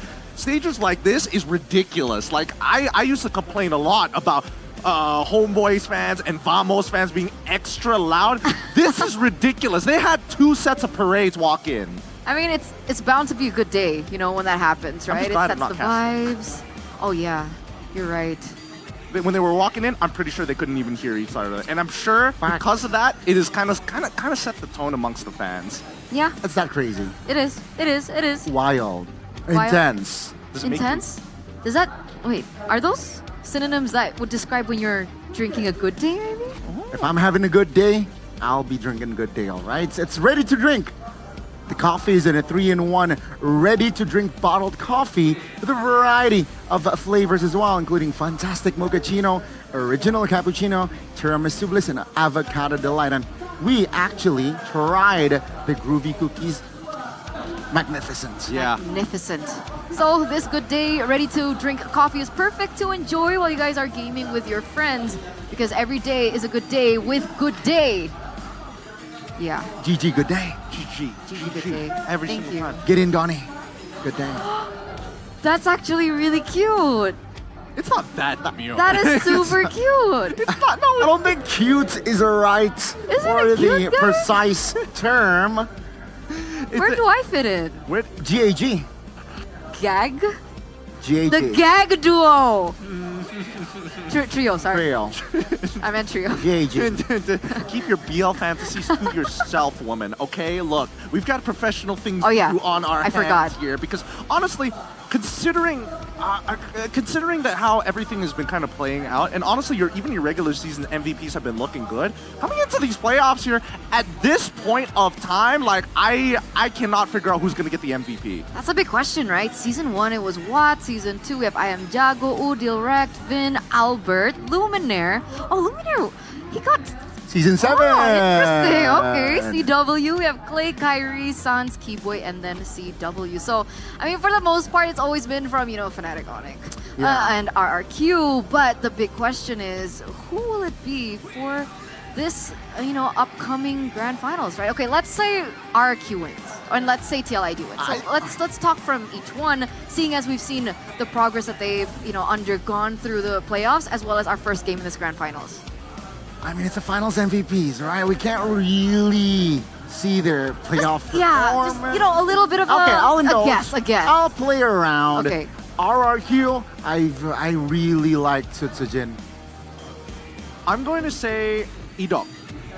I think despite being the rookie, I think he is one impactful player. He's one of those players where it's like, oh, if he's doing bad, most people aren't going to even think twice about him. But then it's too late because when he makes like a 5-man ult or something crazy out of nowhere, or even his Franco hook, right? I think that alone is enough. Nightmare. You're gonna stick with Tsutsujin? Yeah. Okay. What about you? Me? Oh, I've never been asked back. This feels new, guys. Thank you. Blushing. Oh, I feel important. RRQ, I think I would go for... Oh, it's tough. Okay, just reflecting from game number 1. You got a lot of good options here. I think, you know, even Skylar has probably a pretty decent chance at it as well. He's been playing pretty well during the regular season too. So he's been doing great. I think I gotta agree with Gideon. Dyron? Okay, Edok. Yeah, Ooh, I think Edok Edok too. as well. He's great. He's great. I think definitely a standout for RRQ. I think that Dyron is, you know, kind of finding his own, but it kind of depends on the meta. I think agree. if the meta leaned more towards what Dyron likes to play, I think it would have been GG well played. I agree. Okay, let's TLID. Easy. This one's easy for me. Yeah, I mean, it's Fabian or Fabian, Witty. for both of you guys? Yehezkiel. Yehezkiel. I think he is the missing piece to both Witty and Fabian. Without Yehezkiel, I think both Witty and Fabian probably will be at each other's throats. So you guys have included me in this conversation. Yes. Let's include the audience in this conversation too. Not about the MVP, finals MVP, but rather how can RRQ, it's okay, we'll go back to that later. But how can RRQ equalize in game number 2? According to you guys, statistics show 45% give Skylar space to farm. All right, so let's talk about that. Did we think that Skylar was not given space to farm? We'll start with you, Gunny. We'll have two things, right? Space to farm, meaning the other 4 distracting the, like going to the other lane so that, yeah, he has space, quote unquote, to farm, or someone babysits him, quote unquote, a lot, rotating towards the gold lane a lot to have space to farm. Either way, I feel like it's hard against TLID. I'll say right now, 68% of the audience is wrong. Because they need to be aware, specific. Now, let me preface it. I like this. Aran, beware Aran's aggression. It's not because he is aggressive, but what does that tell you? If somebody in lane is low and they start walking up to you, does that not seem suspicious? Like, you're already winning the lane, but he's still walking up to you. That means a gank is imminent. I think that RQ need to figure out what some of Aran's patterns are, because I think he's got some pretty dead giveaway tells about how he plays the game and what that could signal for the rest of his team. This is the first time that I've been on a panel and one of my panelists is like, no, I disagree. I like this. Guys, keep on disagreeing. Oh, look. It's not that I entirely disagree. I just think that... No, it's okay. I like it. You sure? Yeah, it opens discussion. Right? Let me just check if my Instagram's still around. I didn't say that, guys. That was an Eternal. The genuine fear. Back to this. So now, coming into game number 2, we do see that there is a difference in side selection. RRQ will now be on a blue side instead of red side. And remember, we were talking about this, the fact that they forced a Matilda ban in the first phase for blue side for TLID, but now that RRQ are the ones on blue side, how do you think this is going to change the scene and scope of the first phase? Before we answer that, you guys follow the same system, right? If one team, it's coin toss and then the losing team decides which side they are. Okay, perfect. So that means that I would imagine that Keskut is probably thinking, okay, now that we know for a fact that they can play chip, we can go back to the standard of drafting where blue side is mostly dominant, which RQ does a very good job at, right? I think right now, if TLID want to stand a chance in this upcoming game in the draft, they need big tempo breakers, because I can only assume that RQ is going to set up to get Suyo for themselves. Tempo breakers, i.e. Cho, if possible. Tempo breakers, i.e. Ruby, if open, or if it accommodates the composition as well. I mean, now with TLID second pick, I see Yves being the hero that might go and fall to the hands of TLID. Does RRQ have the response to that? Maybe the Valentina for instance. Oh, that's actually a really good point, because technically, Yves has been doing really, really well for all teams who have picked it up so far. Wait, are they still 100% win rate? Game 1, Yves, RRQ, they lost. They lost it, right? But TLID still 100%? I think 80-90 if not. 80-90, if not they dropped. If not 100. Oh, no, they definitely dropped one. Yeah. Okay, so that means what would they have to do? I think we need to start thinking about the other lying mages that could be played. Valentina, as Medvani mentioned, is great. I also think that Lilia needs to be taken into consideration. One more, just because it got shown last game, has to be Farsa. Farsa wins. Exactly, and that adds layers now, right? It's not just as straightforward as we once thought. It's no longer just Jushin Yves. That's Eve Lilia, Eve Valentina, right? There's layers to it, but once again, ladies and gentlemen, look at this. Oh man, even TLID are going all out. It's not just the Kingdom here showing for their team, showing up for their team, but the Cavalry is here to show themselves as well as we make our way to the drafting phase for game number 2 in this best of 7 series. This is the drafting phase presented to you by the official tournament smartphone Samsung Galaxy S14 FE. And let's take a look. The bans are already in place. RRQ on blue side. We have the Fanny Joe Hilda ban. TLID Chip and the Suyo. Talk to me about this, guys. Matilda? They want the Matilda. I don't know. This is what I was worried about, right? SQ, he's really smart. He's already thought about it. It's Tempo Breakers, he got rid of the most important one, which is Cho, because they're setting up for Assassins. They wanted to ban out the Fanny. I'm pretty sure they will always ban out the Fanny no matter what side. And St. DeLuca is like, okay, get rid of Chip, get rid of Cho, and now he has to make a really difficult decision. Do I still focus down on the Assassins? No! Goes for early game aggression bans, huh? He opened the Matilda for RRQ, and RRQ will gladly take it / deny it from the hands of Weedy Device. TLID, they will pick up the Eve and the Alpha, so they will deny the combination that, cheeky Matilda Alpha combo. And so, does the Natan come to play here for RRQ? I think it's, I think they should pick up the Natan, or if not, they might explore the Phoebus, perhaps the Bane. Yeah, they are going to prioritize the jungler here, because if you remember upper brackets, Bane was always banned at second phase from inside of TLID. Yeah, but also Bane makes it really annoying specifically for Yehezkiel on this Eve, because now every time you drop the RWM, you are put on a timer when the deadly catch is coming at you. You want to get as much damage as you want to, but you're not going to get the full extent of your ult. Wait, does the deadly catch cancel the real manipulation? It doesn't, but you don't want to eat the damage. Right. You don't want to be put to 1 HP because of one shark. All right. So Ixia here gets banned by TLID. Very smart. Yeah, I mean, TLID actually brought the Ixia yesterday, but it does seem like TLID knows that RRQ that definitely can rock this Ixia. They do not want to give that opportunity to RRQ, though. It seems like they will ban out bodies, right? Hero for Iran, I think that will be their main priority. I have a big question. Do you think the Angela might surface here for TLID? We've seen TLID fight support with support before. As a last pick? If not that, Rafaela? As a last pick. Yes. Yes. I think that is going to be the case, and Barat, as expected, right? EXP leaders will be the target. Iran, no Hilda, no Barat, no Khalid. I think there's not much of a winning matchup here, because right now Phobius does pretty well into most things, even against the Ruby to a certain extent, but it's a skill matchup, right? Also, one more thing that needs to be taken into consideration for the EXP is whether or not they need to like get their hands on something that can slow things down, right? Maybe even play a Terizla here still to kind of keep them in place and force out ultimates, or they go straight into the CC and just purely focus on winning the lane. Oh, the CC, I like that.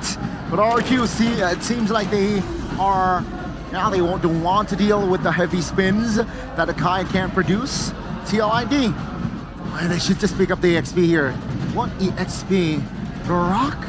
Is that the desperate play? Is that the only play? They can go X-Morg if they wanted to. X-Morg. High loss. I forgot about the high loss, but I think high loss is kind of like mid here, only because I don't think it's a bad hero. I think by all intents and purposes, it's great, and that's why it's in the meta. But against Bane, against Matilda, that's where it gets a little bit iffy. If they add one more layer to it, a means to kind of slow them down on the Glorious Pathway, or even just taking up a Valentina for themselves, it kind of just evens out the draft anyways. So Valentina is definitely on the board here. So again, real world relation, perhaps Sphere of Alpha can be stolen, but no, they are going for that 2-Sin and the Irithel, most likely with Sprint. Okay, so the signature Irithel for Skylar does pop up here, but this is a Jushin pick into a Eve that has been quote-unquote the theoretical counter. Angela, no. Support v support. I feel like this last pick might not necessarily matter. Because looking at RQ's composition, it's push and pull, right? It's all Ruby. I think they need a stronger initiation tool, but then most of them have already been banned. So you don't have. Is it a Grok? There you go. All right. Yeah. So it ends up Saint Lucas decided instead of going for a full dive composition, tell you what, let's just change it back up. We're also going to play the push and pull. So this game is going to be very adaptable. Both teams are going to be playing a very strategic game of ping pong where they're going to be rallying against each other. And once we get into the late game, that's when we see the very big smashes where Phoveus comes in, Deadly Catch even, and even the RWM. So we need to see that evolution of the ping pong into the tennis and then the tempo breakers. Oh, that's it. That's it. Let's see. I think TLID with that draft, we might see a 1-1. Oh, okay. Okay, the bold statement here from the panel, ladies and gentlemen. We're gonna see exactly how this ping pong tennis match proceeds between both of these teams as we throw it over to our casters for game number 2. Game number 2 on the cards. TLID, they have 1 foot in the castle of the kingdom. But now it is the time for the kingdom to once again reinstate their oppression. Gonna stake their claim to try and get that early game dominance. We were expecting something completely different, man. With the bans showing up earlier, we thought an assassin was gonna show up. But once again, it's a jungle, utility jungle, fighter jungle showdown here. And Fabian and Sysogen both duking it out. But now it's a very different approach. RRQ seem to be doubling down on that early game option. This Irithel is picked, right? And we saw it. Skylar yesterday with the Mathilda and the Irithel playing around. Don't you think it's situational? But before that, the emblems are actually. Ooh. Wow, Litho taken by Fabian there. Emblems by Endyholm showing the tenacity for Yehezkiel, respecting the aggression coming in. Dairon with the agility and the Festival of Blood, so he's trying to play that massive frontline role, but ooh, duel. This is the thing, it's still a skill matchup in the bottom lane, man. It's not entirely a win for the Irithel. You do have an advantage, in a way, for poke and wave clear, but Aaron can do what he's doing best, laning. Yeah. Back to my question though.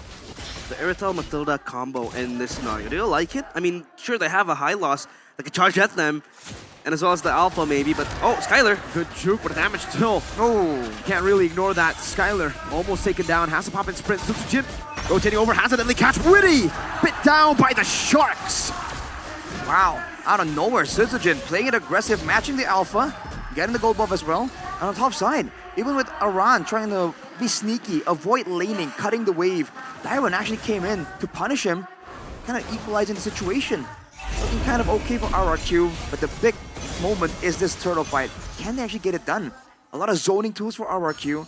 It's tankier frontline technically, but Team Liquid has a lot of damage and a lot of true damage at that, and more sustain. Yeah, TLID, they want to contest this turtle. And Yehezkiel already level 4, has the RWM to just push them away.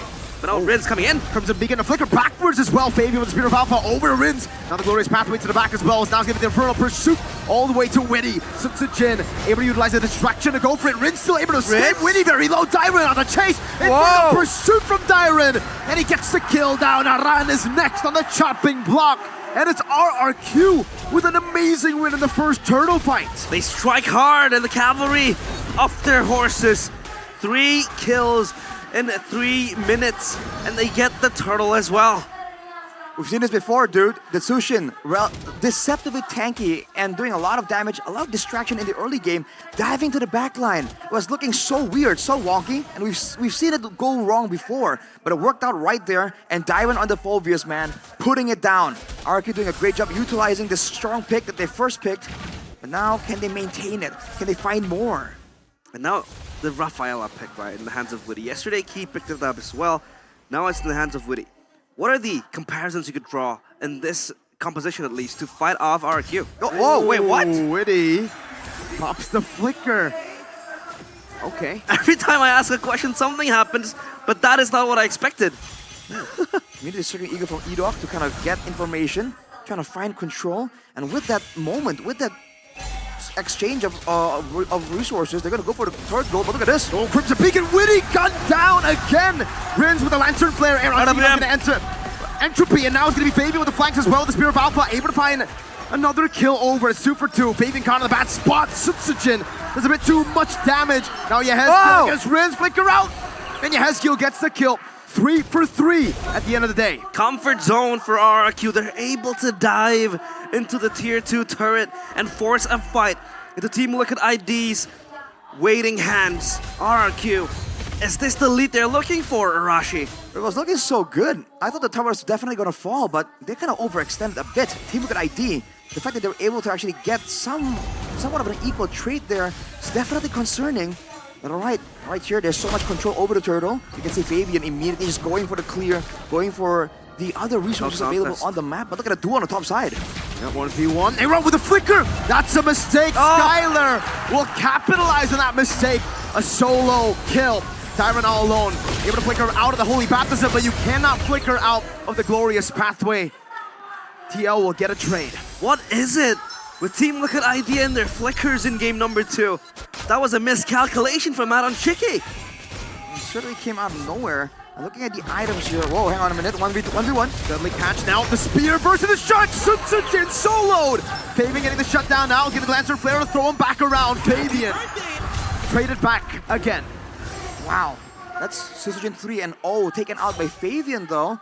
So they're both having 3 kills, but in theory, Fabian shouldn't be able to win it out there. And from that engagement there, Skylar also wasn't able to get the turrets. So both teams are hanging on to their early game objective very, very well. Yeah, the baptism again whipping this time around. Aaron Chicky has the entropy backwards. Circling Eagle, knocking him up. Aaron very low, and now the Lancer Flare on him. Skylar with a heavy crossbow takes them down under the tier 1 up top. The power of the Irithel Matilda combo. This time around, the Crown Prince has company.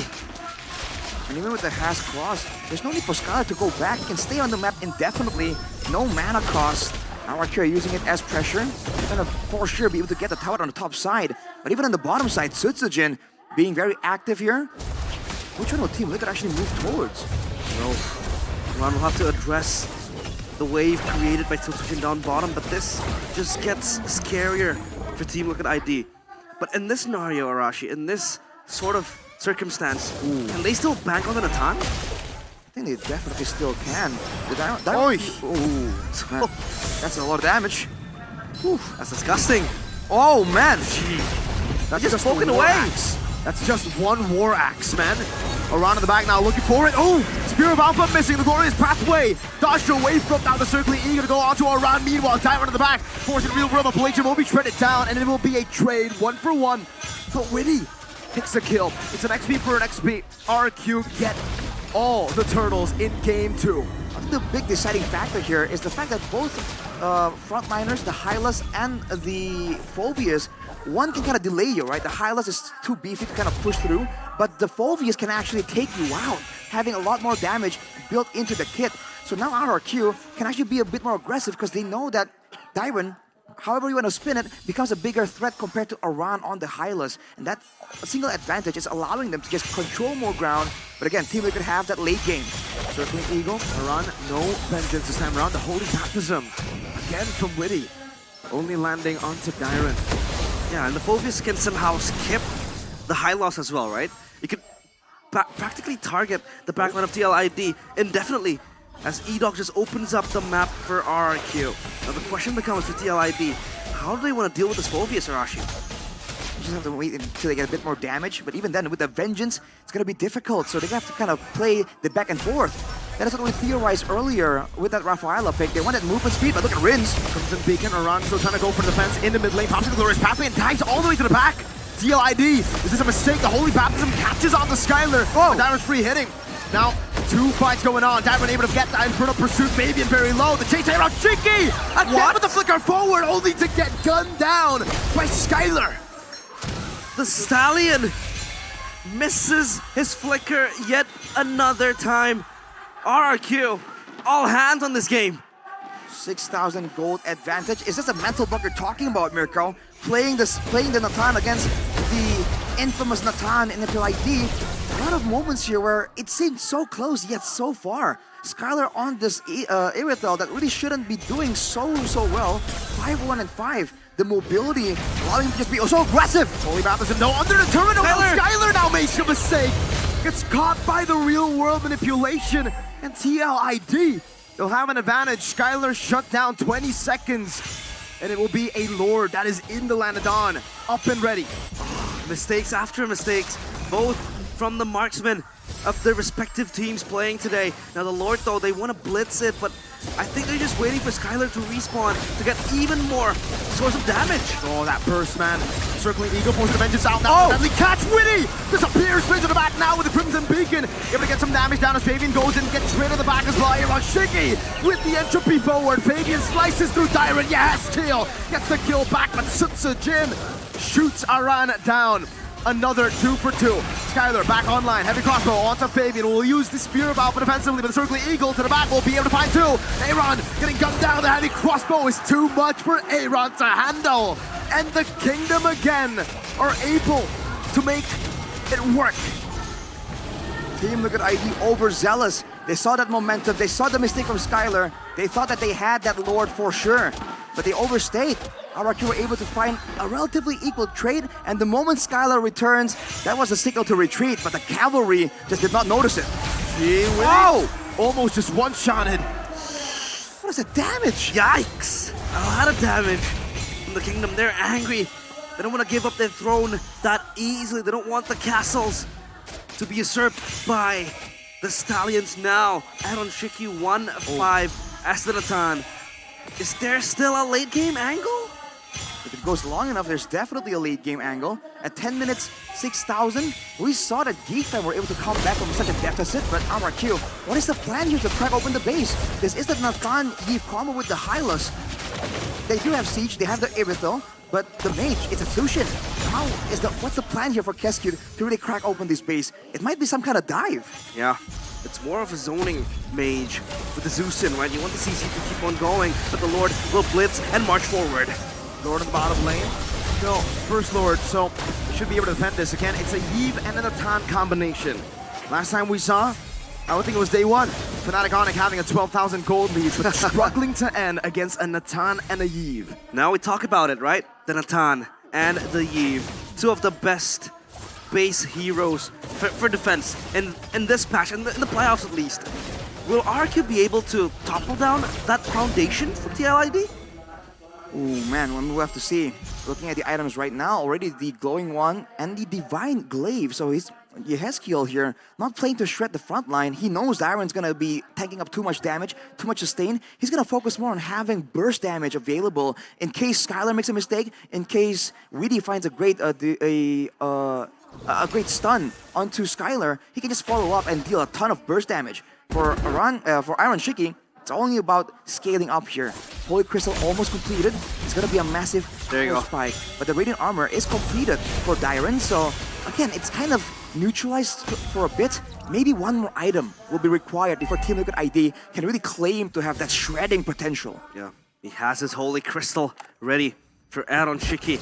Now the big problem is he able to exert the damage? Because the problem is he has been overextending and creating, you know, minute plays that is not necessary, flickering forward with the entropy as well. That has been the criticism towards him since yesterday, even since 2 days ago in that match against Bigatron Alpha as well.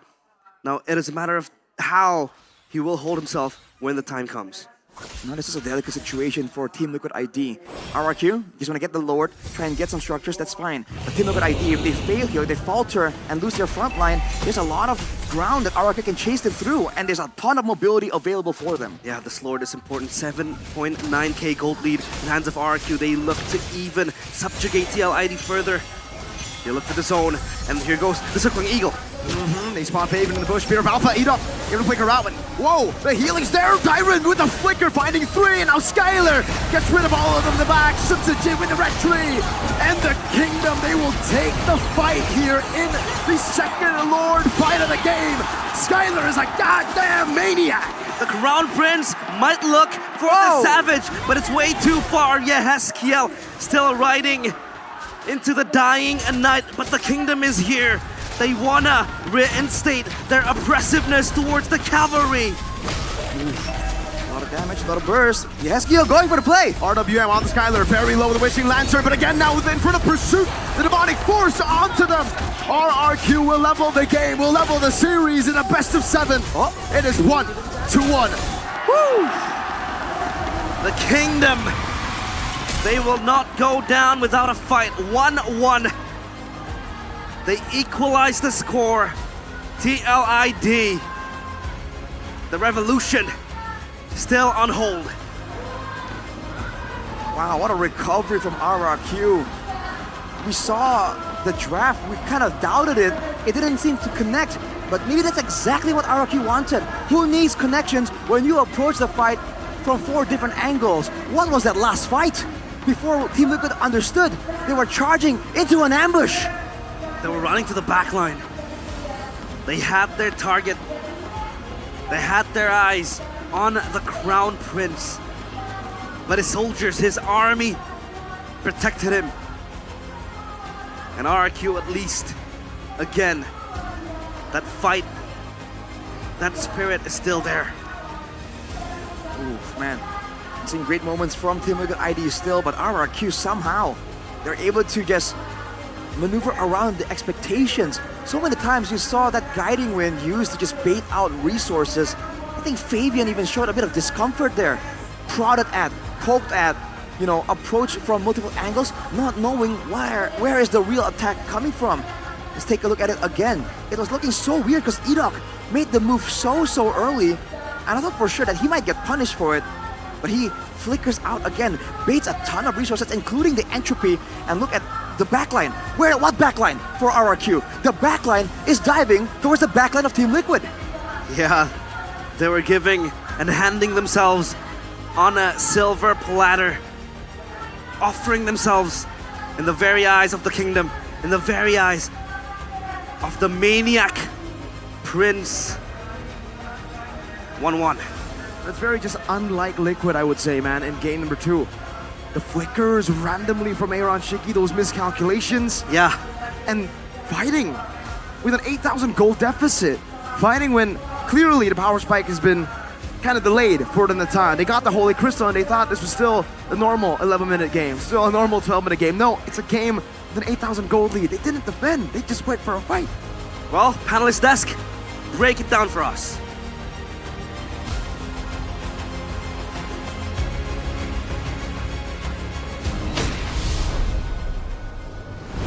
Thank you, casters. What an amazing comeback by the Kings of Kings RRQ to equalize this to 1-1. And obviously in the grand finals, we wouldn't expect anything less from both of these teams, but we have got to talk about this game.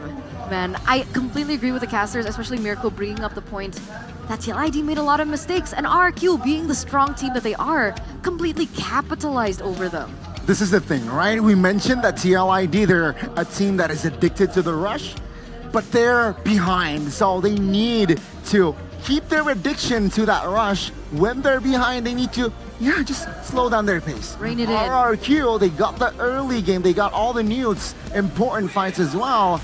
Yeah, of course they want to push the pace. TLID, they need to tone it down when they're behind, especially Euron and Natan, who got the Holy Crystal minute 12. Yeah, I think the worst part about all of this is had the team just kind of kept even against RRQ, this would have been a very different story here. But like multiple times we see that Aaron Shiki tries to go for this 1v1 early against Skylar and misses just one ability, makes one singular mistake. Because had he shut down Skylar early on in this lane, he probably would have been able to be more effective in fights like this, for an example, trading maybe 2 people before the double kill happens. It's again, from the draft, we know that the Rafaela, sure, it's good. It adds mobility, it adds sustainability. But that's why RRQ, they know they just want to push the tempo from the get-go. They can overwhelm them with mobility with the Matilda as well. And we saw how multiple times as well, the Guiding Wind came into clutch, saving Sutsujin, saving Skylar, and with Sprint as well, Skylar is able to mobilize very, very fluidly in the Land of Dawn. So we're gonna see who gets crowned the MVP or the player of the game for game number 2, presented by the official tournament smartphone Samsung Galaxy S14 FE. We talked about Edok, we talked about Skylar, but let's talk about Dyron now, as he's able to claim this title for our second game. What did he do to deserve this title?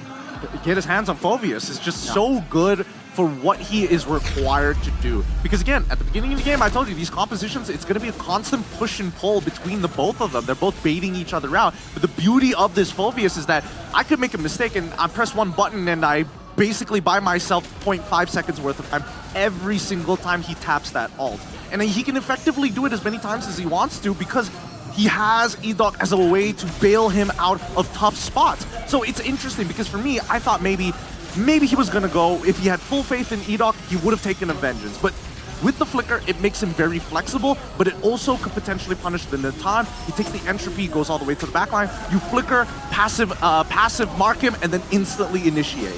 And again, you mentioned initiate. Without Dyron here, multiple fights. There's no point of initiation without the Phoveus, right? You have the Matilda that can't really initiate. You're just there to cover. You've got Skylar who will protect his position. Dyron was the sole potential initiator in this game, and he played that to a T. It does seem like TLID, they got ahead of themselves. They weren't really ready in this position, and they took the fight, which cost them the game. Which is why I think what Gideon said was very important, right? He mentioned that technically RRQ don't really necessarily need the tools to initiate. All they needed to do was work around and trust that TLID are a team at the moment that can't hold themselves back, right? There were so many moments that they were so behind, they didn't have the necessary skills available, equipment available, the gold available, the items available, and yet they still wanted to go in for these engages. And RRQ, they were very happy to just get and receive it on a silver platter.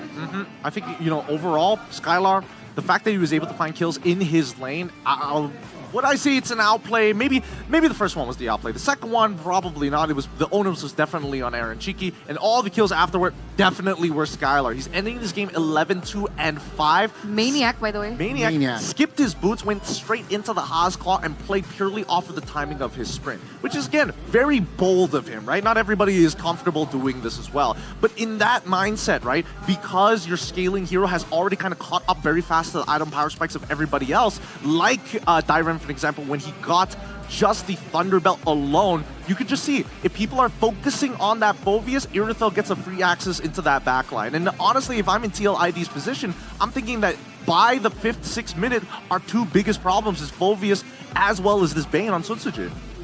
And it's evident in that game, right? Sutsujin getting the important fights, sustaining in most of that team fights as well. And that Zushin is so annoying, Gideon. And also, why? I can't touch on the draft. Remember, Keskin banned out the Hilda. Against Zushin, the Hilda would do so much. It would get so much value. And that's why Keskin, he wants the Zushin, and that's why he banned the Hilda out. So that Rins can focus on elsewhere instead of hovering around looking for Hilda in the jungles of Sutsujin. Oh, come on, Skylar. 945 GPM. I guess it did make sense, right? He got to that power spike so quickly, on top of the mistakes that Aaron made. I mean, if he didn't die Talk to us about that, right? Well, you think it would have hit 1K? It would have if he didn't die twice. Because that was a huge shutdown when he overextended. He was like, all right, Edok, take me out. Edok. No! And Aran just stuns him before he gets it and dies to the RWM. Like, there's only so much you can really do. And honestly, this isn't even Skylar's highest score of yet.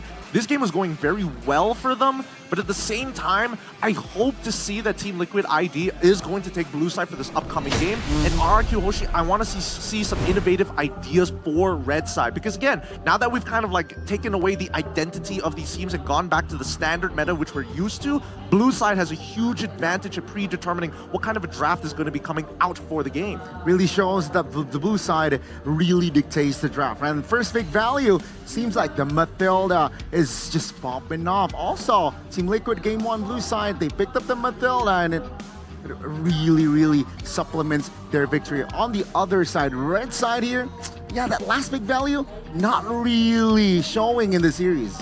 Which is why this is such an incredible matchup. Because notoriously, even if, let's say, TLID gets red side, if they let the Matilda go on blue side, not a lot of teams can actually utilize the Matilda to how well Weedy as well as Edok utilize it.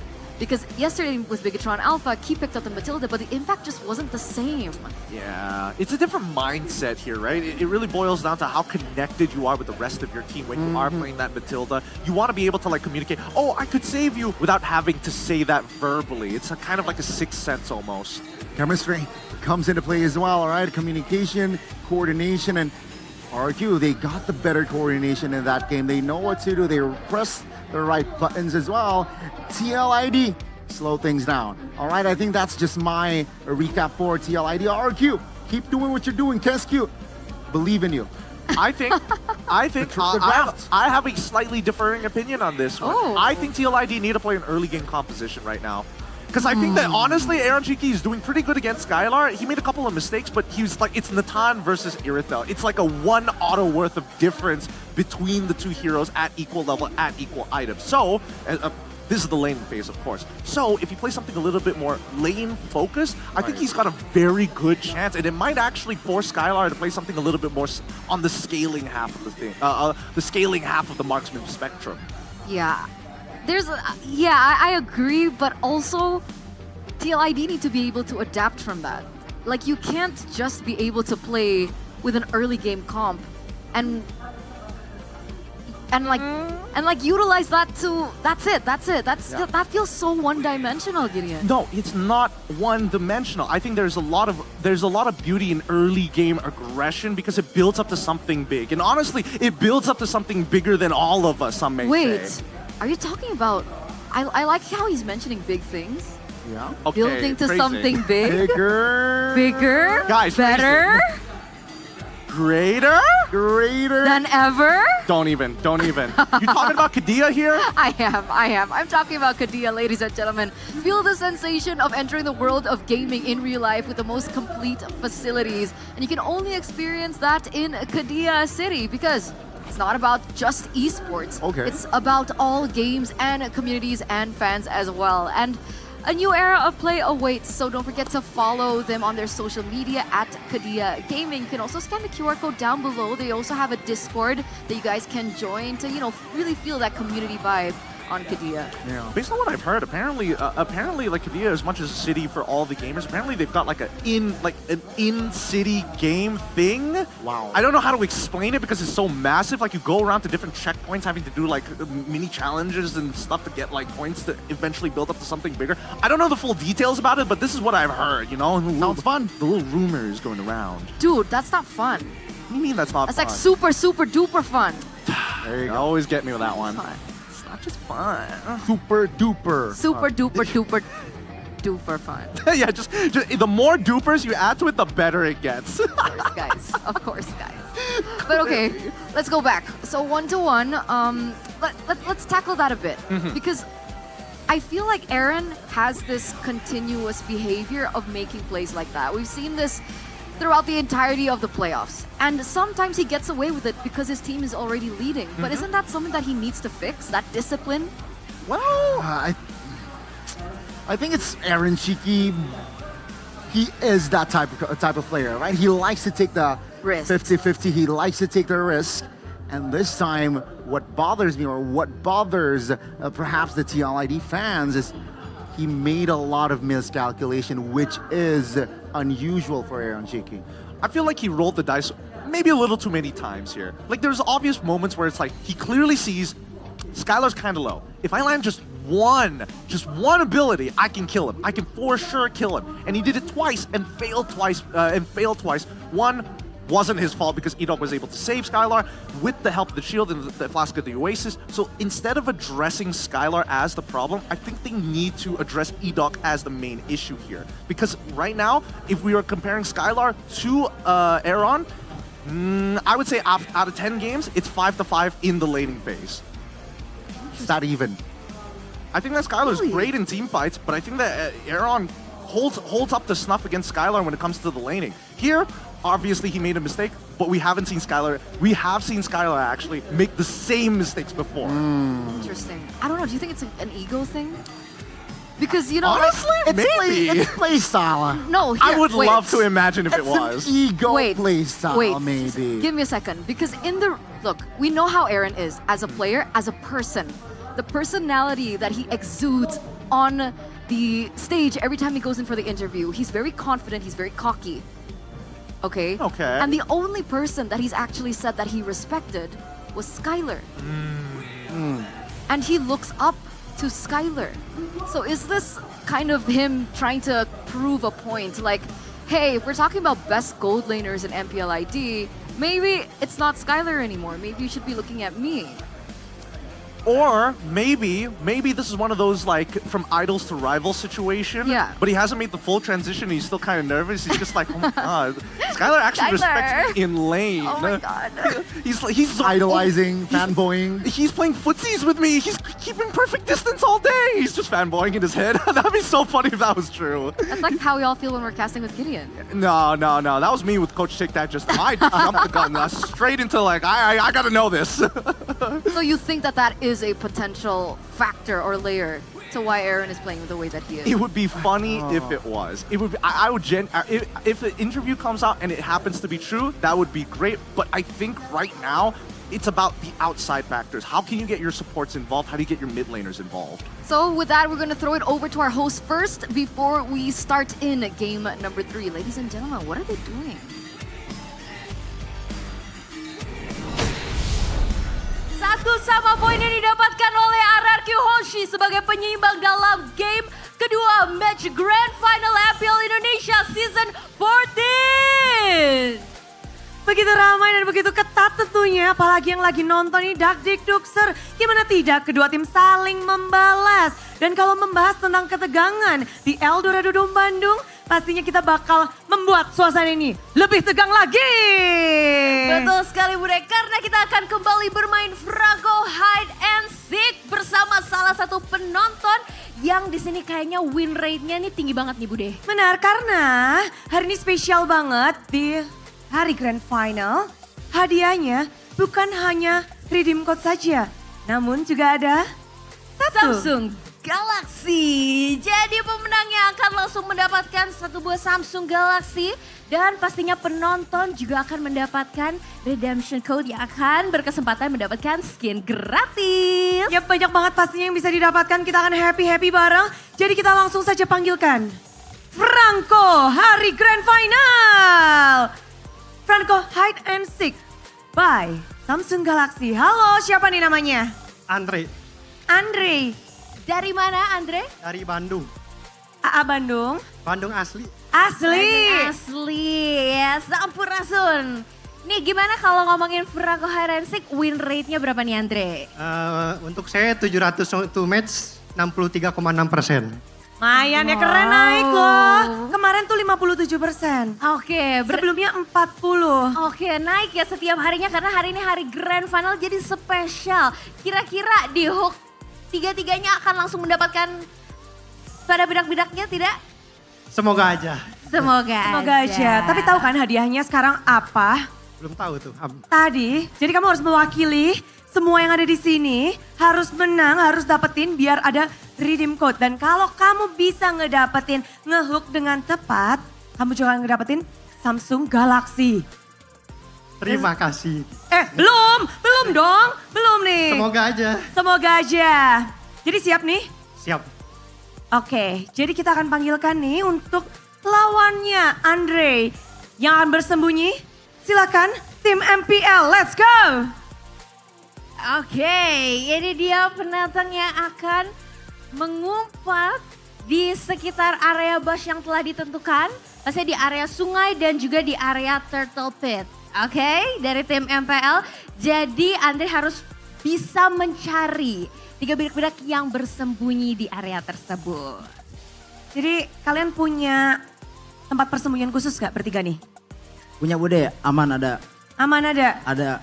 Jangan jauh-jauh ya. Ya Bude. Nanti yang di sini dibantuin. Oke. Ya. Ready? Okay. Ready. Andre ready? Siap. Siap, semuanya siap. Kita akan countdown bersama-sama. Kamu Sunda Asli, coba hitung mundur dari angka 300. Jauh ya Bude, Oh, jauh. Dari jauh. 3 aja Bude, dari 3. 5 deh, 5. Apa leh 5? Sampai 3 aja. Ya oke, 3. Tilu, hiji, tilu, 2, hiji.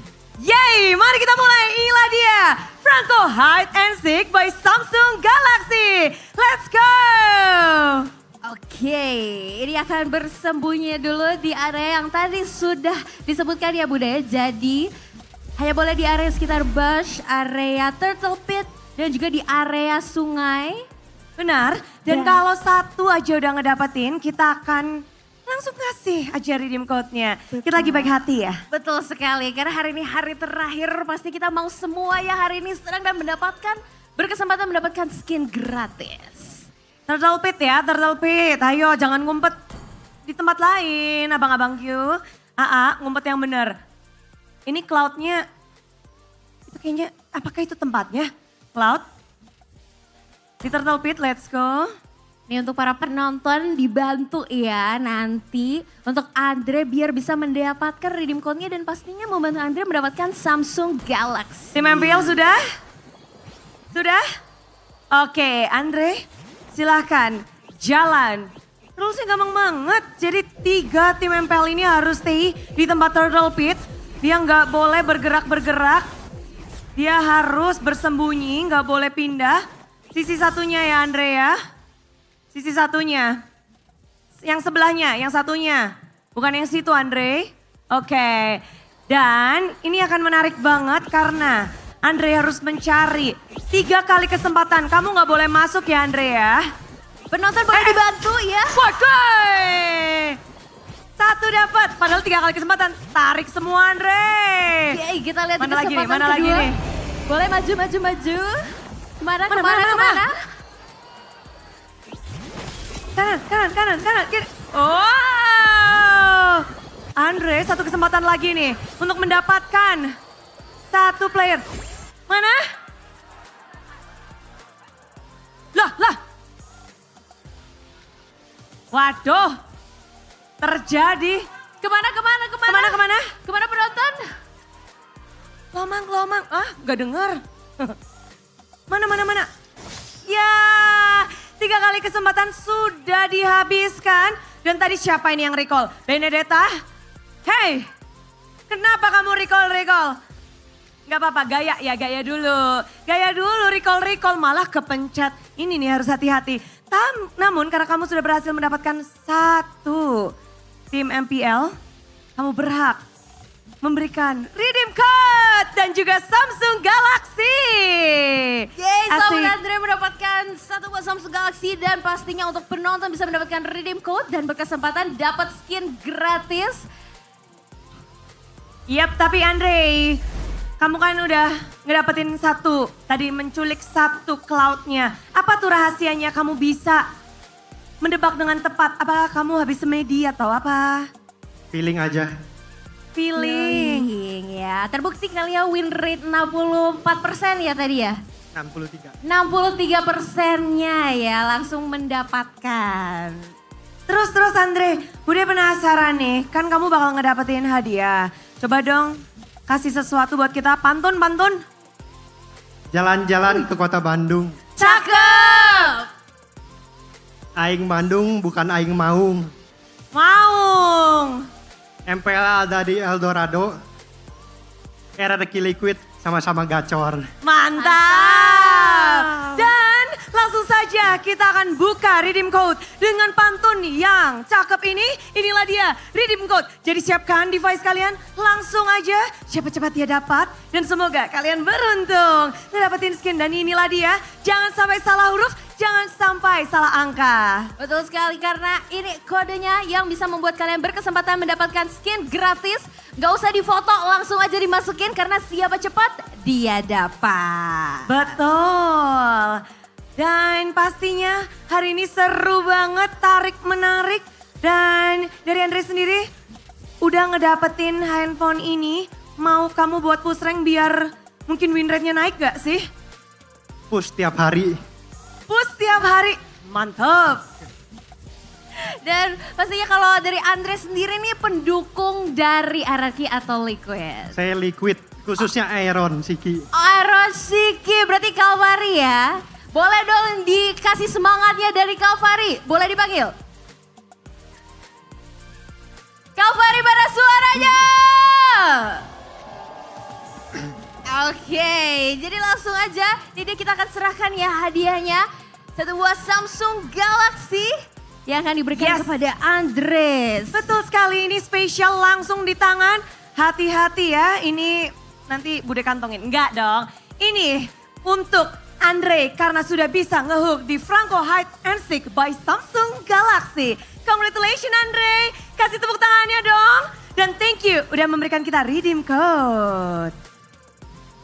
Ya, dan itu dia tadi keseruan kita pastinya bermain Franco Hide and Seek. Masih banyak lagi keseruan lainnya dan pastinya game ketiga yang jauh lebih menegangkan karena di sini kita akan melihat siapakah yang bisa mendahului skor yang sudah didapatkan. Kalau begitu langsung saja Bude, kita akan lempar kemana? Kepada panelis kita untuk mencari tahu seperti apa game ketiga. Let's go!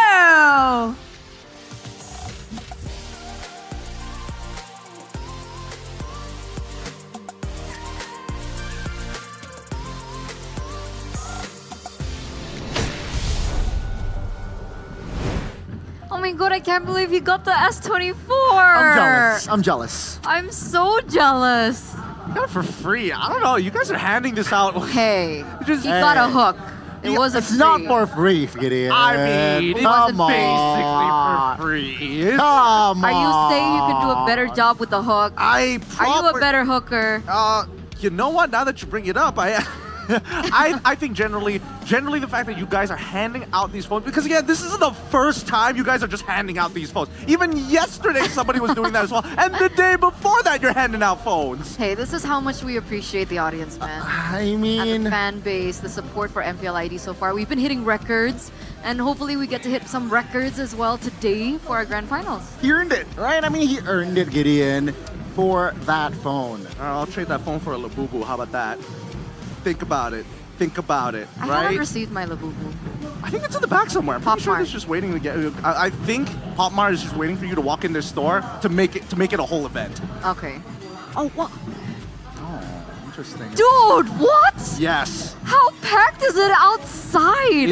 It's not funny. Here in Bandung, the weather is usually cold. There's so many bodies in here. I think it's like gone up by 4 degrees. I mean, That's hopefully true. it doesn't rain, That's right? true. Whoa. Oh man, we're in the dark for the top 3 combo picks, literally in the dark. In each region. So, let's take a look at this. We have all these 5 regions, actually, all the way up until NACT. What do we see is like a thing that we need to point out? I mean, NACT really likes the Julian, huh? With the Aurora, with the Cho. And it does seem like the NACT here is the only region that really likes the Julian. But these are combo picks, right? So True. bear that in mind. Combination between Edith and Suyo. Yeah, okay, I can see it. I can kind of see the combo potential. But then again, anything with Suyo is like dangerous. As long as you deal somewhat like enough, like 50% of the person's life total, like Suyo will do the rest of it for you. The interesting ones that I have to say, like Ling Tigreal, okay, sure, that one's like not as common as I would have expected. Vixana Tig is the more go-to. Phoveus Moskov. Oh. Yeah, I don't know. I don't know what's the synergy between the two. I guess you push the guy away and then Phoveus jumps in and then like you all create space and then you knock him up to like I'm not 100% sure what it looks like. So there's absolutely no Matildas on the board, by the way. Nope. No Matilda Iritel, no Matilda Phoveus, no Franco Butrick. Yeah. We don't see that at all in all the other regions. So very interesting. But for those of you at home, we want to ask you guys, how can TLID regain momentum? How can they bring another victory under their belt for game number 3? It looks like statistics show 42%. All right. Aaron Shiki is more disciplined. Yeah, we touched on this just a little bit. We do still have a contest early objectives as 39%, I believe. Yep. Yeah. And give Woody a what? Give Woody an initiation hero. An initiation hero. I think 39% of people are wrong. I think 2 out of the 3 were correct. I think that Woody does need an initiation hero. It feels really bad when he's forced to play on, like, specifically the Rafaela. I think Matilda is still okay. But I do think that Aaron Shiki really needs to, like, kind of calm down here. He can't keep forcing these 1v1s against Skylar, especially after you lose the first one. Yeah, I think most audience got the right idea. The right idea here. Aaron Chiki was one of the main factors on why TLID lost their footing in that game, especially in the early game, mid-game likewise. So in game 3, if TLID or Aaron Chiki specifically can tone his game down, especially being under, I mean, expect TLID can bounce back. Especially him being on an Aton as well, right? Exactly. Usually we see Aaron... the Aton. Usually we see... Chill. Yeah, usually we see Aaron like get that power spike sometimes at 10 minutes, under 11 minutes usually. And he got the Holy Crystal, I think, above 12. So we're gonna see now, it actually looks like TLID have chosen to come back on blue side as we get on to the drafting phase for game number 3, presented to you by the official tournament smartphone Samsung Galaxy S14 FE. So far, I think most people are going to be like, yes, he needs to be disciplined. I agree he needs to be disciplined, but I think the mid lane matchups are really important right now because there's a lot of opportunities for TLID to kind of set themselves up for their mid trio to influence the gold side of the map. I mean, they can predetermine what's going to be strong side still. Even so, I think that RRQ has been doing some really interesting scenarios, like Sutsujin. The way that he's starting on these jungles, he's changing it up. He's not consistent with how he rotates across the map when he's doing his jungle pattern now, compared to like 2 days ago, where he always follows one path. So no templates here for both junglers as well. It's going to be the main key, but for the bans here, right? TLID, similar to game 1 here, right? Banning the Matilda out. Chip's open. Chip is open, so there you go. Witty will rock the chip again like game 1. RRQ, they need to readjust. They need to have a different scenario here from the drafts. Guys, here's the thing. This is so unsettling because RRQ purposely left the chip open. They went in for the Choban, understanding full that the chip will be left open. So what do you think is the game plan now? Do they go for an early counter towards this chip, pick up something early like the Carmilla in the first phase? I think Eve for sure. The Carmilla, I think they might want to hold off on that. Because it's really difficult to play Carmilla when your lanes are already in a lot of trouble. So it's one after the other. You cannot go before and then the form.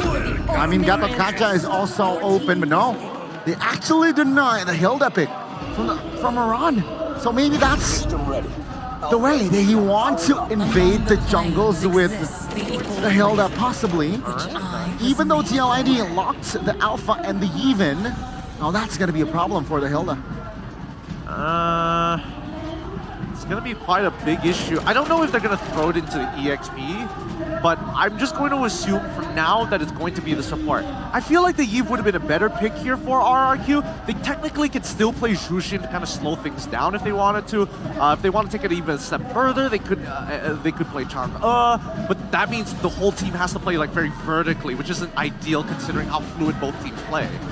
I mean, Lilia's still on the board. Valentina's also still on the board. True. But I think the point of this Hilda is that you're trying to deny the early invades, right? Yep. Because with the chip being in the hands of TLID, they need someone strong in the mid lane. They choose the Jushin. The Jushin in lane against the Eve is that mid prio. I mean, game 2, right? Jushin against Eve as well. From Yeskel, it does seem like Rins was able to somehow monitor the members of TLID second phase. RQ, they can somehow eliminate the gold lanes here, right? They have the first pick. So yeah, they can, oh no. Instead, they eliminate the possible of a penalty zone. They're really targeting Iran here. Hilda picked up, Terizla banned out.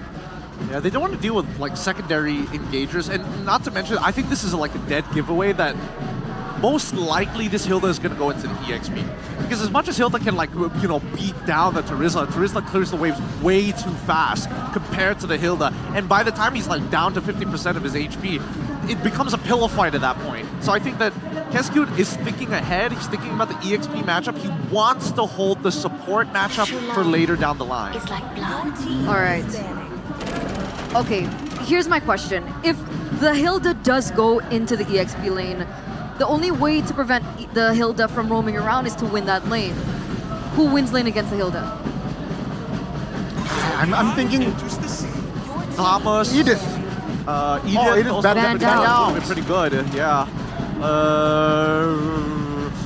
What other really decent ones? I mean, it'd be weird if they picked Yutong now because like against that comp, it's just you're gonna get like peeled away so easily. Dairoth, if you're talking about 1v1 Raw, Dairoth wins.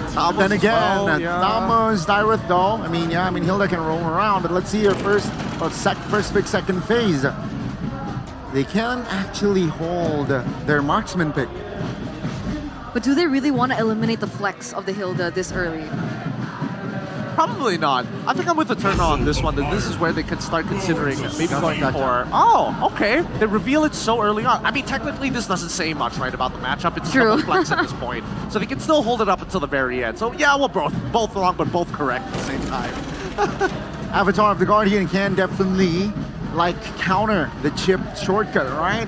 From range, can actually just jump your formation out. TLID with this in mind, they need DPS for a run. Natan is untouched for the first time in the series. Natan may be untouched here. I guess they could pick it up. I think it's between Natan and Carry at this point because they're mainly dealing with the frontliners. I don't see for them for a way to Benedetta. Oh! Okay. Huh! Very ambitious pick. That was one of my questions, right? Because I've been hearing that Irithel, okay. I've been hearing that a really good counter towards the Hilda in the EXP lane. This is assuming that she does go into the EXP lane, is damage EXP laners. But the current trend is Benedetta tank.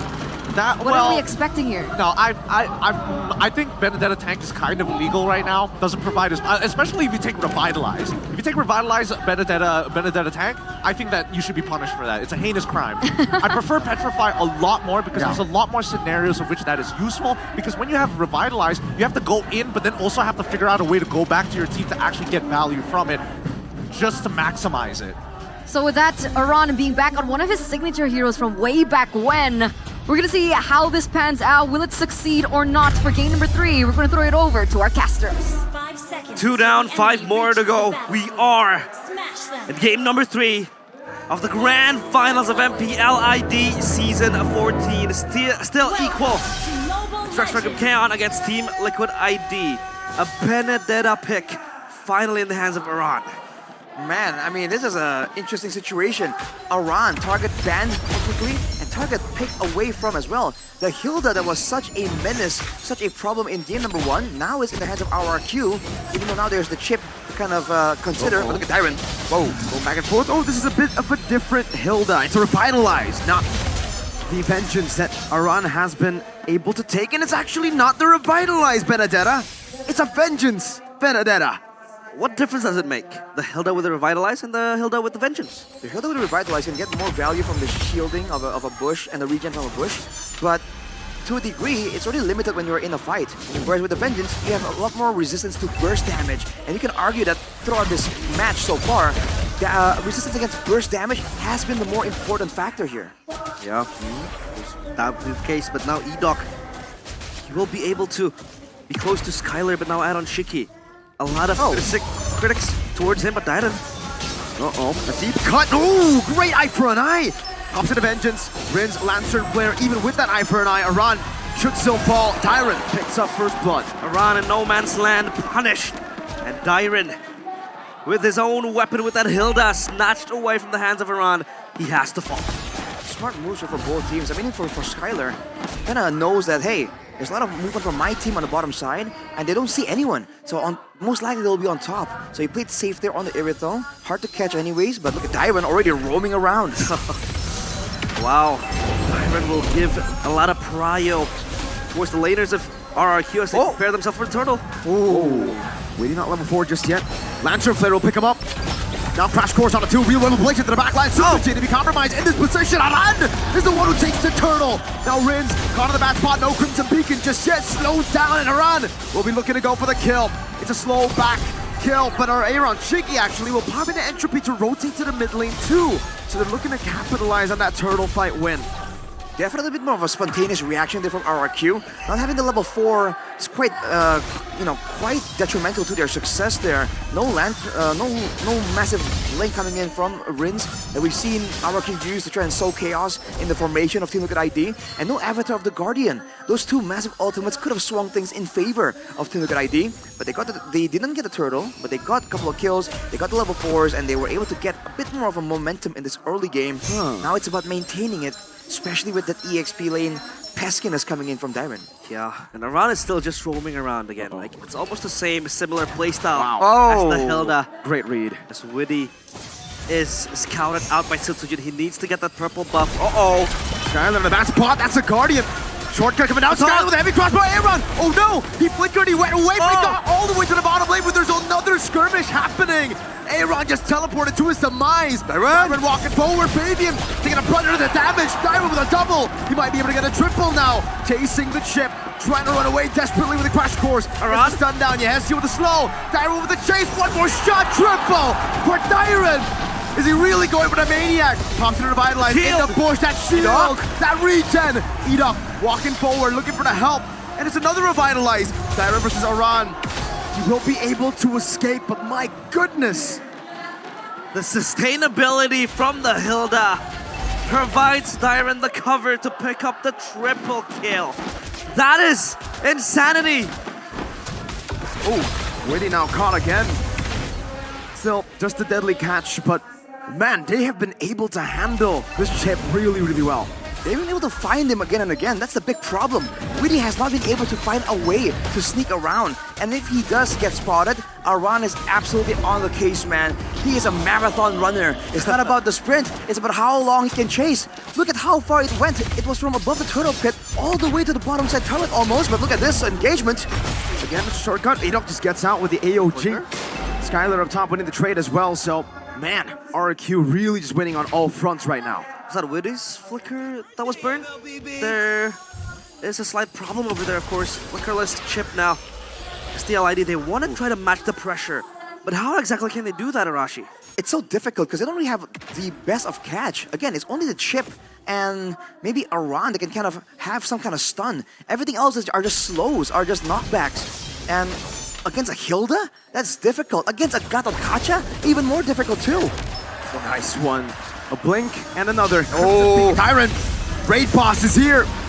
Not to any damage. He laughs at the face of TLID's damage. Raid Boss for a reason. And other items, Arashi. It's a Thunderbelt Benedetta, so still the Diablo way of the Benedetta, but now it's with the Vengeance.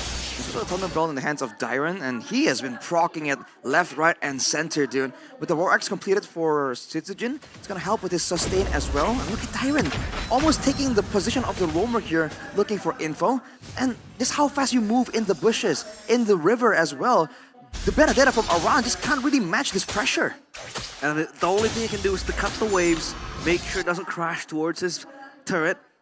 That's about it.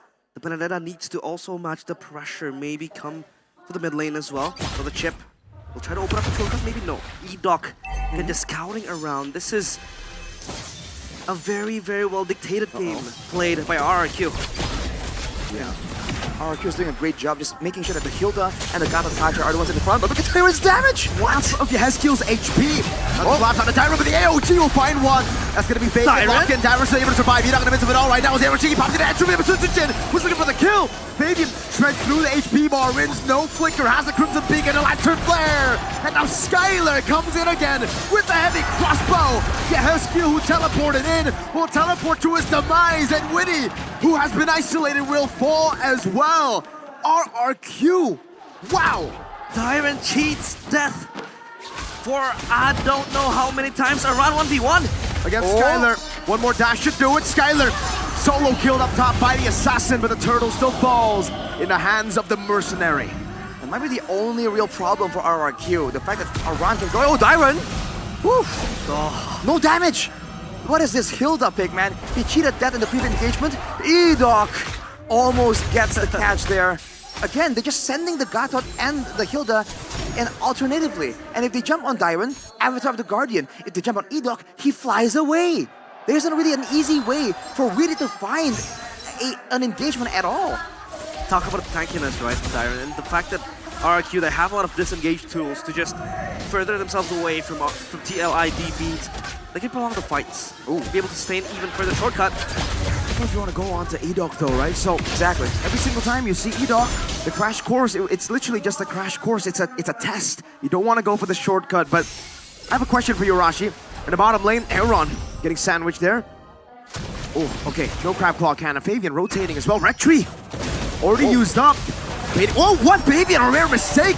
He dashed into the deadly catch. He wanted to go up on it. Sutsujin, no deadly catch, real manipulation, and the ability locks him down, but he has to top of the AOG. Around with the final blow, Witty gonna be taken very, very low. Simon again swings that sword or swings that spear, whatever you call it. It's him dying. Around next eye for a knife, trying to turn around. Finds it. That's one. Shut down though. Poor Dyron. How do they fight this? Every time they want to try to fight back, every time they want to try to revolt, RRQ just collapse upon them out of Shiki. No flicker. Aaron entry to the back, goes in for Riz. Oh, the flicker, but Riz gets the kill. He puts the light on Aaron Shiki's head, illuminating him, finding him in the darkness of the jungle. But Edok, whew, does not get hit.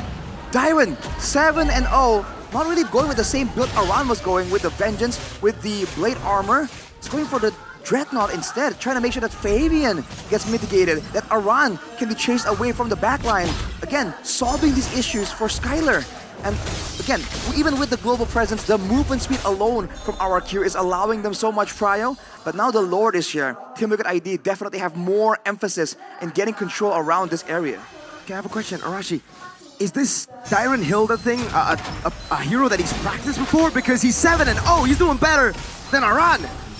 Oh, when you talk about that Witty getting shadowed, I don't know about this, man. Even when he pops a conceal, I don't think there's any threat. RQ want him to pop in the shortcut. Because if you shortcut in, you shortcut to your demise. Witty with the flicker forward, pops in the shortcut.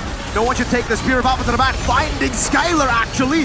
But look at the damage from Sutsujin. Crab Claw Cannon, look at the sustain from Edok. Aaron checking the entropy, still able to shot some damage. Dyron continues to chase, but slowly but surely, Aaron is able to shot some more. Riz melts Aran down. In the end, it's a 3-for-2, but RQ take the Lord. The Hilda in the hands of Dyron.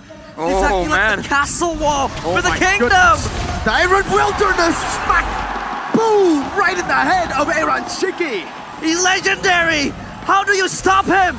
Dyron with the guitar solo, putting it down once more from the EXP lane. Dyron dictating the whole pace of the game. It's only a 3,000 gold lead. Team Liquid ID has the great late game combo again with the Yves and the Natan, but RRQ, what's the plan here? Dyron alone is just so much for them to handle. They're gonna lose a bunch of structures right here. Expect the gold lead to really increase in gap. Yeah, the Lord marching up top still. A relatively easy Lord to take down. The Deadly Catch will zone them out. Now the problem becomes the Hilda, right? But when the Hilda is there, Erythal will also scale. Sutsujin as well with the Bane will also be a problem for TLID. Do they really want to bank on a base defense again and again? Oh, hang on a second. Witty actually has made his way to the back, but Dyron is zoning Aaron solo. But watch out, man. Skylar does not know he's there, but Edok is the one opening the way! Great read from Edok. Gets the taunt. You don't want to pop the shortcut there. It's a shortcut for Witty to get back to base. 5th death this game on the chip. Edok reads minds. Is able to know that Witty was in the back looking to pounce. And now, Dyron, this is his lane. Everything is just onto him right now. Look at the way he just moves. Look at Aran. Whoa, Fabian. Fabian, good damage. Spear power put to the back, respecting the damage. Skylar, oh my goodness! Forcing the reload, the blink, and even that doesn't really matter. Skylar surviving. Deadly catch, the shots on the Fabian. Aaron should give it the kind, but now he just smacks him to the ground. What's the counterplay? Insanity. The Kings, they have divine intervention behind their very backs. Repeatedly, they cheat death. And death is something that they want to bring to the cavalry. Chase him, Dyron. They're just gonna go round and round. Aran gonna be chased down. Final blow. Lantern flares up. Aran brought back. Rinse constantly putting the Lantern flare on him, but Aran has the dashes to escape. Meanwhile, really? What? A desperate play to the back. He pops in a shortcut. Fabian takes it. Skylar. Caught a Spear of Alpha. They go in and they find him, but they all get fed to the sharks. Sujin. Fabian, there's no way you can 1v3, not on the Alpha after you use the Spear of Alpha. He gets taken down. It's a shutdown over, but now it's the AOG to the back. Edo very low, taken out. Aran running away. Tyron continuing the chase. Doesn't see, it just feels like a stalemate at this point. Oh. What was that fight, Arashi? It was just pure chaos. RRQ are living for it. Gonna get some more right there. But look at the gold lead, man. I think that was actually favorable for Team Liquid ID. An equal trade when they're at a gold deficit with an infinitely better scaling late game. The fact that Skylar got caught there is part of the win condition. Let's take a look at it, the replay here. Presented by the official team on my smartphone. Oh man, this was that worst damage. Skylar even goes under the turret casually, chunking Aaron Shiki to half HP. And Edok, the Gato Kacha, that's the roamer, my guy. Flies out of danger. Now, securing the area around the Lord. But Team Liquid ID are trying to make a play with the chip here, sending Witty to the top side instead. Uh-oh, Aran. Oh, times it well. Teleport to the back line. Witty pops in a shortcut, goes for the crash course. Skylar to be covered, and Deadly Catch will be able to find them all. Fabian, Spear of Alpha, now to Edok. Big bonk into the head of TLID. Oh, no. Heskiel caught. The base. Meanwhile, Aaron in the base, still looking for a possible split push. He gets a base turret down, but Skylar's able to recall. Aaron should be able to recall as well, but RQ will not go onto the Lord. Fabian, not back up. 18 seconds on the clock for Witty. Aaron, can you defend it without an entropy? Skill 2, skill 1, used up Divine Glaive. Aaron against the world. RQ will not risk it. They will go back to the Lord. They'll take the base turret. Public execution of the usurpers in front of the Lord pit. And it's Aaron Shiki having to watch his teammates die. Now the Lord is going to be conceded by TLID RRQ. 25 kills in 14 minutes. Oh man, Divine Glaive is completed for Aaron Shiki, by the way. But he is just so vulnerable, especially if he wants to kind of enter the fight with that shortcut. But the Skylar was kind of kite away from Witty, and then recognizing that he has the protection, he ran back into Witty, into his team, to allow that wombo combo to really get used to its maximum potential. The Deadly Catch, the Avatar of the Guardian. Oh, and Aran now, facing danger. Uh-oh. He's gonna try to cut the wave. Skylar had a crossbow already. Aran still has a shortcut, that's why he's staying up top. Riz walking up, Fabian, Spear of Alpha, able to find Riz, big mistake. Tyron isolated, now gonna be melted down, but he has the winter crown as Fabian will pop in his own winter crown, but it is inevitable. It's a shutdown over for Fabian to take big taken down as well. 2 for 1. Oh, Lord cleared. Crab Claw can do it a lot. Witty, shortcut over, crash course as well. Full lock-in, got to Kacha. Ida finding them. Skylar able to kite away, and again, Sutsujin gets the Deadly Catch on him, forcing Heskiel to back away. Edok will chase Aran as Skylar makes his way back to the mid lane. They have to hold. Heskiel has to hold with Aran as well. Can they hold? Can they defend? How do you do it? How do you do it? The Crab Claw Cannon will be used for the passive to just go for the base as Skylar gets the kill on Heskiel. That is game number 3. 2-1 over to RRQ. Absolute cinema. But it's RRQ with the public execution of the usurpers. TLID, they had to try to match the pressure, but it was way too much for them to handle. 2-1 RRQ. They have their foot up front. What was that game, dude? So many moments looked so good for RRQ, and it got overturned by Team Liquid. But just when you expect Team Liquid to finally get some momentum, there was a fight that looked so good for them, and RRQ turned it back around. That base tower take in the mid lane didn't seem like a massive factor. But right after that fight, they found the window, they recognized the calculations, and go straight for that end. They were looking for a Hail Mary play. That was split push up top. The way Witty wanted to dive to Skylar, open up the shortcut, get the Crown Prince, steal his throne, steal his crown. But it all didn't work. He has 4 soldiers circling him. And let's not forget to mention Dyron, man. We've seen the Hilda in the hands of Aran. It was oppressive. We thought, man, this is a great pocket pick that only Aran can use. Dyron comes up, steals it away. And look at what kind of chaos he's able to just demonstrate in the Land of Dawn for this game. Again and again, just not dying, just doing so much damage. And the fact that this composition again was found by Keskewed, letting go of the chip, beating the team fight, and then getting all the combo, man. Every single team fight just looks so tough for Team Liquid. Where is the front to back? We didn't see Aran get to kite Iron Shiki get to kite back and forth properly a single time. They can't play the front to back when RRQ is just running rampant into the face of the cavalries. What a way to win game number 3. Dyron with the revitalized Hilda, the shielding. Felt like no one could kill him. But we want to ask our panelists on what they had to say on game number 3. Take it away.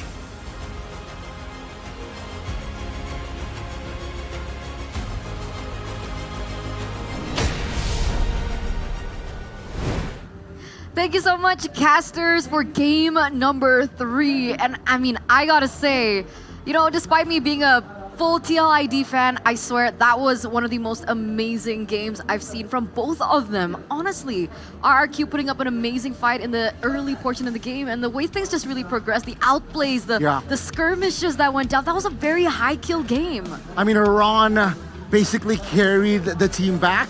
I believe Iran made a lot of plays that game, but Dyron, sure, right? 8-0. Gatot Kacha, such an underrated pick in that game. He made it work.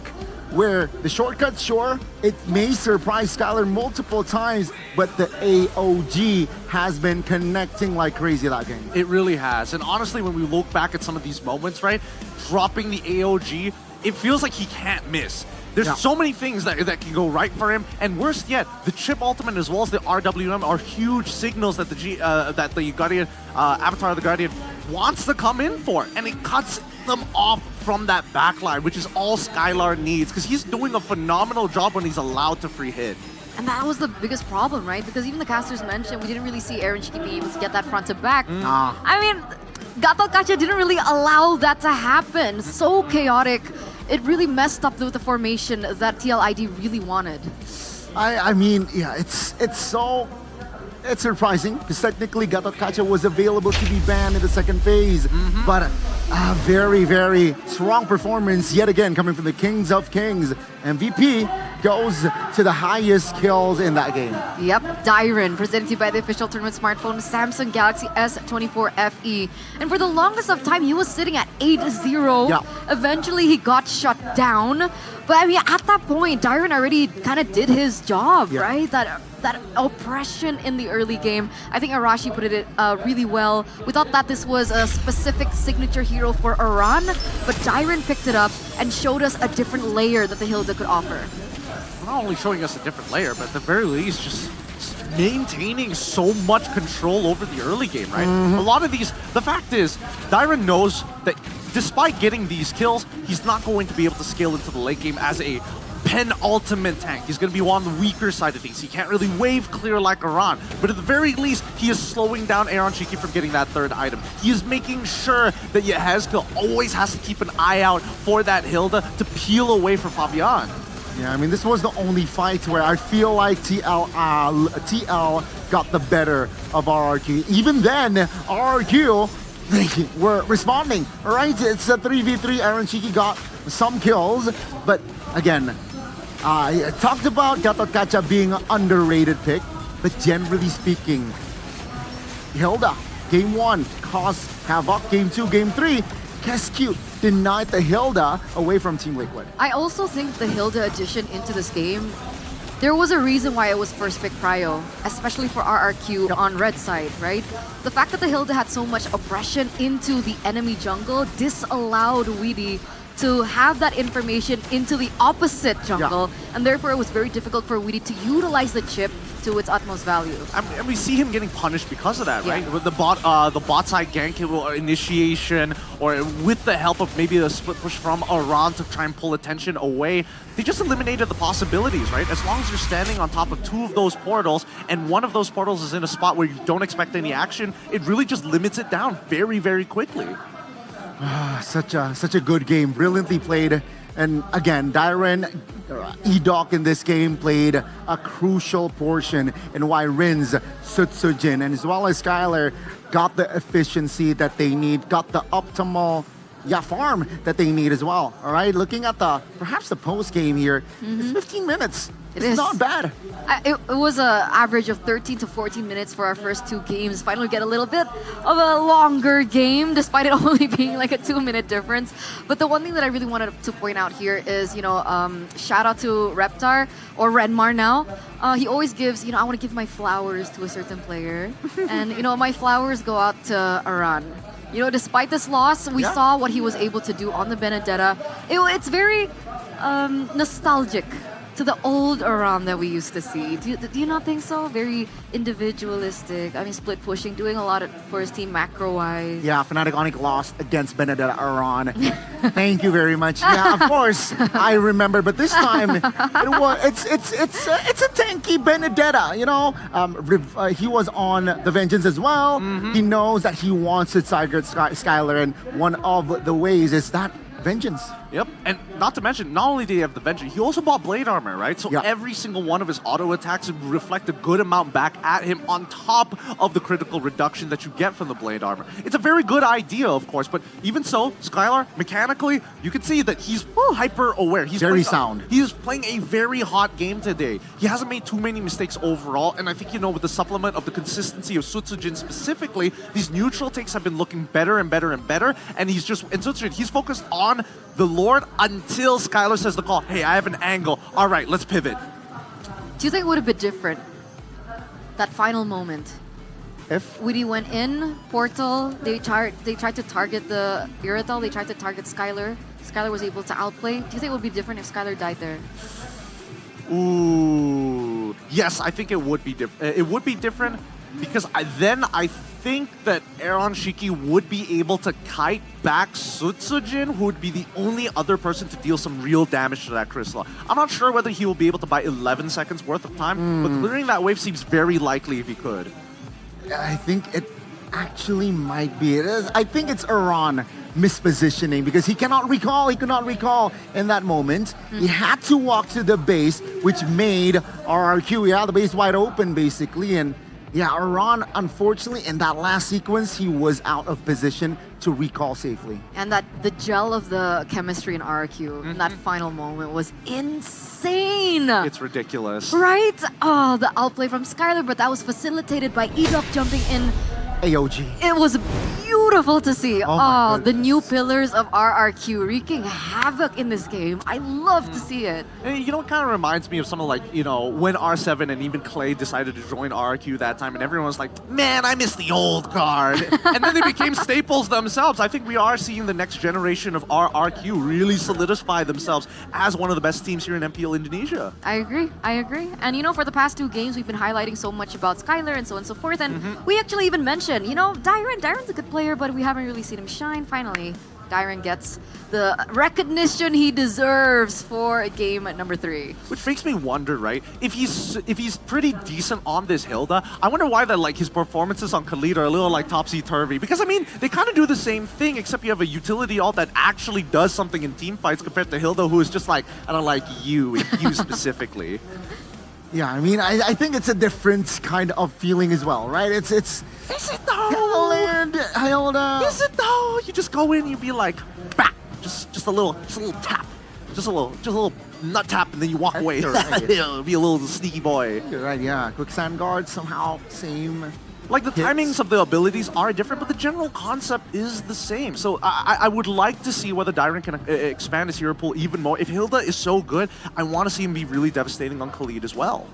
So now the big question is, what do TLID do now, right? What's the main problem here? I think their main problem right now is that they don't necessarily have an answer into catching Skylar specifically because Cho keeps on getting banned. They need a new answer to this and something that doesn't require a hero to dash, if not be able to close the distance very quickly against Skylar. Because they keep forcing this Natan into Irithel matchup time and time again. And yes, it's a little more favored to Natan if he has full items, but half the time, and based on what we're seeing, the laning phase is where we see Irithel really take control. So if that's the case, is Irithel worth to ban? Compared Switch to Bane, blue side.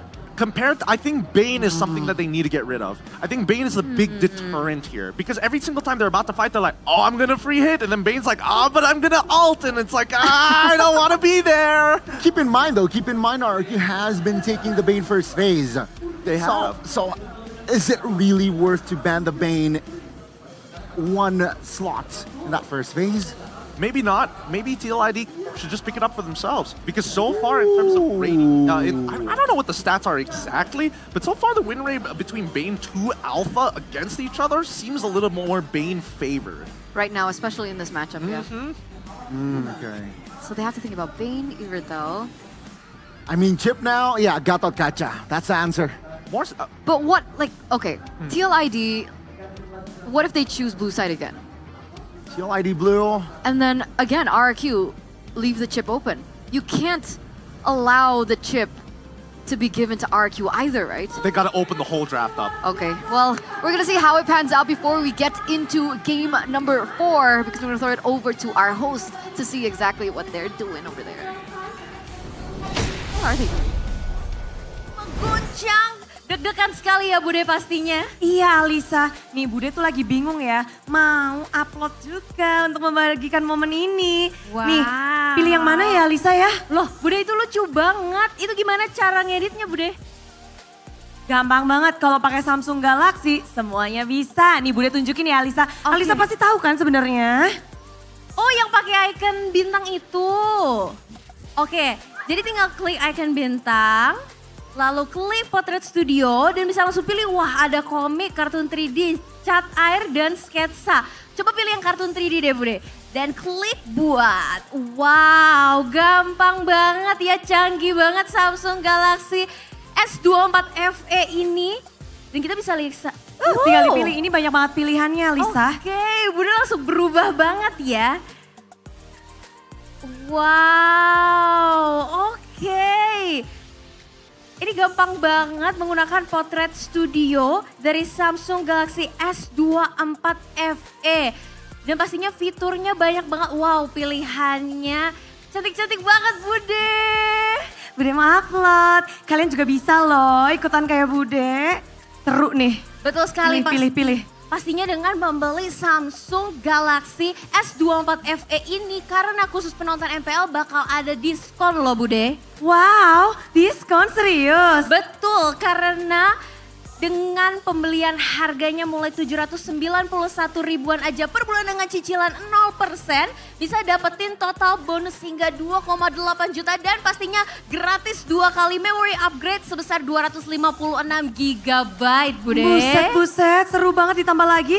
Khusus penonton MPL nih, ada yang spesial karena kalian bisa ngedapetin travel adaptor 25 watt, lalu ada Google Play voucher 200 ribu, dan gratis screen permanen MLBB untuk pembelian di samsung.com/id. Pakai kode voucher promo Galaxy S24 FE X MPL. Dan gak cuma itu aja Bude, karena kamu juga bisa dapetin tambahan diskon sebesar Rp500.000 untuk pembelian pertama di Samsung Shop App. Waduh, jadi buruan ya, karena promo ini hanya sampai 31 Oktober. Jadi tunggu apa lagi? Get yours now. Betul sekali, jadi bisa langsung aja dibeli di toko Samsung terdekat kalian karena promonya khusus untuk penonton MPL aja. Benar, dan atau langsung ke toko Samsung terdekat. Betul, atau bisa juga langsung scan barcode di bawah ini atau di deskripsi. Jadi kalian bisa langsung gampang banget check out dan punya HP yang sama kayak aku dan Bude. Yeay, tapi gak hanya itu karena ada sesuatu yang spesial dari Samsung Galaxy juga nih. Karena ada Samsung Galaxy Quest. Buat kalian yang mau ngedapetin ini nih, bisa. Betul, caranya gampang banget karena Samsung Galaxy FE 24 ini prosesornya sangat cepat juga, dilengkapi dengan vapor chamber yang bakal dukung kamu untuk win streak seharian tapi HP kamu tetap adem. Jadi buat para gamers wajib banget untuk punya Samsung Galaxy S24 FE ini, ditambah lagi karena ada fitur Galaxy AI yang bisa bantu kamu jadi lebih kece pastinya. Iya, jadi kalian bisa ngedapetin ini secara gratis. Samsung Galaxy Phone gratis, mau? Gampang banget, kalian tinggal jawab aja pertanyaan yang akan Bude berikan. Pertanyaannya adalah, berapa kapasitas baterai Samsung Galaxy S24 FE? Yes. Berapa ya? Berapa? Langsung dicari tahu ya Bude, dan cara jawabnya gampang banget, tinggal langsung aja follow akun X dari Samsung ID. Pastikan juga akun X kamu tidak di private supaya kita bisa lihat jawaban kamu. Dan langsung ketik dan cari pertanyaannya di Google. Berapa kapasitas baterai Samsung Galaxy S24 FE, lalu posting hasil pencarian kamu. Dan pastinya bisa berikan alasan kreatif kamu kenapa kamu harus menangin HP ini. Mungkin para gamers-gamers yang HP-nya aduh udah panas dan lemot banget ya kan. Dan tinggal langsung aja masukin hashtag Galaxy S24 FE, hashtag Galaxy AI, hashtag Fun Experience, dan jangan lupa buat mention 3 teman kamu. Dan tentu saja, satu pemenang yang beruntung akan mendapatkan 1 unit Samsung Galaxy Phone. Syarat dan ketentuan berlaku. Yes, dan pastinya periode ini hanya berlaku dari tanggal 23 sampai 27 Oktober 2024 aja, dan pengumuman pemenangnya akan ada di X dari Samsung ID. Jadi buruan sekarang ke X, langsung follow dan jangan lupa untuk jawab pertanyaannya. Dan kita ngelihat kalau pertanyaan itu banyak banget ya untuk saat ini. Selain dari untuk ngedapetin Samsung Galaxy tadi, kita juga bertanya-tanya nih, kira-kira mana nih yang masih semangat dari para super fans untuk grand final kita? Boleh kita tes dulu kali ya Bude, aku mau dengar suara dari Kingdom, mana semangatnya? The Cavalry, jangan mau kalah, mana semangat untuk tim Liquid ID? Semuanya riuh pastinya karena kita akan menyaksikan, akankah ada raja yang akan mengambil kembali tahtanya atau akan ada juara baru di season 14? Jadi untuk melanjutkan permainan, sudah saatnya kita melihat bagaimana jalannya pertarungan untuk selanjutnya. So panelists, it's yours.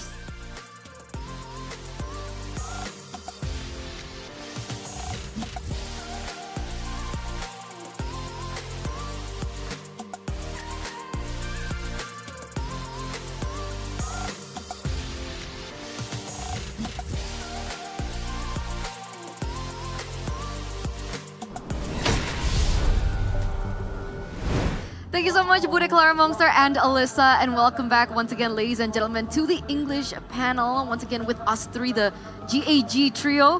JG. The gag trio. We really got to come up with a better acronym. It sounds, why? What's wrong with gag? Let me think about it for a minute. Something wrong? Wait, that's You're why. gagging, yeah. That's why. That's the problem with it.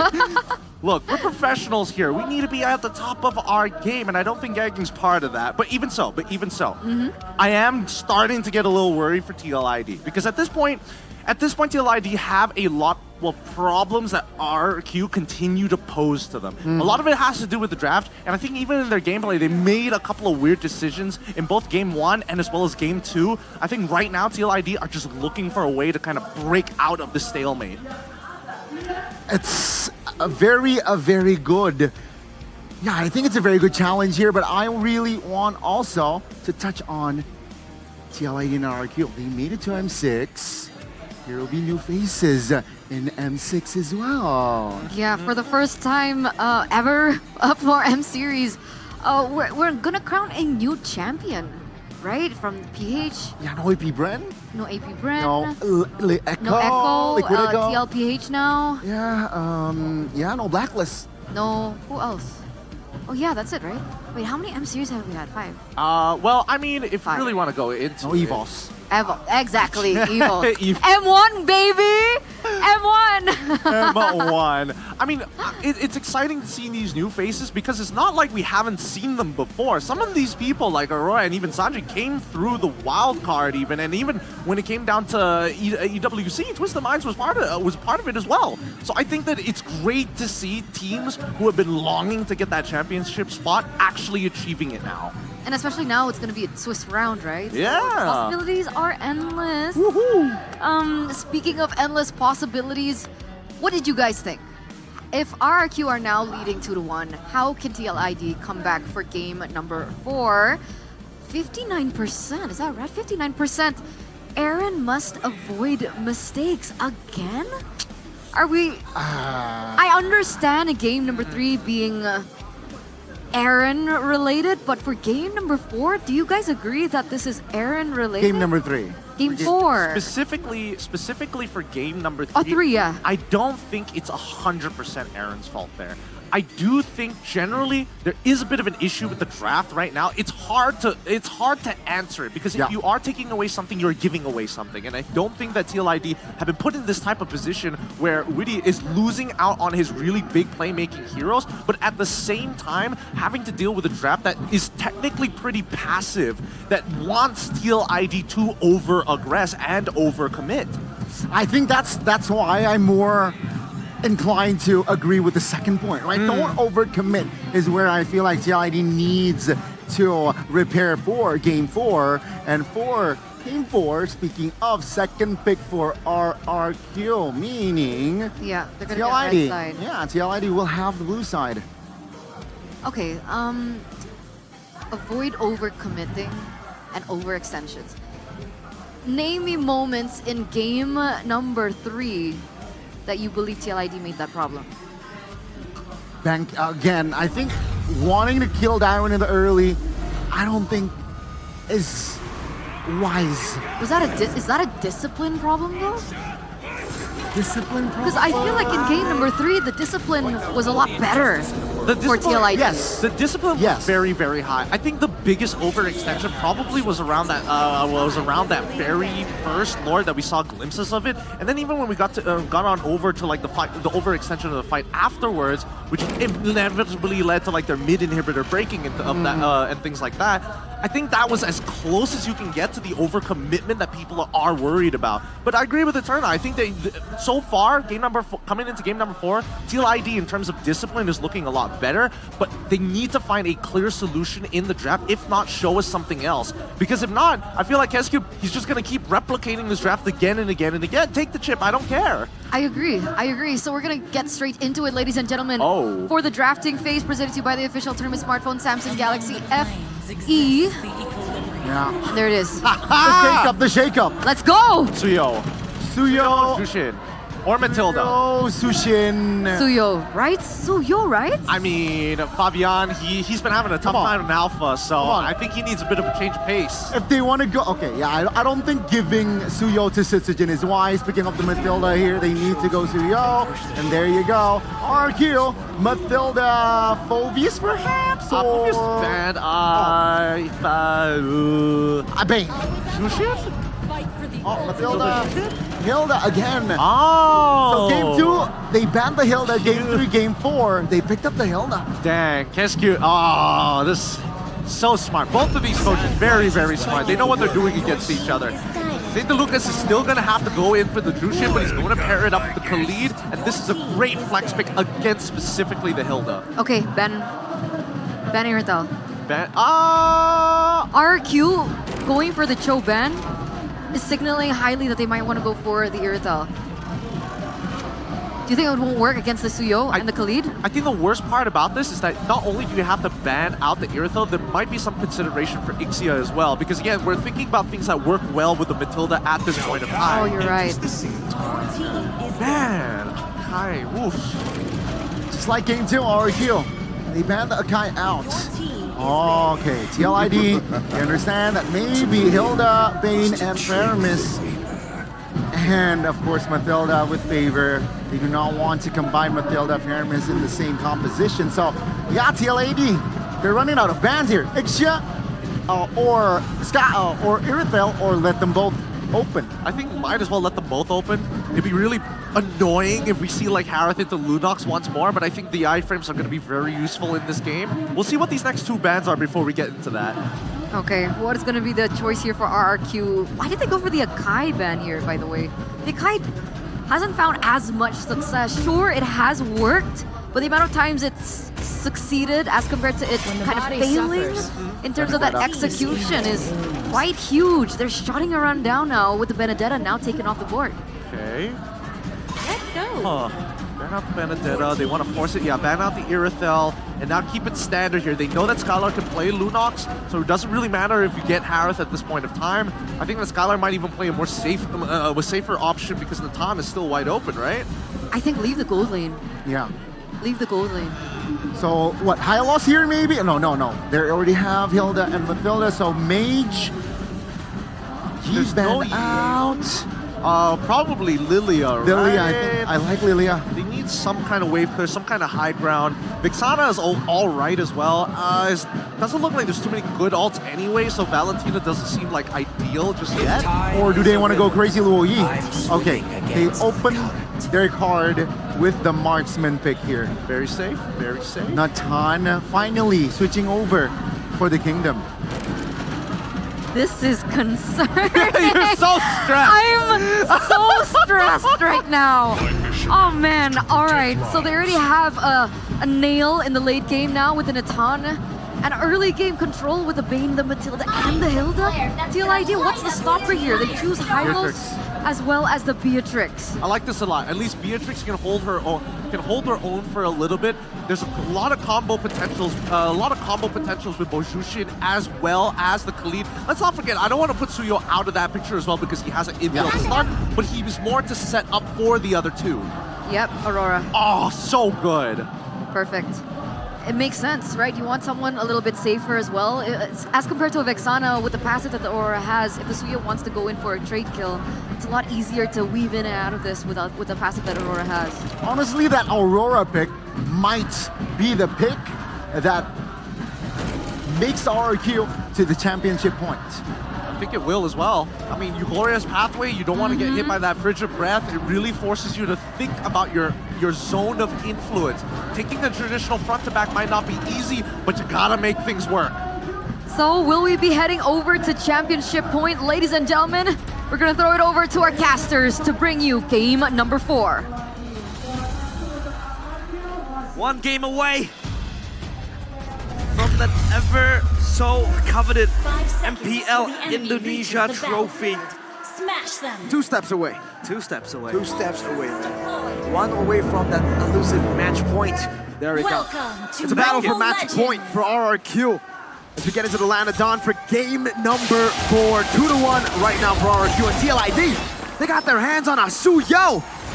We've been waiting for this possibility. Fabian on the Suyo. How crazy can it possibly be? Rins, though. No. How crazy is he?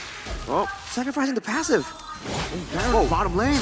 Getting ganked on the Hilda and the Fabian dash forward. First blood for Suyo. Well, we talked about the Hilda being the pick to kind of keep the Suyo in check, to contain it.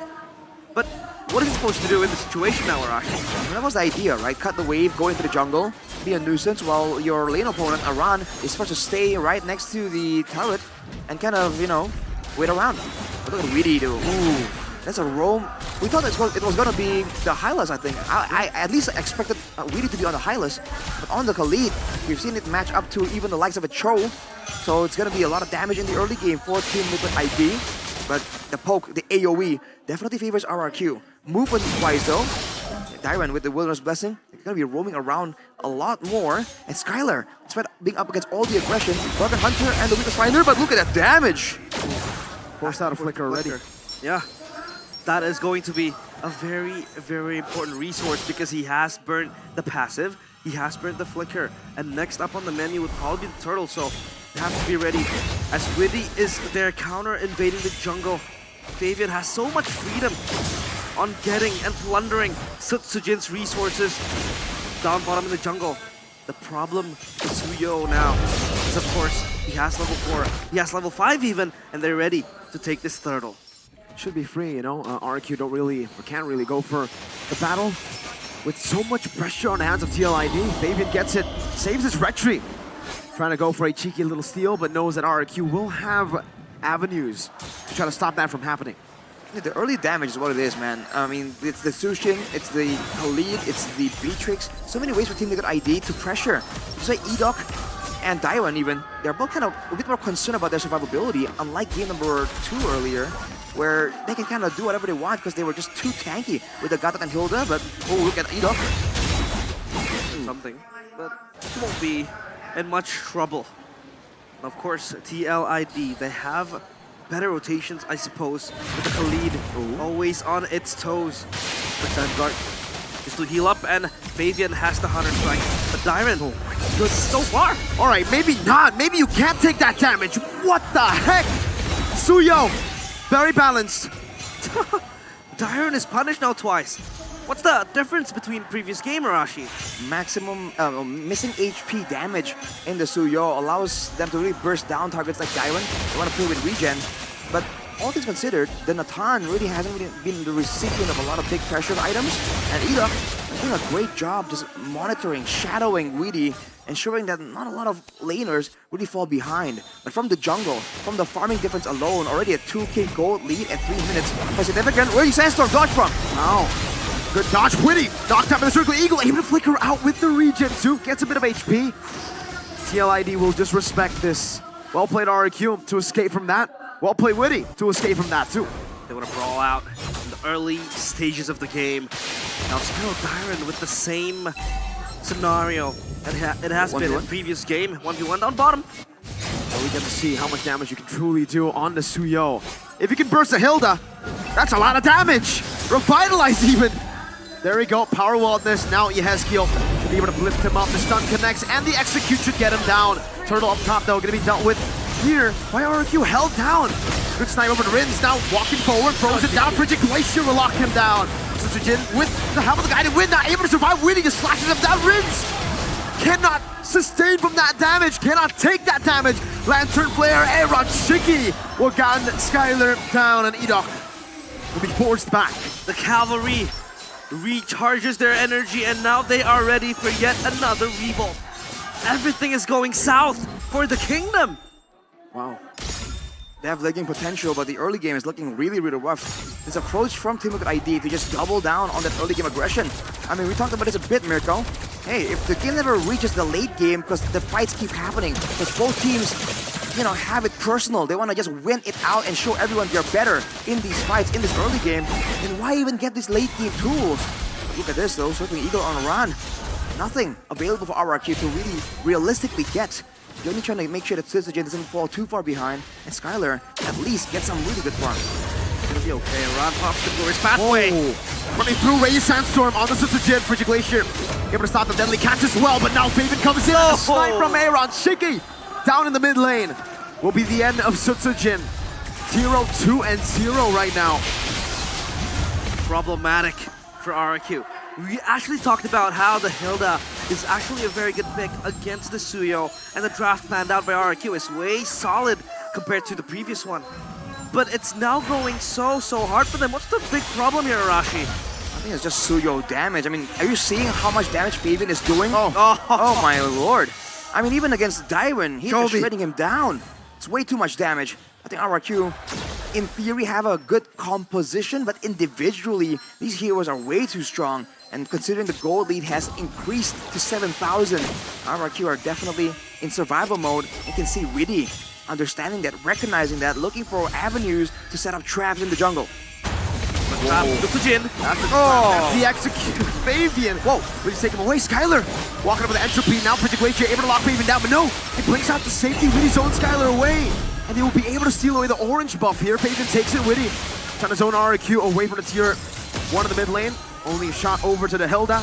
They can't take it, and it should be a perfect turtle take for Team Liquid ID. What's the call now for RRQ? What do they want to do? Back on late game again?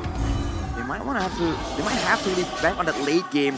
Again, the Suyo in the end is still an assassin, but Skylar! When he walks up, they try to go for that shotgun for the Wesker on Skylar, but he has the entropy. It's a scary situation. Skylar also doesn't have the Purify. So, Raging Sandstorm, the stun from the Suyo from Aran. There's danger everywhere. And Dyron zone away immediately, dude. These towers are falling down like dominoes. The bully gets bullied in this game. Dyron is not having a good time. And you take a look at how much pressure, how much control TLID has circling Eagle. Ooh, Flicker. So much respect.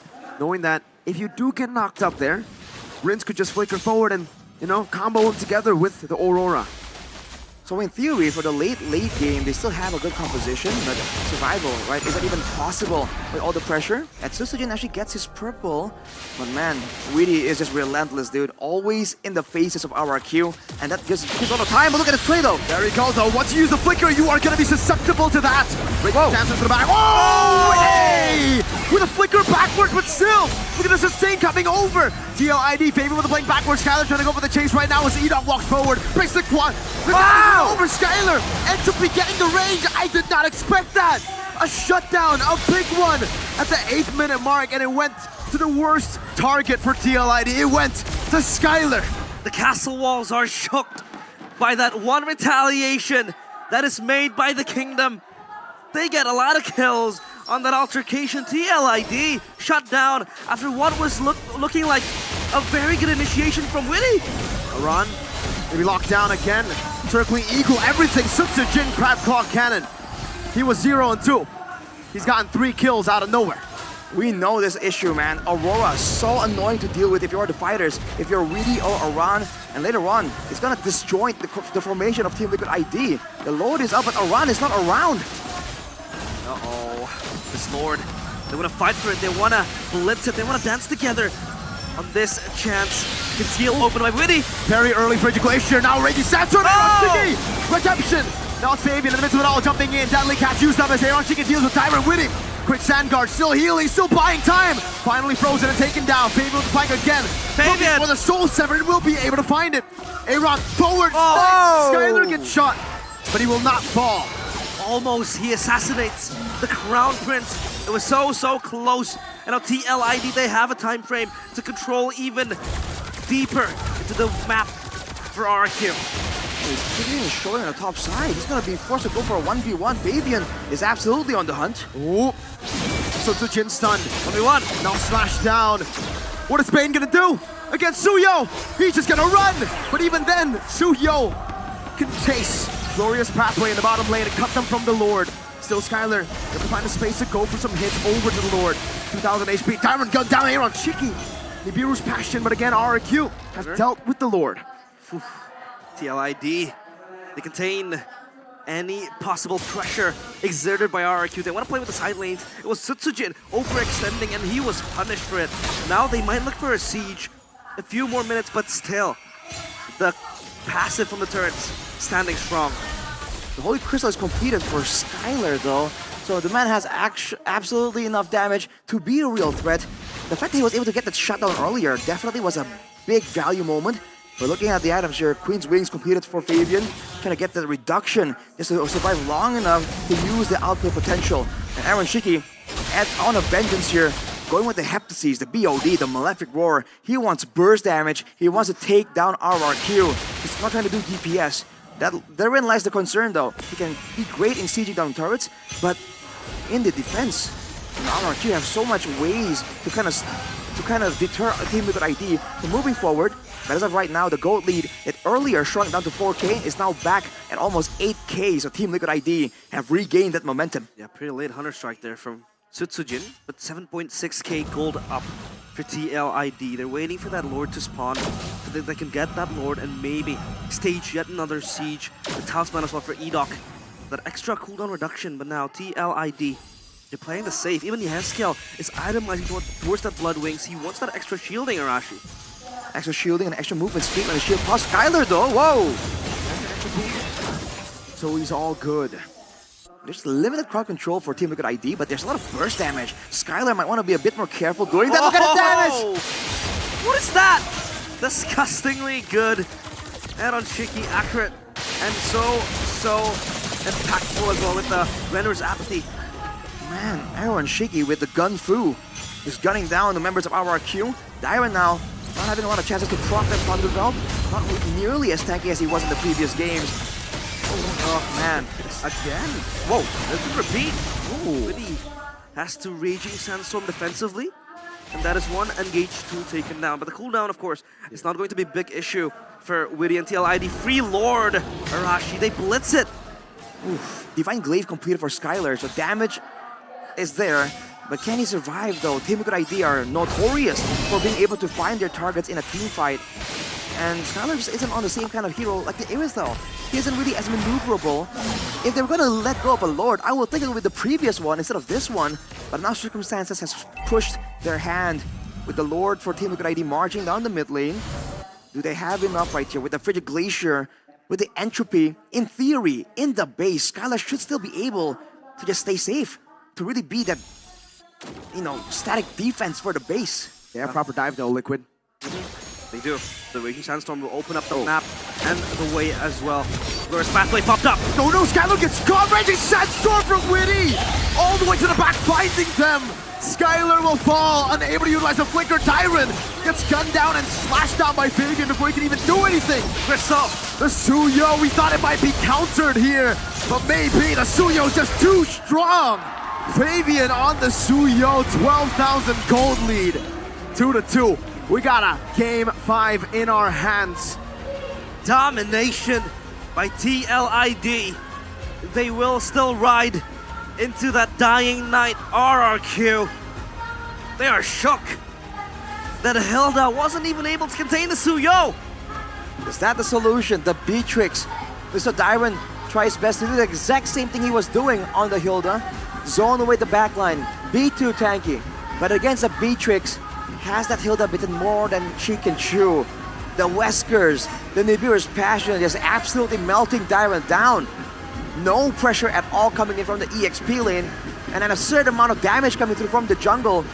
Team Liquid ID has just powered through the draft through brute force. In theory, RRQ had a chance. But in practice, Team Liquid ID has just stomped all over them. They don't care about the odds. They like those odds. They equalize the score. We got a game in our hands. Game 5 imminent. And TLID, their young blood's boiling. Again, the revolution, the rebellion is not done yet. TLID. What a game that was. Phenomenal stuff from TLID, man. Again, you know, I think there was a miscalculation for me, right? I expected the Hilda I think they expected the Hilda to be able to match that damage of Fabian, but man, I don't think so. I think this is just why Suyo's just been auto-banned every time. Even here, Tyron just disappeared, man. That mini Balmon ult though. Mini Balmon ult, you have an alpha. A mini Retri. You have an alpha 3-time swing with that hold of the skill 2. Yep. You have a stun, a dashing stun with skill 1. You have a sword. Yeah, you have a blink. You change it to Mia. You know what? Nerf 1-1. Nerf. Hey. Yeah, probably, man. But give some respect to my girl. You want to talk about the elephant in the room, though. Skylar, he doesn't know the Purify. Is that too greedy? Answer our questions, panelists. What do you think about the non-Purify Natan in that game? Take it away. The Suyo. The Suyo! Thank you, casters. I mean, I personally am not complaining about the Suyo, you know, being given over to TLID because, man, yeah. TLID. Super balanced, by the way, in the early game. Very much so. Perfect hero with no flaws whatsoever. It was evident in that game. But yeah, speaking of Natan Flicker. I think it's a mistake. I think it's greedy. I think that like Skylar, as good as he is, has costed his team games for one reason or another. Sometimes it's like a too many recalls. Sometimes, most of the time, it's battle spell choice. And finally, we get to see him punished hard for this one. Because previously, didn't want to go for Purify. Takes a Flicker. Irithel. We've been through a whole meta of Irithel. Most people were like, okay, we can go for Sprint, but as soon as there's CC, give me a Purify. Man still goes for Sprint. He doesn't care. He trusts in himself, and I respect that, but man, TLID, good punish this time. I don't think they're going to get away with it again. Okay, I mean, it did bring TLID now back to 2-2. So we're back square even, dead even between both of these teams as we take a look into the highlights again, right? And what I find interesting, we talked about it before, one of the highest amount of survey votes was the fact that TLID really need to be able to secure that early game. And this is just typical template TLID gameplay that we saw earlier on. Don't forget about the factor of that Khalid flex, right? I mean, I think 80% that Khalid, we thought EXP, and then yeah, you pick up the high loss. Maybe Skylar thought that Hylos was going roam, and that's why he opted for that flicker. But then the switch up, right? It's Weedy on the Khalid, game changer. He was so active, landing perfect moments as well with the Raging Sandstorm, and therefore he deserves the player of the game presented to you by the official tournament smartphone. I think Witty is, honestly, Witty had a really incredible early game, and I think that Rins unfortunately forgot what Khalid does. Losing losing Aurora passive level 1, absolutely unforgivable. It's just how? There's no reason for you to lose it that early on. The most you lose a battle spell, but your passive as well, that's when it becomes ridiculous. And as Gami mentioned before, having that double flex pick, the double flex pick in both Khalid as well as the high loss is really interesting, because now if you play the Hilda, no matter what the matchup is, it doesn't feel very, very nice. And specifically against the high loss, you're just gonna get sandbagged. That's why you see the constant proxy of waves, and that's why you see the positions of Fabian as well as his boy Witty just pathing down from purple all the way down to orange, knowing that this could be a possibility. So Hilda, meta undebunked? Well, on condition that high loss isn't there. Yeah, I think that's what I'm about to say. SDL, he brought the Hilda quote-unquote trend to Iran. It seems like Keskewed, he denied it twice already, and suddenly with the Khalid, it's an answer from SDL himself, right? He knows the kryptonite, and it shows in this game that, yeah, Darwin Game 3 was nowhere to be found in Game 4. Yep. Could barely play the game. And honestly, like, even Skylar getting his signature in that Natan, Eroshiki feels a lot more comfortable playing this Beatrix. Like, he doesn't even need the setup sometimes. Whoa, I didn't realize 13 minutes and 24 seconds? Yeah. And Natan, this series, for the record, very low percentage. Very, very low percentage. It's not looking good for Natan all across the board, but generally, I feel like at least TLID is back in their element, right? Playing towards that early game, having a couple of late game securities, but generally just designed to team fight and to end this game as early as the mid game. Because RRQ, as you can see, once Sutsujin is put on this Bane, they immediately go a more passive route of play. I think this is going to be homework for TLID once again. I'm still sticking to my opinion that TLID really needs to work on this. If they don't get the early game, they need to figure out a way to adapt in the game and just recollect themselves to be able to play into the mid towards the late game. But in this particular matchup, how do they replicate that same purpose of finding a better early game setup? Because I don't think that the Suyo will be let go again. Well, here's the thing, right? This is why I think that blue side was very, very important for both of these teams. I think it's going to be a consistent back and forth until somebody figures out something about the red side that could maybe turn the tables for at least a minimum, for Team Liquid, at a minimum 2 games. If not, I mean, RQ is going to get the match point first, and then an immense amount of pressure is put on the team. It's going to be very interesting, you're right. It's going to be very intense, and it does seem like for this series that first pick value has been delivering like crazy instead of, if you compare the last pick value, all right? Remember that Aurora last pick, it wasn't really as expected. I expected more from the Aurora. I mean, Rins shouldn't have lost his passive at level 1. Like, so much happened because of that, right? Had Rins not lost his passive, maybe he could have been able to contest that mid wave so that he could maybe save Dyren for when he was proxying, you know? So many variables could have been tweaked significantly. Because again, as much as Edok wants to be able to kind of pull people out of these tough positions because he's playing Matilda, if you don't have the backup, you're pulling them into yourself for a free double kill. Very interesting, but I want to go back here. Go back? How far? Go check tack. Okay. He mentioned 4-2. 4-2. And for now, it does seem it's 2-2. Will it be 3-2 and then 4-2? Just I mean, as like, predicted. calm down, because RRQ are also playing impeccable games. They are. Okay, they have been looking clean, they have been executing it well. That's right. And it always just boils down to the drafts. Because I'm not saying that RQ had a bad draft, but this was a really good draft for TLID with the identity and where they find their strength. Early game. Man, you can tell that your blood is blue. At this point, you don't even need a blood test. It's just, oh, no, sorry. It's B for blue. I agree with you. I think that, like, even RRQ right now, it's not about the performance. It really just comes down to, like, can we get a better draft? Maybe Skylar, let's not, take a Purify every once in a while. This is starting to get really, really nerve-wracking. But at least for TLID, especially for the Calvary fans here, with this game, it's a refresh. It's a reset of mental. So we'll take a little bit of a refresh. Once again, ladies and gentlemen, before we get into that championship point, we're going to throw it over to our hosts up on the stage. Bye.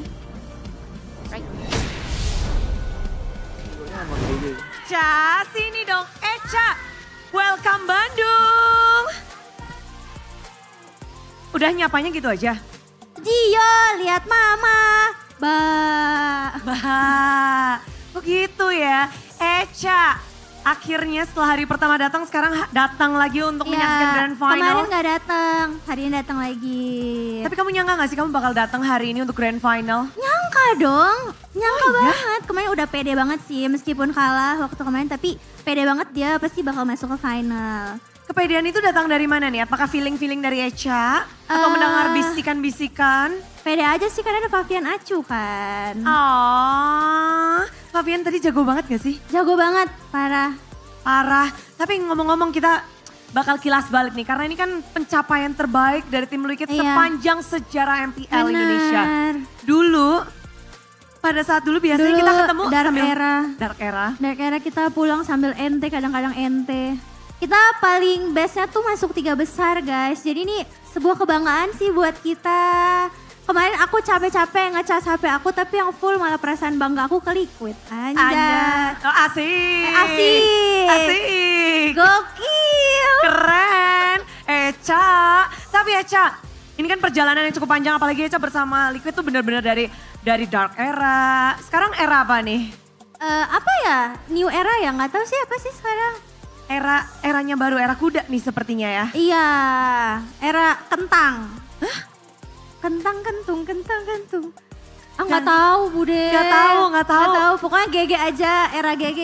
Ya era yang GG. Ya. Ngelihat sekarang mereka bertarung sekuat tenaga sebagai brand ambassador dari tim Liquid ID. Apa yang Echa lakukan dari tadi? Teriak-teriak sih. Aku disuruh maju-maju. Aku dari tadi waktu game pertama merinding banget sih meskipun sempat kalah, tapi aku percaya pasti bakal bisa comeback. Kan ini namanya final, kalau misalnya nggak balas-balasan nggak seru kan. Kalau dibantai gitu kan kurang seru ya. Jadi emang sengaja sih puring kayaknya. Bukan puring. Apa namanya? Ngefur. Enggak dong, ini semuanya udah memberikan yang mereka miliki ya, Ca? Iya benar. Rasanya di panggung tuh biasa, Echa biasa di panggung juga ya? Iya. Mengalahkan rasa nervous itu seperti apa sih? Nggak tahu sih, jujur kalau aku jadi player kayak tanganku gemetaran sih. Gitu? Iya. Tapi mereka hebat banget sih, maksudnya kayak player Liquid kan banyak yang masih muda dan first time masuk ke MPL kan. Dan mereka hebat banget bisa ngalahin rasa demam panggungnya gitu. Itu big deal banget loh buat anak sekecil itu berkelahi dengan rasa deg-degan.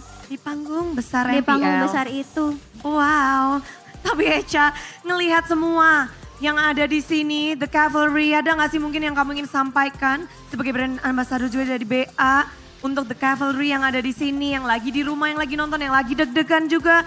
Mau digombalin boleh nih? Aku makasih ya udah dukung Liquid dari dulu sampai sekarang. Kita dukung terus sampai Liquid menjadi juara. Kalaupun enggak, mereka udah lakukan yang terbaik. Terus aku gak mau gombal buat yang nonton, aku mau gombal buat Fabian. Langsung aja nih. Aku dari kemarin sibuk nontonin kartun Mickey. Tapi Mickey-nya bukan Mickey Mouse, Mickey-nya mikirin Fabian Acu. Tapi sekarang Fabian akan melanjutkan permainan. Coba semangat terakhirnya nih, ayo. Semangat Favian dan tim Liquid, semoga kalian menang menjadi juara. Kata-kata buat barudak Bandung? Well. Wow. Dan itulah dia, kita akan melanjutkan bagaimana keseruan dari hari ini. Final belum berakhir, Grand Final masih akan berlanjut. Dan ini akan menjadi game yang akan mendebarkan siapa yang akan mendapatkan poin berikutnya. Mari kita cari tahu bersama para panels dan juga para caster. Monggo, hand of down.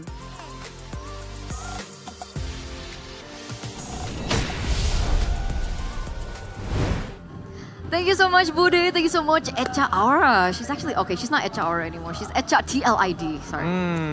There are differences. Get with the program. But yeah, we gotta get with the program here in the best of 7 because we're now down 2-2. We're going to the 5th game. And we could potentially be, well, not potentially, we are definitely going to be seeing championship point. But the question is, who will be able to get there first? Will it be RRQ or will it be TLID? So intense. I genuinely don't know anymore. As much as I've already predicted that it's going to be a 4-3, it could go either way. Right now, seeing RQ's performance is so spectacular and awesome, ladies and gentlemen. Hey, Eterna, what are you doing right now? Sorry, you know how... So TLID are going to M6, right? And, Yes. And I think I could be potentially going there as well. That is... Oh, okay. But I don't know how to ask Yao Yao. How do you... Okay. There's... Just as friends, by the way. I just want to grab like... Yeah, totally. Like coffee or There's something. a feature there where you Okay. can actually ask the AI. Do you know that? Wait, the what? AI feature on a phone? Wait, what do I do? Oh, is it this? I mean, practically, ladies and gentlemen, the Galaxy S24 FE. For those of you who are looking for a phone, it's flagship performance, but also a very budget-friendly price. All right. How do I ask? That's an AI out feature. in M6 Malaysia. Oh my god. Okay. Okay, I'm using the AI feature. So I could choose whether to have a casual or professional response. What? Yeah. Okay. Okay. That's very convenient. What does that even mean? Like I'm if gonna it's be like like, a professional setting. Is casual gonna just be like, hey girl, how you Wait, I doing? forgot to set it in English. Oh, no. Oh, that's kind of awkward. But for those of you who are curious about it, the Galaxy S24 FE is a perfect choice. Price only at around... I keep forgetting the Indonesian numbers are huge. 9 million IDR. Its gaming performance is 2 times faster than the previous version. Not only is it great for gaming, but the Galaxy S24 FE also has impressive Galaxy AI features that Eterna currently is exploring. And also one of my absolute favorite here, Gideon, the feature that is... It's called Composer. All right, this feature helps you create chat messages, captions, emails, and more with the help of Galaxy AI. And it's also perfect for inviting your crush to play together. How it works, Eterna is showing how it works. Eterna, show the audience. Stop indulging in it. Eterna, Eterna, show the audience. Oh, right, sorry. Show it to the audience. I forgot. So basically, all you need to do is like open the keypad on whatever, you know, chatting thing you use, guys. Super easy. And there's like under the chat box, under the chat box, there's the AI icon. Yeah. Oh. You just press it. Okay, I'm gonna press it now. It's very simple, by the way. Super simple to do. Yeah, I press it, and then all I need to do is write what I want. Ask away. Ask Yaoi, yeah. And then you can choose standard or not, casual or professional. You can also change the language, which I just did. I changed it to Tagalog. Okay, and then choice. And then it auto-generated it for me. Okay. Very simple. It auto-generated? That's how AI works, apparently, Gideon. Dude, I was thinking like small mama. stuff. I was thinking about like, yeah, There you go. emails. I'm like, no problem. But now you can even open up to your crush like, that's the whole paragraph. There you go. And luckily, we can check it first. Okay. So it doesn't auto-send. That's a We cool... can tweak it here and there. I don't understand what this means. It even added emojis into it, right? Yes. What does this mean? Very, very interactive indeed. So you guys, what are you waiting for? Get it Because again, ladies and gentlemen, for you MPL viewers, you can get it a free 25-watt travel adapter as well, a 200K IDR, Google Play voucher, and a free permanent MLBB skin when you buy on Samsung.com/ID by using the promo voucher code of Galaxy S24 FE MPL. I remember, repeat that, Galaxy S24 FE MPL. You can also get an additional discount of 500,000 IDR for your first purchase on the Samsung Shop app. Hurry up because the promo only lasts until October 31st, 2024. So buy the Samsung Galaxy S24 FE now. What does Gandamo Yawi mean? Look, I don't want to get involved in this bit. This is the part where I draw the line because as soon as I don't know the language, I know somebody is messing with me. And I know that from my Filipino counterparts. Okay, but you know, we don't want to mess with you guys. Thank you, po. Thank you po. Chantel po. I'm sure she's watching this, by the way. Kamusta? Okay lang. Let's go, guys. Filipino. Anyway, for you guys at home, once again, you know, whether you're Filipino or not, you know, everyone around the world, we want to ask you guys, not language tips, but more so, how can RRQ make a comeback for game number 5? Yeah, okay, pretty self-explanatory. 45% ban or pick Suyo. Should be 0%. No, that's a balance hero. What do you mean? I mean, 45% of the audience is correct. I don't know who the other 55? Yeah, 55% of people are like, Suyo. Suyo's not the problem in that game, man. He's not the problem. You should limit Witty's initiation hero or power. Duh. It's Witty. It's all Witty's fault. I think that Witty, yes, he has a couple of tells, but I don't think his initiations are great, but they're very, very telegraphed. And he only goes in when he knows he can guarantee get the hit. So it's like, why do you care so much about the initiations, especially when the early game was so heavily driven, not only by Witty, but this Suyo from Fabian. All right. Brave of Fave to win work. And I don't think that's going to happen again. I mean, look at your screen right now. Second pick. TLID are now on red side, so RQ chose first pick. I hope TLID has something interesting for red side, because again, it feels like they kind of figured out blue side, but they don't want to show it off again to RRQ to maybe pick up on some of those habits. So keep them on their toes. You know what? I expect RRQ now being on blue side, they might ban the Hilda out. Ooh. Like game 2. I don't think Guess Cute has a direct answer for this Hilda, even TLID has shown what they can do against the Hilda game 4. Do you think Fanny Cho Hilda again? Fanny Cho Hilda. Yeah, I think they want the Matilda, if not the Suyo. Or maybe TLID is trying to be cheeky. Let go of the chip. To Edok? Oh man, I don't know about this. I don't know about this. Mr. Gotti, I don't think that's a good idea, Mr. Gotti. Don't stress us out. Don't stress us out. Okay, let's get into the drafting phase for game number 5, right? 5. Presented to you by the official tournament smartphone, Samsung Galaxy S24 FE. There you go. You hit the nail on the head with this one. It's one for one, each and every one of them. Fanny Cho Hilda. Fanny Cho Hilda. Game 2. So what did RQ go for? They went Matilda in game number 2. They did go for Matilda in game number 2, but at least St. Lucas has already like put a big clamp on that, right? They get rid of Matilda, they get rid of the Suyo as well as the chip. Now Fovius is going to get first pick for the side of Cascute. We come back to St. Lucas. Let's see how he's going to manage this. Because again, I feel like Fovius for certain teams are a hit or a miss. Yes, and based on game 3, I believe. Yeah, Dyron rocked the Fovius like crazy. TLID, they should have the scenario, right? They should have the radar that Fovius first pick. But it seems like they're taking their time here. Wait, do they go? Do you want Bane or do you want? Do they just go Angela Ling? Okay, sorry, that's crazy. I mean, it's a little tough. Bane and Alpha is Alpha. Yeah. I don't know. It feels like TLID always lean in, especially when they have that first option. We'll rather the Alpha over the Bane 9 times out of 10. But Witty now getting access to the Khalid once more.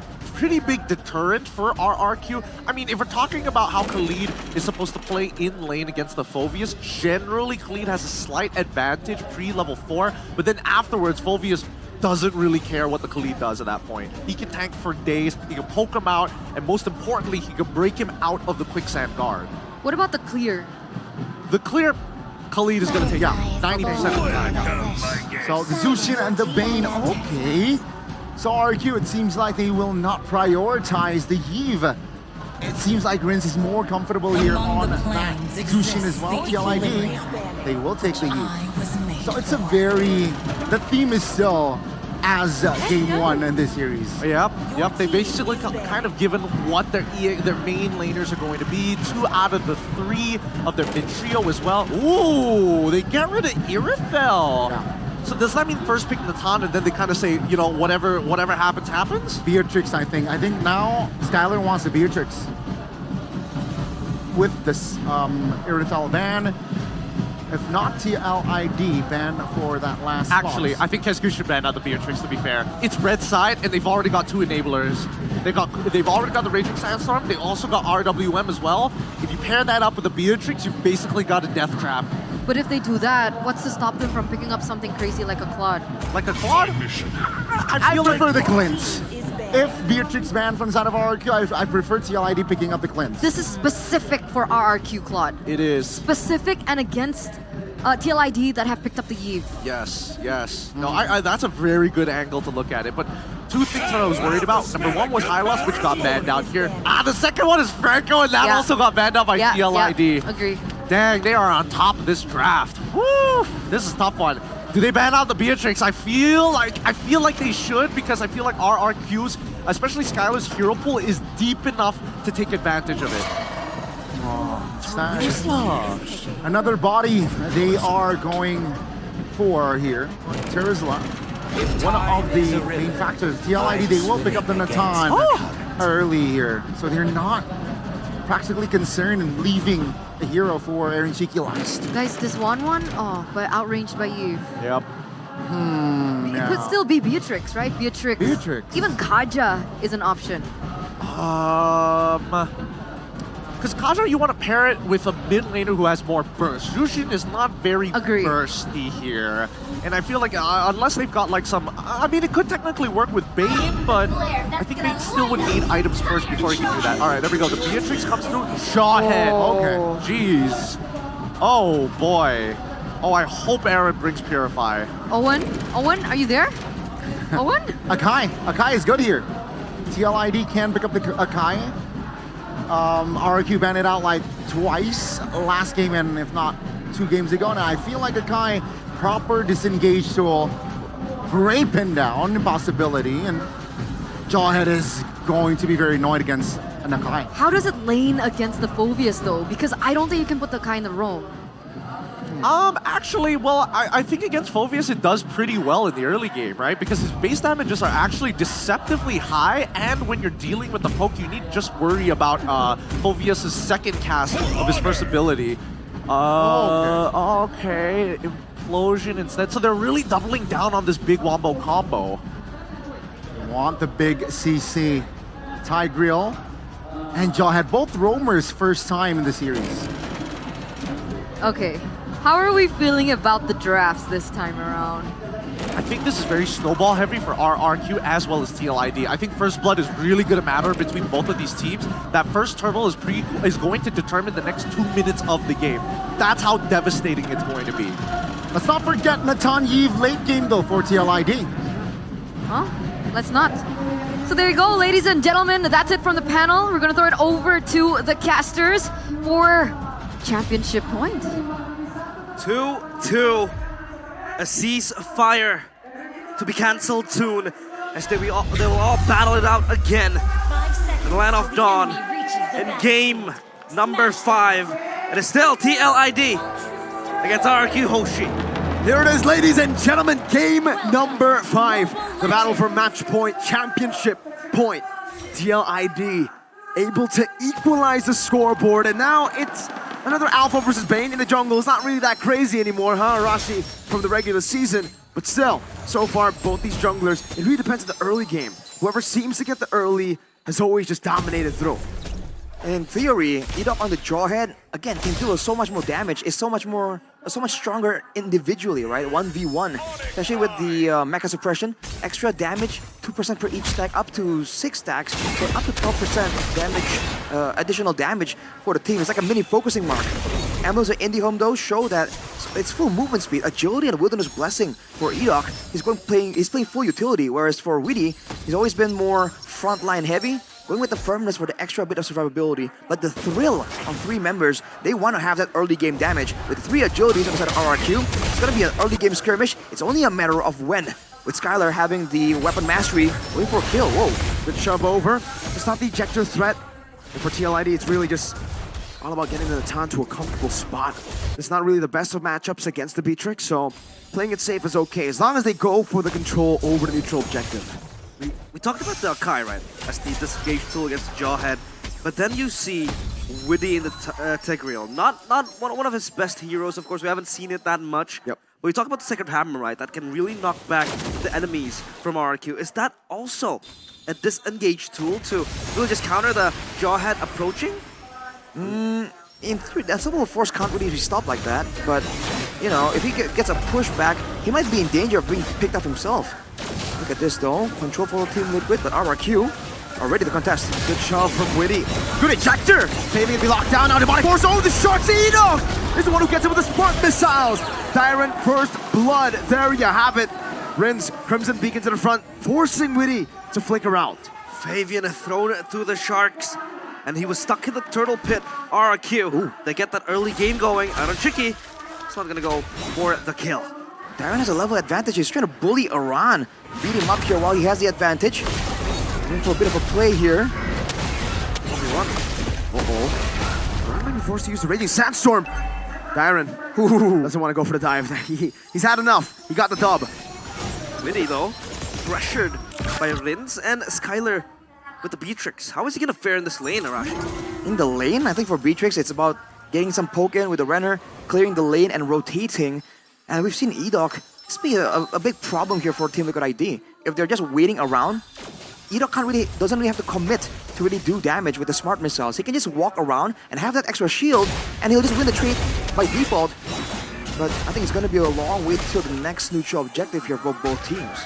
So I got confirmation. Witty, this is the first time ever that we've seen a Tigreal pick from Witty.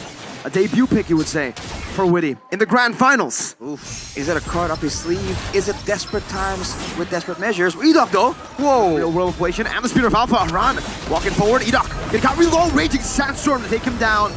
Now with Lancer Flare, Tyrant moving forward. Crimson Beacon. No Spear of Alpha means you're dead. Alpha down. Iran in the back. Iran jumped down by Tyrant under the turret. Witty getting the shove, but there is no way that they can go for any kills. There's no one alive to do so. Iran forced back RRQ with an early game win. They know they have the phobias. They know the longer the game goes, the fight goes rather, the Iron is just gonna pop off, dude. As long as it's a front to back, as long as Team Liquid ID are kind of corralled together for safety, it's fine. But look at Witty though. Whoa! Oh, with the shove back again. Iran into the front. Whoa! Good knockup with the Fabian Spear of Alpha. Rins, no Crimson Beacon. Big resources spent earlier. Fabian, no Spear of Alpha. Tango, they want to fight this run. Raging Sandstorm out of 2. Retreat on point from Fabian. Gets out. Deadly Cash from Sitsujin will not find them. Oh, great trade there. Iran sacrificing himself to get the turtle. And Diamond actually comes in to try and flicker in, disrupt the turtle take. A bit too late though. But RRQ setting up for something on the top side. There's going to be surprise coming in from Fabian and Witty though. Oof, they invade TLID's jungle. They have control over this. And Witty getting tossed upon. That's the ejector for you. Whenever you're in these bushes, opening up is always scary. There's a lot of abilities that could just mimic the movements of TLID, and they can jump into the backline of TLID as well. Talking about the Phovius jump, and then Edok with the Unstoppable Force. Does this mean the only tool that can keep them in place is the Trigger ult?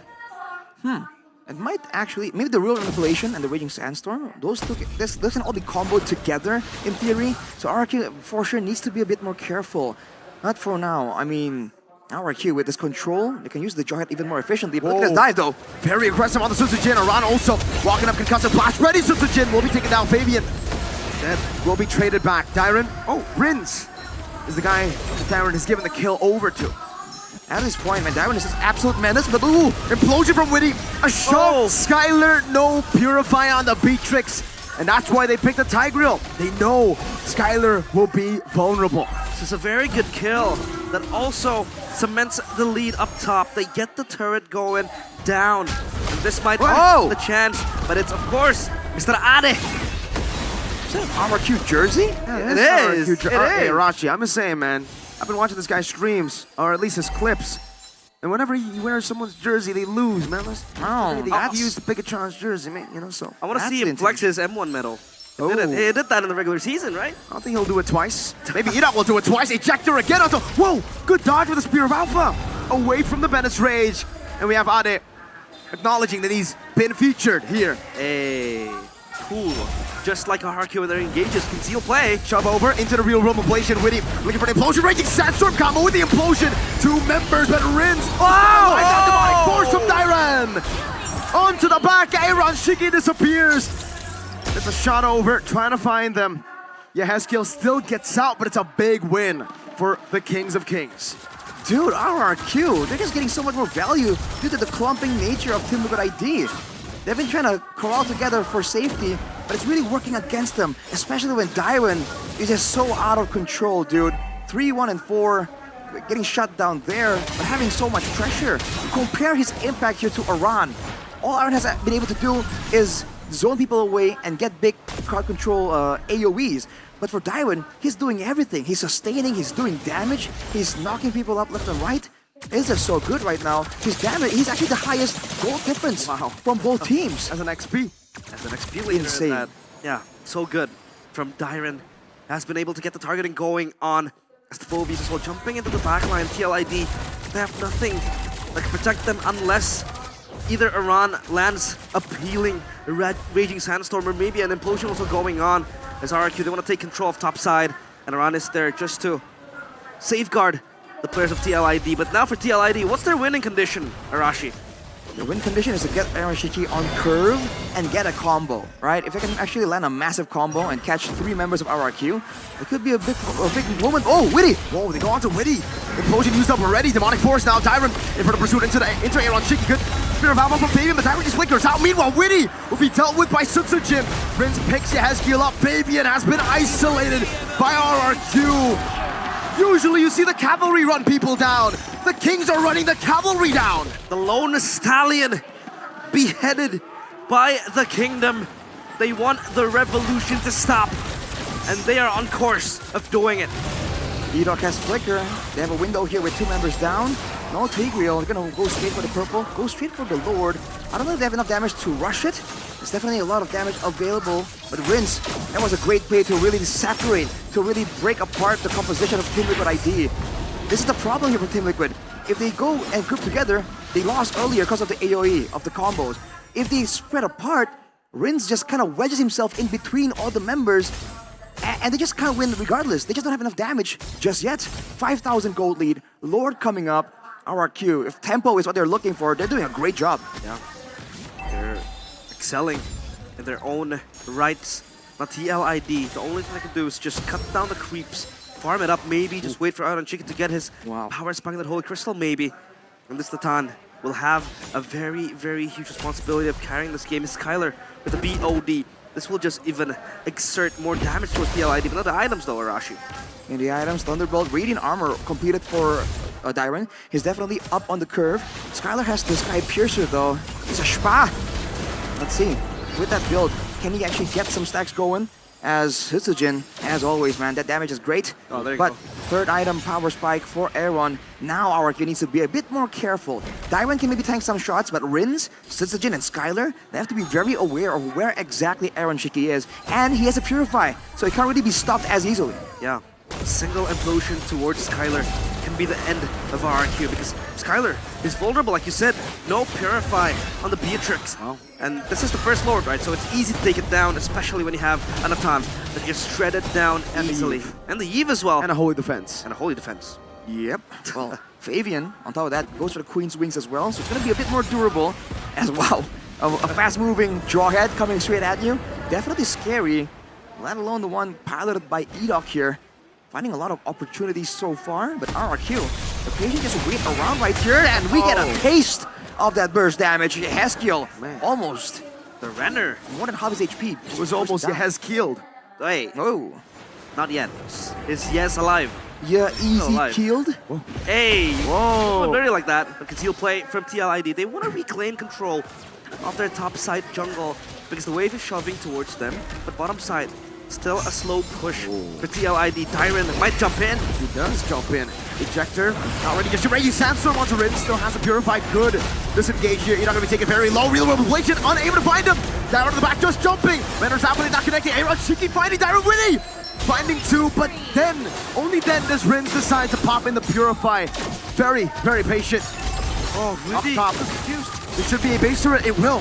Free for RRQ. Wow. Look at how much effort needs to be exerted by Team Liquid ID to catch Dyron. Even then, if they were just a little bit slower, if Dyron was a bit tankier, he could have gotten an extra kill there too.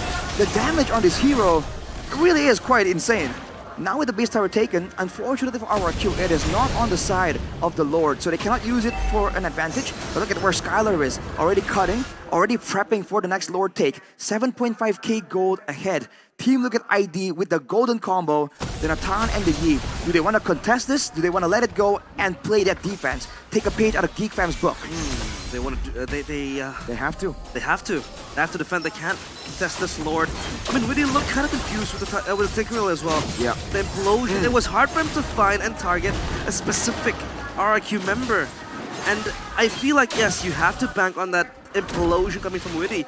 But how are you supposed to maneuver if there's so much layer towards RRQ's front line? Especially with all the AoE like waves coming in. You have the deadly catch, but also the wave of the Phobias just knocking you up. If you're coming from the front, it's going to be so difficult. And I think the idea for Witty is that he wants to come from a different route, not go for a frontal assault, but the zoning. Look at where Edok is at every single time. It's almost like the entrance to the jungle on the bottom side is plugged by Edok. The one on top is plugged by Dyron. Yeah, they have a tri-lane wave pushing up top, down bottom, one in mid as well. This will be the base defense we all talk about. Geek Fam style, TLID, can they hold? Let's see if they can. Edok walking up already, zoning them away. That's an implosion onto Edok. A jump back to Edok. Able to flicker out. Rin's gonna be caught by the speed of Alpha though. Aran jumping in, diving in. 2 members down. RWM catching Dyron with a Raging Sandstorm. Dyron melted by Aaron Sticky. And they keep themselves alive in Game 5. The revolution still underway. They keep it alive. Renner's apathy to impale out on Shiki, but he will be fine. They hold the base, but they lose 2 turrets. Very similar gold lead still, so all things considered, not a massive swing just yet for Team Liquid, but these are the moments where they can find some more turrets, more farm in the jungles, maybe even another pickup if really can get close enough. There is a flicker available and Skylar has no Purify, so now he needs to really respect it without the frontliners available, without Edok and Dyron around to just tank some of that. Whoa, like this, oh my goodness, what happened to a run? A pull, but Rock ejector, Witty, caught. Lantern flare over to Aaron Shiki, no! There is no! Entropy buys the Blood Wings, he pops the Purify, but he will still be cornered! Oh! Even despite dealing that damage. Now in the mid lane, it's a cut in the waves. Fabian will be able to buy some time. He has Keel, gun down, RWM, not enough to take this game, to save this game! Fabian chased down by Dyron. 1 cannon minion, another super minion wave up top! The Kings of Kings have secured match points. 1 game away from an MPL title. The fashion, the closure of that game. It was unexpected. They won that fight in the middle. Sutsujin turning his back towards TLID, catching them all on their way back. And they got the team fight going. It was just a great reaction from RRQ, identifying the Team Liquid. They have damage, they have high ground, They have everything going for them going into the late game, but what they don't have is mobility. Immediately you saw Edok burst into action. You saw everyone use everything they can to locate that fight. And Rins on the Sushin with the spam ability, with the movement speed boost, with 2 gap closers, was able to just get the slightest bit of crowd control onto Aaron Shiki. And just like that, we talked about this. You're the kings of the base defense, but dare you venture out into the wilderness. It feels like it's a deja vu of the games they've played with the Natan and the Eve. They want to defend their base. They want to hold on to dear life. They want to hold on till Kingdom come, but it just didn't happen. Why are they pushing outside?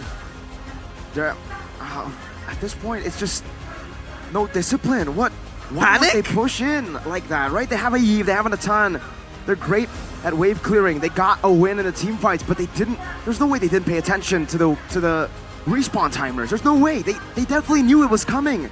They decided to stay because they thought they could win the team fight despite using all their resources for the skirmish already. That was just a bad call. It seemed like they thought that RRQ were gonna come in one by one, because we've seen it happen before. But RRQ waited. They sacrificed a structure and they got it done as a team. We'll throw it over to the panelist desk to decipher what happened right there. Eterna, take it away.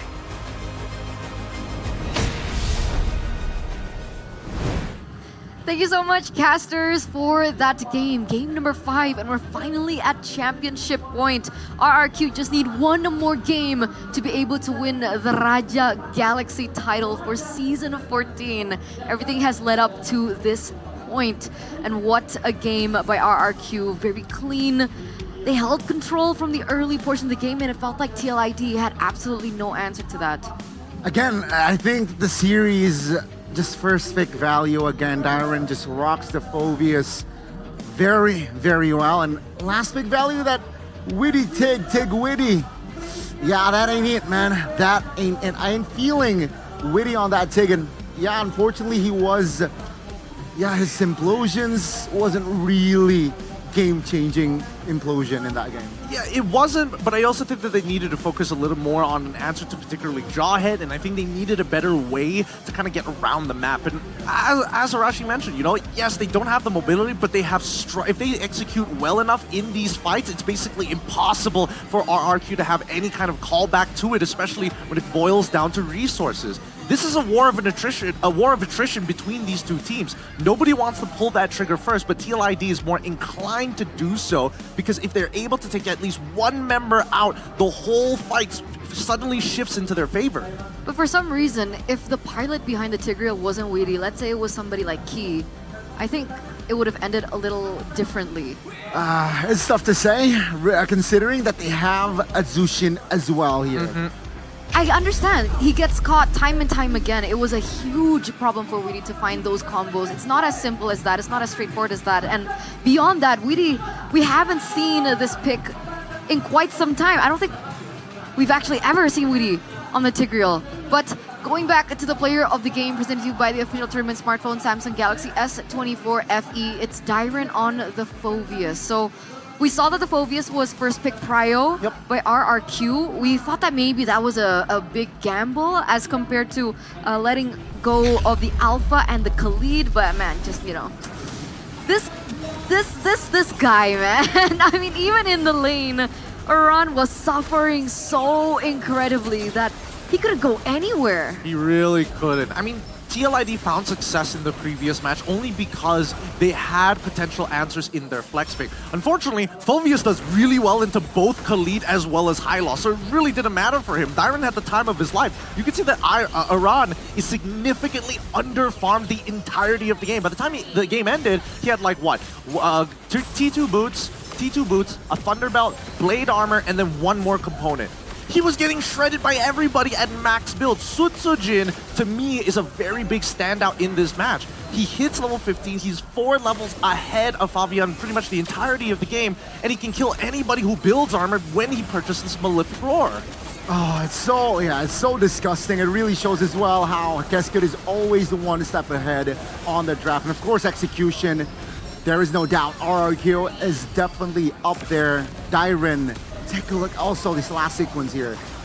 Yeah, I think TLID, they snoozed a bit, right? They snoozed a bit in this last sequence, which cost them the game. Aaron and Shiki really know where to go. And they know when Aaron Shiki's down, yeah, it's just over.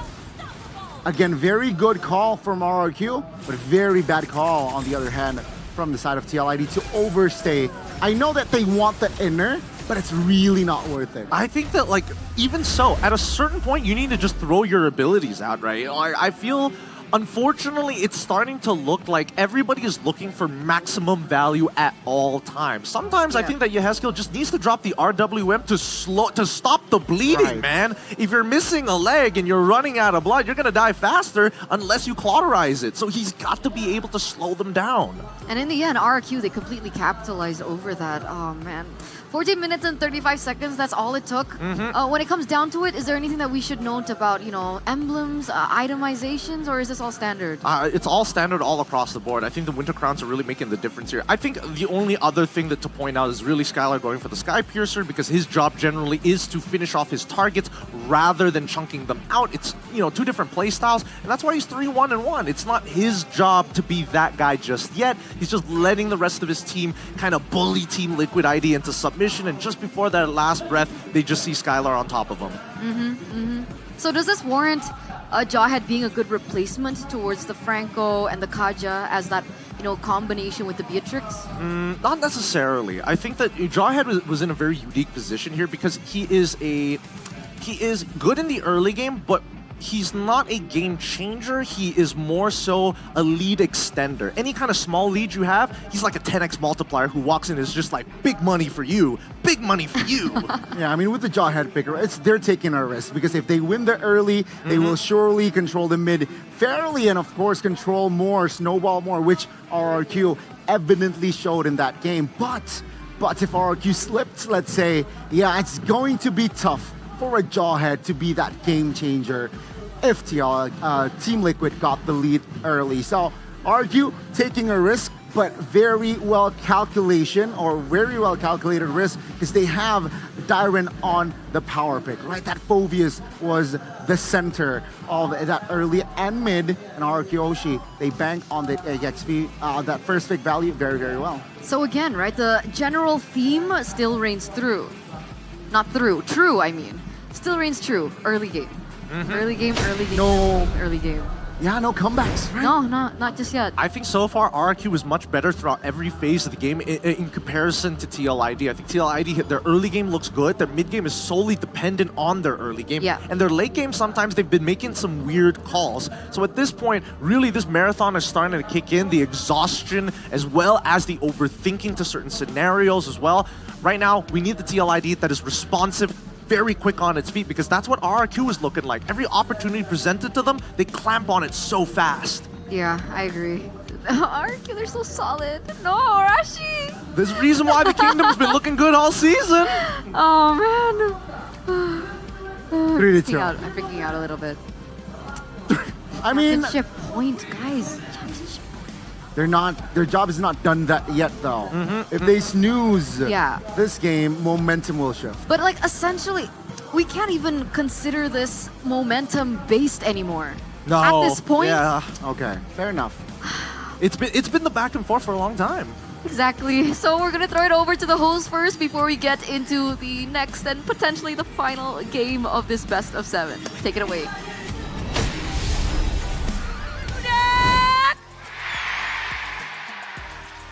Superfans, mana suaranya? Ramai banget pastinya karena kita melihat Grand Final nggak hanya yang ada di dalam Eldorado Dome aja yang benar-benar penuh, di MPL Festival juga sampai membludak. Membludak Bude sampai parkiran tadi aku lihat dari jendela mobil nonton Bude buat nonton Grand Final MPL Season 14. Seru banget pastinya. Gimana? Seru nggak? Kalau seru tepuk tangan semua. Memang apalagi sekarang poinnya lagi kejar-kejaran banget. Dan RRQ memimpin dengan 1 poin. Betul sekali, 3-2 nggak dikasih kendor baik dari tim Liquid Indonesia maupun dari tim RRQ Hoshi. Tapi ya Bude, karena kita sudah sampai di MPL Festival, kayaknya nggak lengkap kalau kita nggak kasih challenge buat penonton. Betul, Bude akan challenge semua yang ada di sini kita bikin wave. Asik, tahu kan yang wah. Siap nggak? Pakai tangan aja ya. Jangan berdiri, nanti kesundul. Sundul Bude nih. Kita dari arah sana dulu, dari kiri Bude. Nanti akan dilanjutkan untuk wave di MPL Festival. Dari kiri ke kanan. Siap nangkep? Siap semuanya. Oke, kita cek ombak dulu sebelah kiri apakah sudah siap? Tengah siap? Kanan siap? Yang belakang siap? Oke Bude, Mantap. langsung aja kita hitung pakai bahasa Sunda ya Bude. Monggo, ayo. Oke. Mangga, ayo. Mangga. Kita coba. Tilu. Dua. Hiji.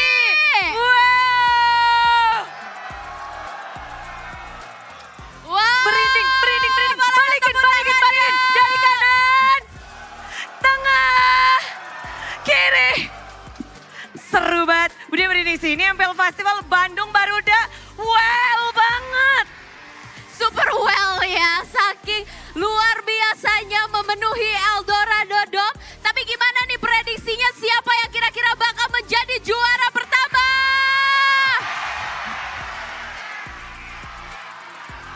Rame.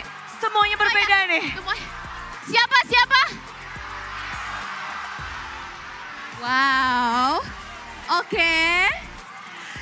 Di MPL Festival memang semuanya itu lagi nunggu-nunggu tim favorit mereka untuk juara.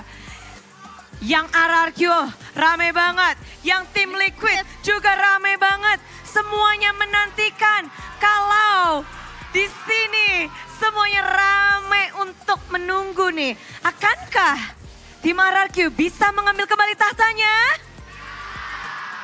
Ataukah tahta tersebut akan jatuh ke tim Liquid Indonesia? Bisa ada juara baru, kita nggak akan tahu bagaimana pertempuran best of 7. Para player sedang berjuang, mereka harus menguji semua yang mereka miliki dari segi mental, gameplay, dan juga tentu saja bagaimana mereka bisa mengalahkan diri mereka dari hasil-hasil sebelumnya. Betul sekali Bude, jadi kita akan lihat sama-sama ya di game selanjutnya apakah tim Liquid Indonesia bisa kembali mendapatkan skor dan kembali imbang. Jadi game of 7 ini akan menjadi full series. Langsung saja kita akan lihat analisa dari panelis, silakan take over. Barudak!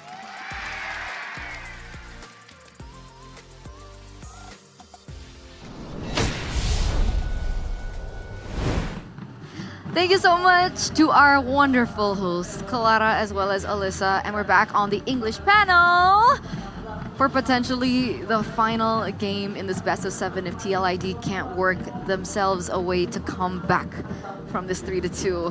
I mean, earlier on I was like, to Arashi, but he's like, I'm like, okay. I mean, it's very possible at this point. I mean, your feud with Arashi is back and forth just like this game. So far, like I was pretty surprised. I thought maybe that, you know, TLID, based on how playoffs has been going, it's just been like, oh, first 2 games, no problem, and then after that, a bit of a coin toss. What about you?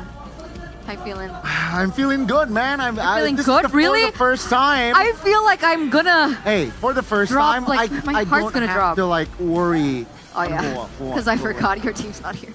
History of Finals MVP though, Hey. right? This is potentially the last game. So now we got a little bit more of a taste as to the performances of all these 10 players.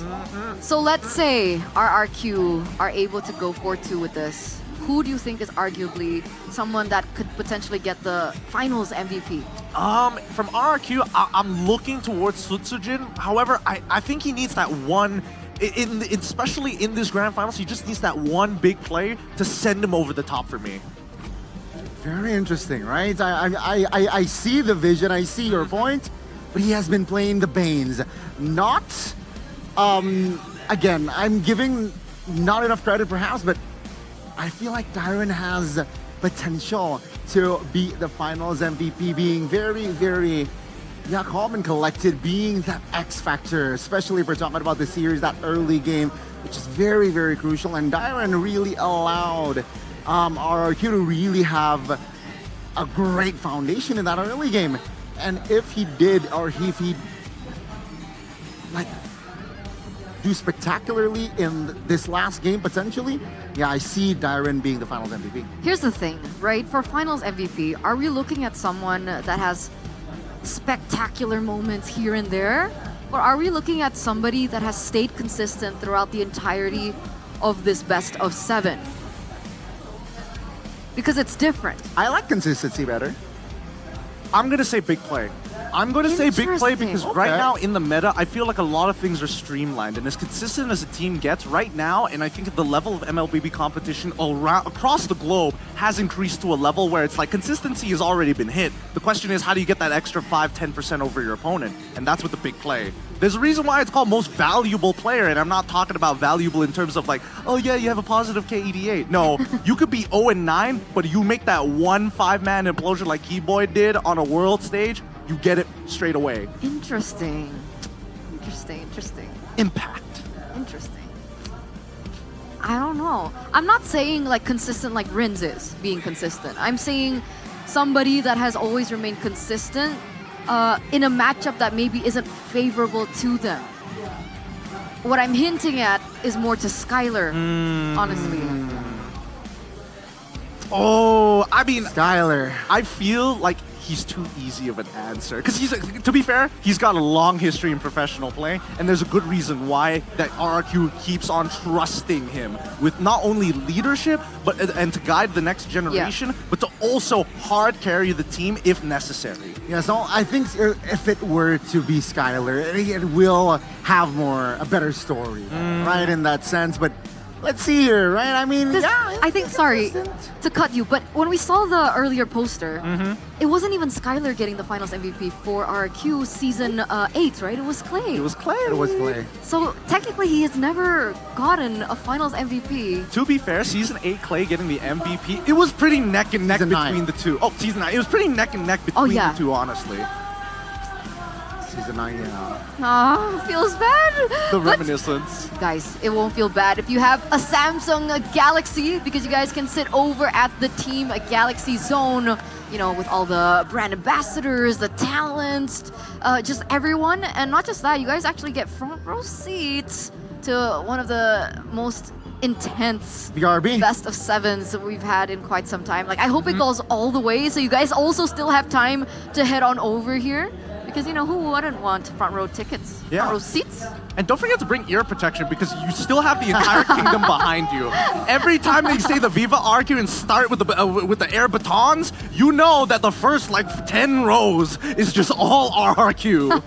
And even in the game, just like a single kill, or they get like a turret. Lethal Wanderer, yeah! Oh my god, that's so true. Passionate, man. And yeah, on the camera, you see the brand ambassadors as well as the talents from TLID. And guys, you know, Your friends. imagine sitting behind them right now. Starstruck. At least you don't have to wear ear protection. Hey, they're allowed to. What do you mean? They are allowed. They are allowed, to be fair. Whoa! Yeah, they're wearing protection of their own. They're using Head and Shoulders over there. Oh my goodness. That is some lush hair. Beautiful. Beautiful hair, right? One solution, Head and Shoulders.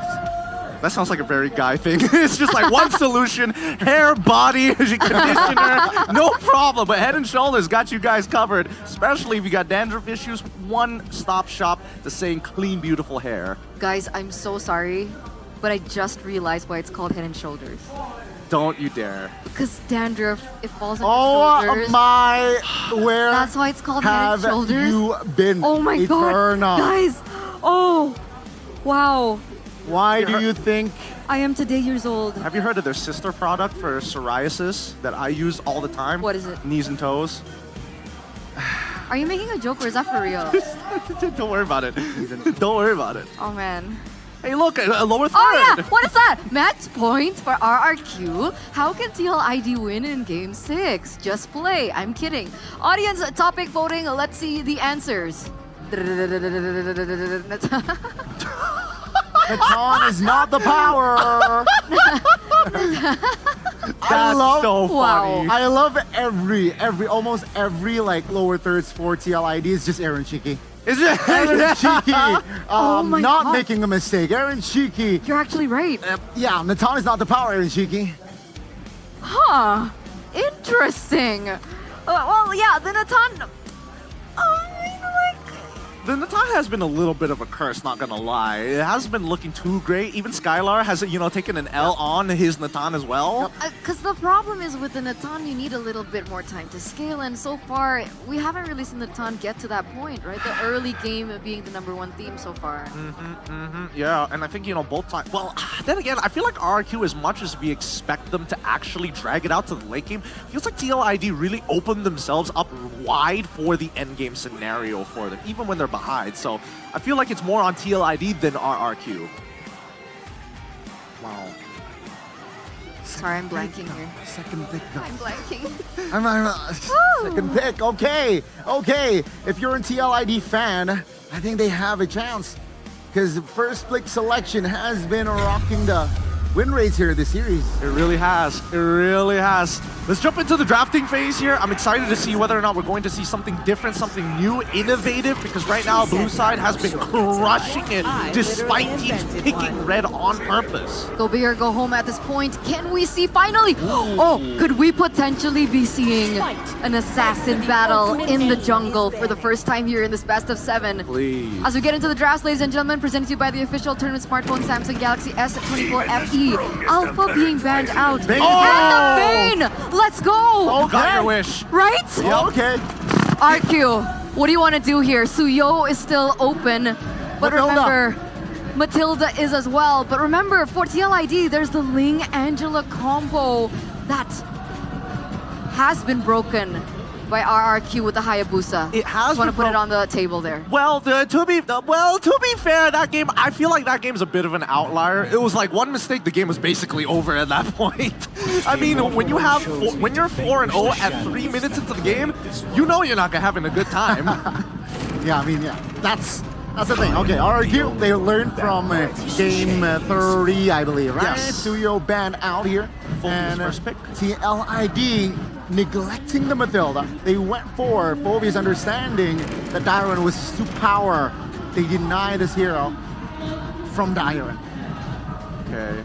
So if they do decide to take Matilda, we've seen teams have two opinions about Matilda into the Phobias matchup. One being, yes, I am building up his passive. What are you going to do about it? It's still good because I can heal you. Or B, we better not touch it because now 2 people are going to get affected by Phobias. But the big question is, if they pick out the Matilda here, who are they going to combo it with? Bane Alpha banned out, Suyo off the table. Oh, that's actually a good point. I mean, I definitely think B or even, That's dirty. Oh! That's dirty. Rats making a comeback. Guys, Barat's where though? EXP most or likely. jungle? I mean, it's usually it's Right? the It's dirty! This current patch. But Angela Ling.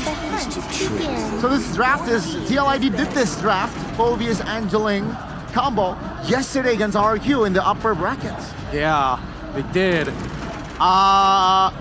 I'm just going to assume that this Baratz is going to go into the EXP lane. Baratz actually has some pretty decent odds against Phobias on account that Baratz gets his stacks first. That is the big thing. If he doesn't have his stacks, he's just like any other hero, if not weaker. Okay, and now we're going to the second phase, and the ban's starting to make sense, right? Ruby gets eliminated by RRQ. TLID, by the way, guys, first glance, RRQ's composition right now, does it not look like a Blacklist composition? Baratz, Matilda, and the Pyramid. Maybe a little bit, I'm not gonna lie. It does reflect it quite a lot. Shout outs to Blacklist, man. Oh. But, we're taking a look at this asset as well, right? A little data. Hero pool, RRQ right now with 60 unique picks. Wow. What else do they have under their sleeves? Let's see. A little too much. A little too much. I feel like they've been hiding a lot of stuff from the longest of times, and now that we're at match point, I think that RQ have nothing left to lose, right? I think so far TLID with the Bruno ban makes sense. They generally want to maintain this early game, especially if Skylar is going to try and win and dominate that lane. But at the same time, it's like, we don't really see what jungle would be effective here for the side of RRQ. I would argue that it's probably going to be the Hayabusa because at least you have iframes to work with. Xborg possibility. Xborg I think is also good, but then where does the Barats go, right? Do you throw the Barats into the jungle at that point? Do you put the Xborg in the jungle just so that you don't die against the Ling Angela combo? Yeah, it's tough. It's tough. Let's see here. TLID seems like they commit to Skylar man here. Bruno and the Natan. RQ, will they show their card with this composition? I see a possibility Clint might make to the composition of RQ. I think, I mean, with the Matilda, it could be, this is risky, but Irital, I know it's against the Ling. We have a Brody possibility against the Ling as well. We've seen Skylar utilize it against an assassin. Oh, okay. Julian gets picked up for Sutsujin. So the Barat should be going to the EXP lane now for sure. And there's also a possibility of Moskov for RRQ. I don't know if RRQ really want to play Moskov here. I think if they are locking in that Moskov, they just want the global presence and the potential to knock Ling away, maybe even Phoveus, because again, you're just stacking up this Phoveus at the end of the day. But I guess they're really confident that Barats is going to make sure that he doesn't go any further. No, Ruby's banned. Oh, Ruby's banned. Lunox. Beautiful. Great iframes, and they need an AoE. All right, so there you go. All right, Khalid Rome, Angela mid. Angela Yeskiel will be the choice. Last pick for RRQ. Oh, it's really tough. They can't go Ixia. I think Brody's okay. Moskov would be very, very safe. You're up against the Lunox as well, so you don't have that many great matchups. Maybe the Beatrix, but even then it doesn't feel that great. Not a lot of setup other than the Barats and Julia. Okay, Irithel. Yeah. Doubling down on Irithel. It's a risk, but I mean, it's Skylar. It is Skylar, and it's also the Matilda as well for Edok. Yeah. We saw that combination earlier before. Guys, championship point. Tell us what you think. I think that right now Skylar needs to absolutely smurf on TLID. Take sprint, you have to win your lane, you have to skill as fast as possible, because generally RRQ, their team fighting is nasty, but they're going to lack damage. I think Lunox will be the hero that will take us to Game 7. Game 7? We'll see, ladies and gentlemen, championship point. We're gonna throw it over to our casters. Take it away. One game away from the trophy. One game away from glory. One game away until the kingdom finally rejoices. It is game number 6. Match point for RRQ Hoshi against Team Liquid ID. The Cavalry will not have it. They will not have it without a fight. Fabian on the Ling. The usurper wants the throne. He wants the crown. Ladies and gentlemen, in the land of Dawn we go for a possible final game in the series, but a possible comeback to equalize on the board from the Cavalry. A signature strategy from the Cavalry. Great macro presence, great dive in the team fights. And look at that, even in the lane.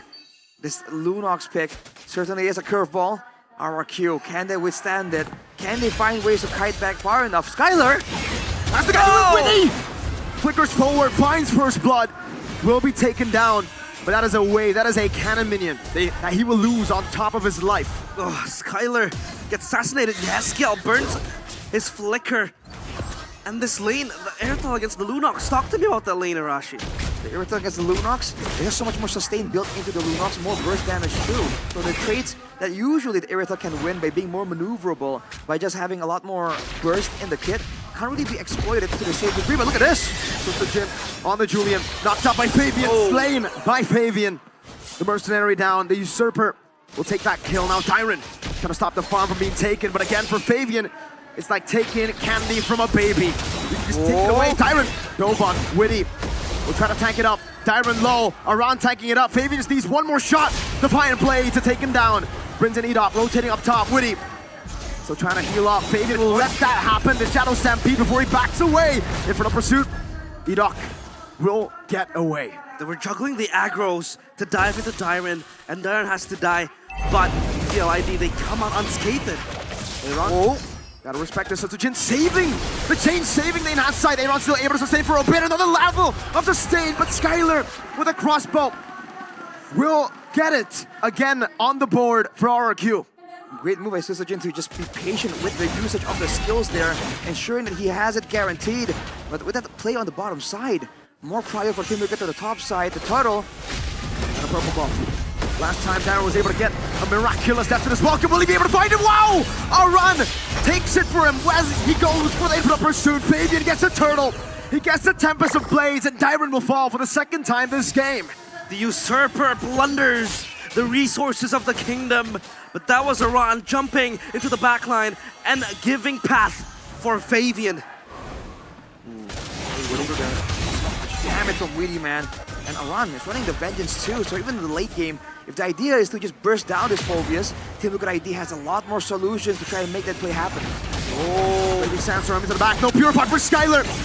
Good Netherrealm baiting Witty. Skylar throws the crossbow. Up top and down below. That is Witty again. Taken out. That was almost a kill and a half for Witty. He was able to Raging Sandstorm forward. Thankfully, Rims was close by. Nearby in the block, and he pops the Netherrealm. Fabian actually out-farming Setsujin at this point in time. Skylar actually gets the cart held onto him by Rinse. Great coordination as a team there, but Fabian has gotten the Berserker's Fury. Already a big power spike, and every single lane for RRQ is actually in a losing position. The EXP, the gold, and the mid lane all pressured down, even the jungle. So RRQ are playing it super defensive. We talk dual bot. That's true. We talk about the losing lanes, right, Arashi? But Skylar is able to collect 2 kills. Do you think that is still a losing lane for him? Uh-oh. Dyron. It's gonna be the engage. That's his welcome coming down. Aran trying to tank up the turrets. Fabian doesn't get picked off. It doesn't find the wall. Fabian gets another kill without the purple buff. That it's still off. Take a look at this. He's delaying the purple uptake so that he has it for the turtle. Good brilliance to escape. You're not gonna be taken low. Aaron Shiki will go for it. Finds the kill. Hard guard over. Flicker. Aaron Shiki wants the cavalry to keep fighting. Wants the cavalry to keep charging. Chaos Shiki with the double kill. He's able to stampede on the kingdom. 2 kills for himself and TLID. They gallop into the castle walls. Oh man, that's a great fight by Team Liquid ID, winning across the board. RRQ. The issue right now is so many players, so many members of Team Liquid ID can really go invulnerable. The Tempest of Blades, the Brilliance Order, so many ways to outplay, but Widdy.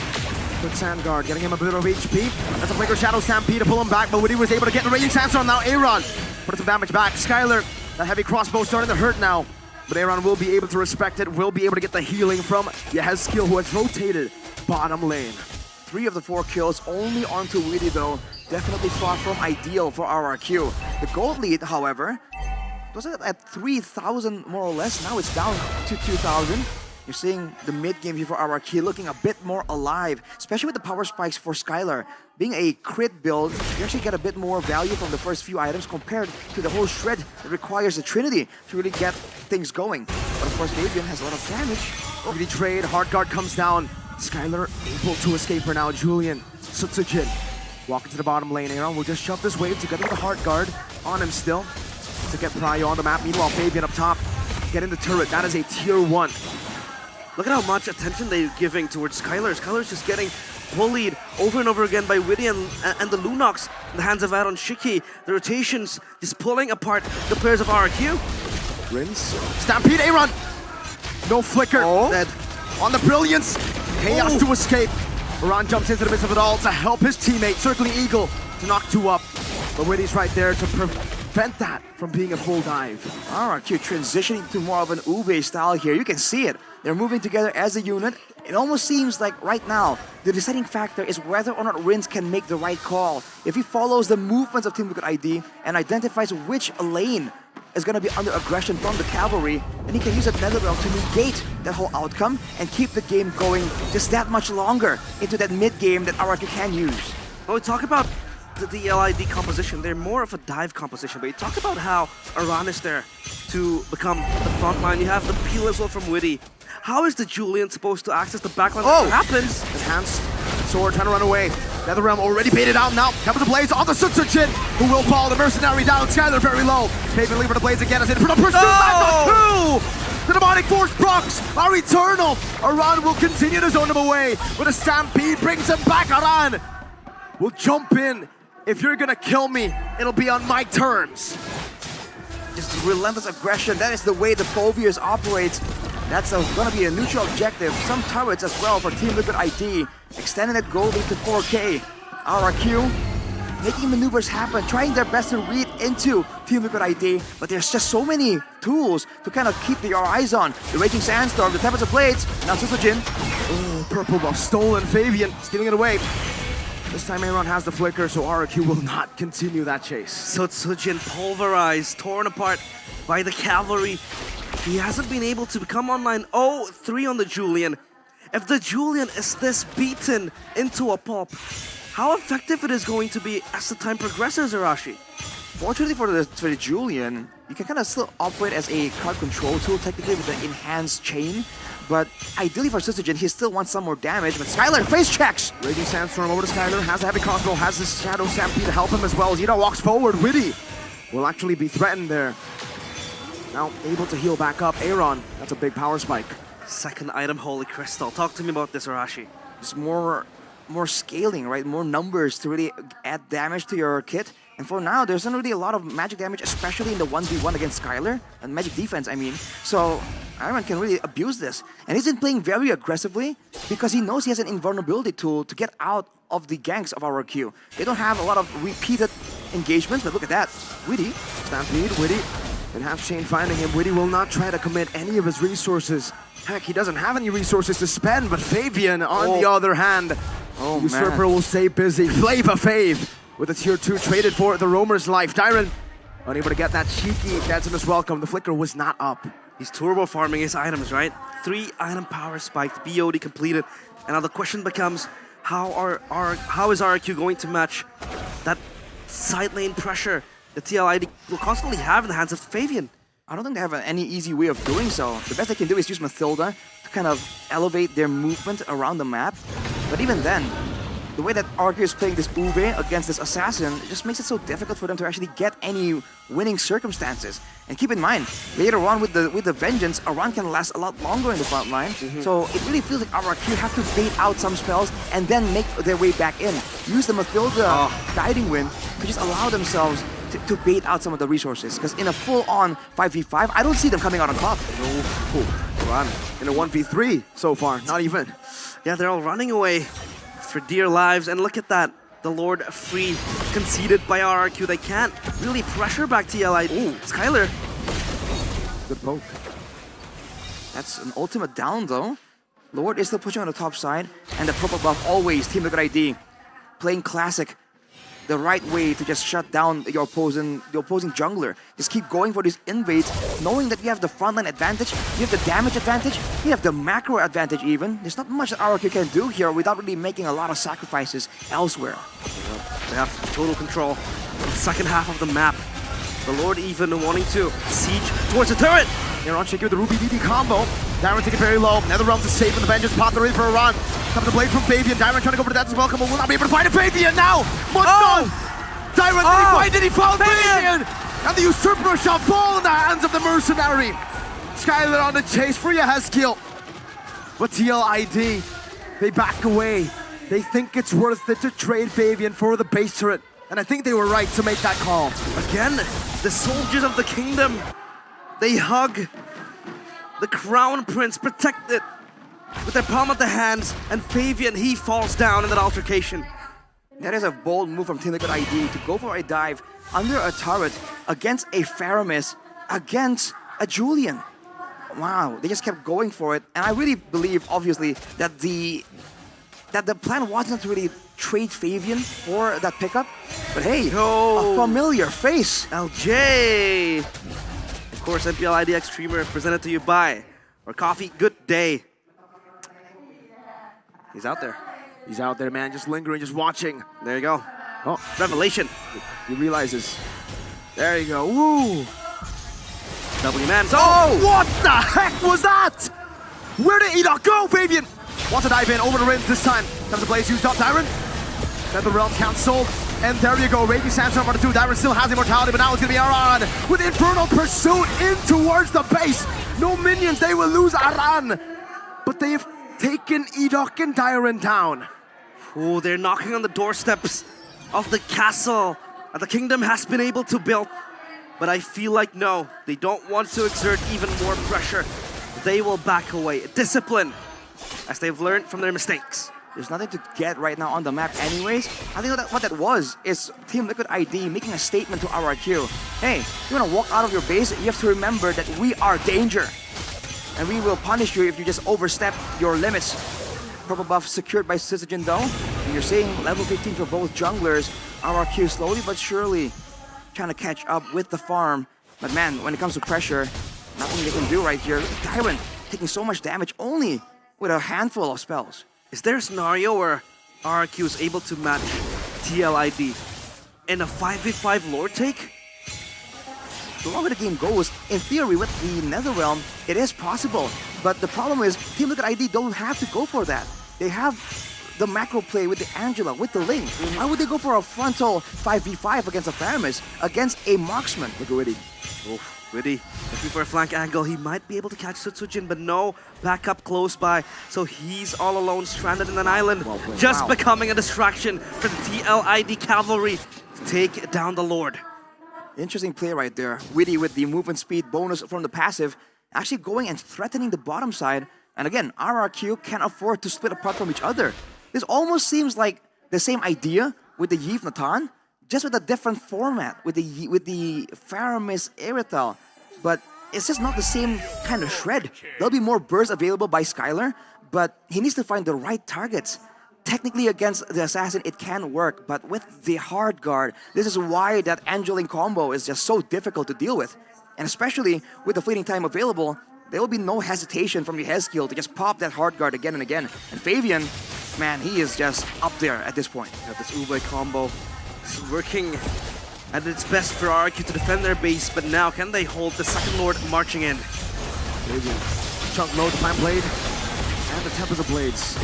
Lord, will not be utilized to its fullest. RRQ dealt with it quite well. Is that a loss, Rashi? I think that is a loss. Team Liquid ID get some ways to push to clear on their own, denying gold from the Team Liquid ID members, and then the waves can get caught by RRQ, no problem. There was no dangerous moment there that they can go for a fight, they can punish. They did not get more damage or too much damage onto the base turrets. Team Liquid ID, it really felt like they didn't really set up the waves at all there. Yeah, it was all just done and dusted. The Lord evaporated in mere seconds by RRQ.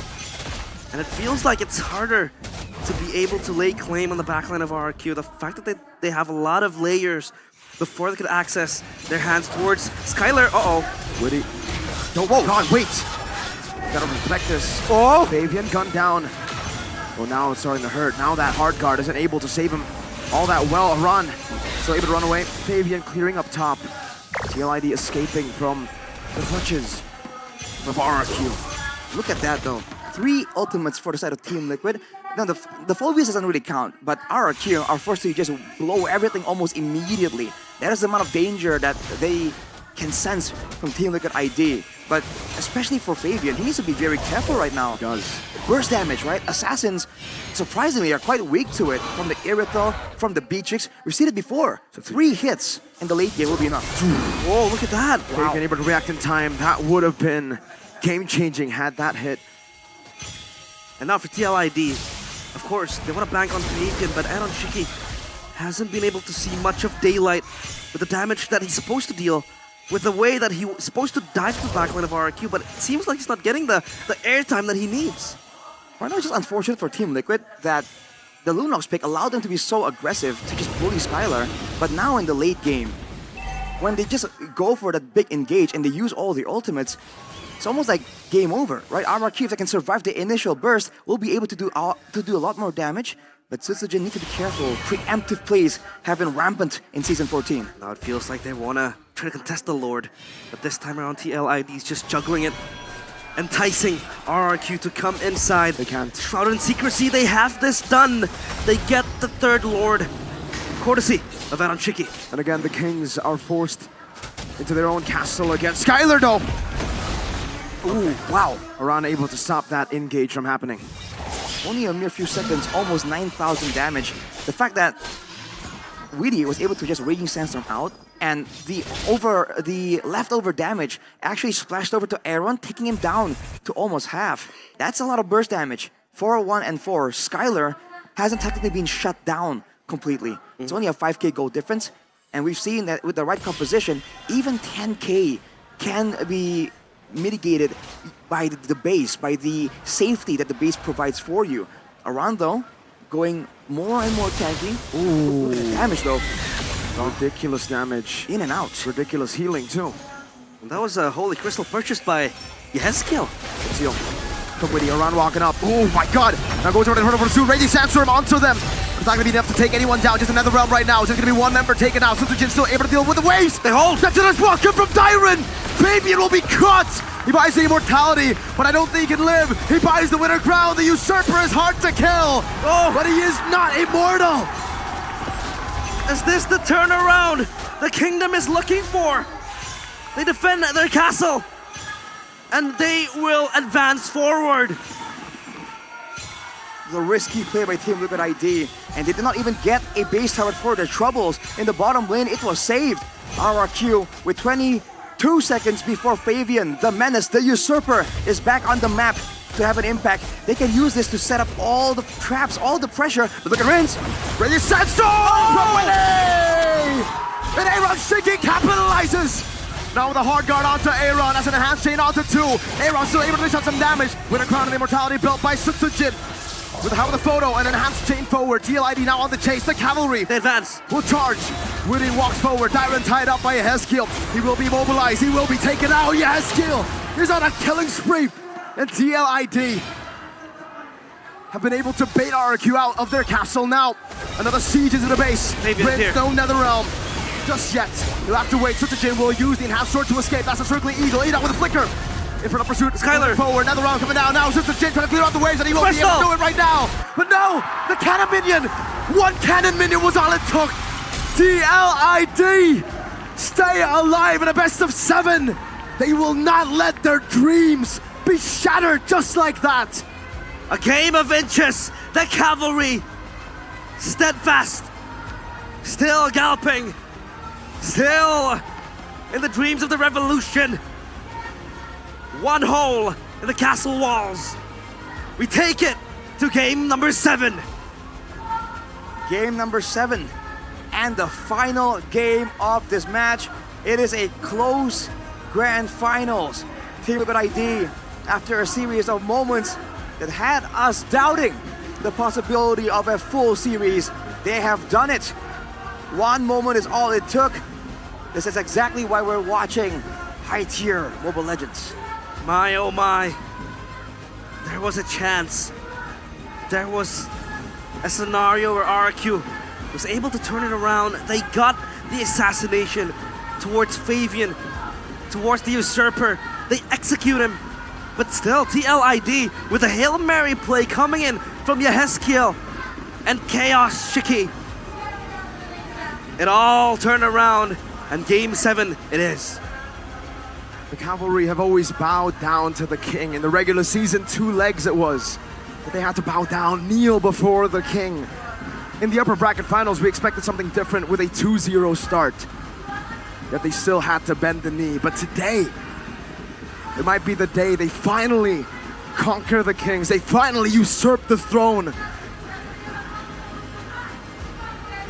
Now then, game 7. What will happen? Will the castle walls still stay intact? Or will the cavalry complete their revolution, their rebellion, their revolt towards the prince on the way to become a king?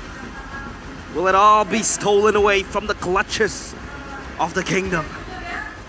A final showdown on the field of battle. The forces of the kingdom against the swift and aggressive cavalry. And for the first time since Season 8, we will have a full 7-game grand finals. Panelists, are you not entertained?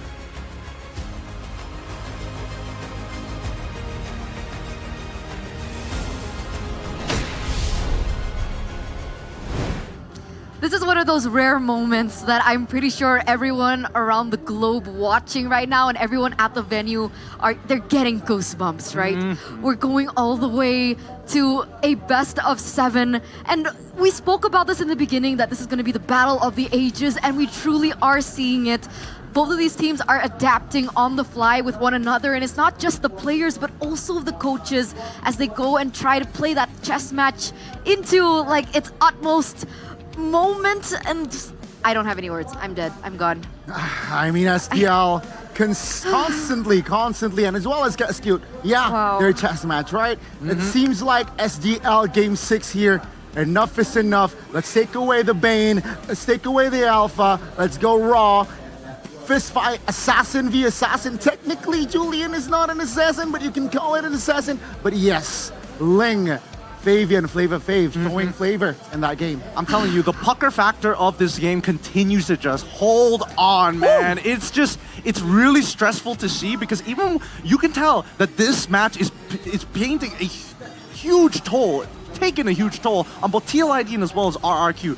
I think that RRQ is handling it a lot better, but TLID, right, when you see the momentum, they really love to push that, and they're doing everything in their power not to make a mistake. And this dive on the top side, right, initially just goes to show they're really nervous, like, man, I want to take you out, but I don't want to trade at all. They're learning from their mistakes, right? They're trying their hardest to not replicate the same thing that they did back in the past few games that we saw earlier on. And the fact that it was just the cherry on top, right? Go big or go home. Fabian just really pulls through with the signature Ling that we were so excited to finally see the Angela come into play as well. And it's a tough toss-up, right? Because essentially, in theory, the Faramis is going to hinder a lot of these movements, but you see Fabian being able to work around it. But you did mention, Gideon, what did you say about Rins in the game? I mean, I said that if there was a time as a Calvary fan for Rins to suck, I wish he sucked now, because he was hitting some insane Netherrealms. The timings of them were ridiculous, and that's what really dragged this game out. But give it up for the MVP here, winning on his Khalid. Presented to you by the official tournament smartphone, Samsung Galaxy S24 FE. Witty, again, I mean, when he's given the hero that he is comfortable, i.e. not Tigreal, yeah, Witty performs, man. 448 again. And he was one of the main factors, right? He made a lot of space in the mid-game especially. So much space here. However, I will say, Witty's early game definitely was questionable when it came down to the gold side of the map. I think that even Aaron Shiki was probably looking at him and was like, hey, come on, don't make this lane harder than it already is. I've already dealt with him. I have a winning matchup. Like, you don't need to spice things up anymore. And we saw that be reflected into how fast Skylar was also getting the item power spikes, right? He was fat. Look, he's at 4-1-1 at this point. So, I mean, the one time that he died, it was a triple kill. A triple kill for Aaron Shiki. So, I think that it really is boiling down to execution. At the same time, the draft from RRQ's side gave them a very narrow win condition unless they outperform their opponents. Really shows how, again, stable Team Liquid can be if Witty has the right tools. Here, this is the play. That last sequence, he opened things up alongside Aaron Shiki. Yeah, I mean, without the flicker even, he has, the flicker is still on cooldown. That is where the collapse, somehow a deja vu of game 5. That same bush that RRQ made the play. It's hard to say, right? Because again, I think there's been a lot of conditioning that has been going into this game, whether it's from draft or even the plays. But even now, with movements across the map, I think a lot of the team members are being very conscious about, hey, I'm not going to rotate this way 2 times in a row. You can see how paranoid both sides are, and I think that Rince, under the pressure right now, he's starting to look like a diamond as long as he picks up that fire miss. So far, I'm hoping, especially as a Calvary fan, that he's going to underperform in this next game, because based off of, honestly, based off of where the drafts have been going, blue side has been winning consistently, so therefore RRQ should technically take that final game. You know what? I feel like it's getting quite unfair for RRQ here on the panel. I think we need another Arashi on the panel, maybe. I can be a kingdom. I can be a kingdom for 2 seconds. Or 1, 2. That's it. 2 seconds. That's as much Ghana can give him. Okay. That's the okay. charity. We'll take it. We'll take it. So reflecting back onto this, I heard you guys mentioning some comments about them not going in for magic defense. Now, my question is that an error, or were they just so concerned about Fabian's damage that they had to, prioritize magic defense later on in the game? Well, there's two sides to the argument. Initially, me and Gotti did notice that, hey, there was a lack of MR. We see that the Athena shields coming out from, even Edok came super late into the game. He got a Enchanted Talisman. He was already building up to maybe, I'm not sure whether he wanted to go for something crazy like a Genius Wand, but definitely Flask of Oasis. Then finally, he got the Athena shield. And then you look at everybody else, right? And you notice, wait a minute, nobody really has MR other than Dairin, but even if he has a Radiant Armor, but he's still small Dino, it's not really going to do too much.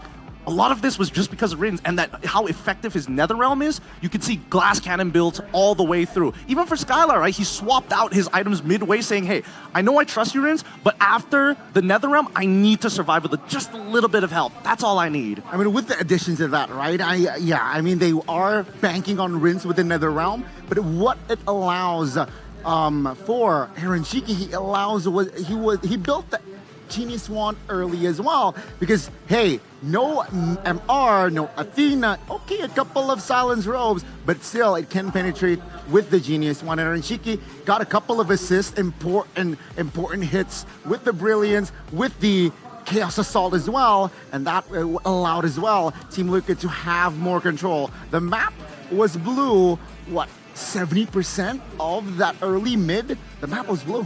It's completely controlled by TLID. You can even see it reflected in the gold difference as well. Here and there, we do see some ups and downs in the previous games, but in this game in particular, it was just full control by TLID.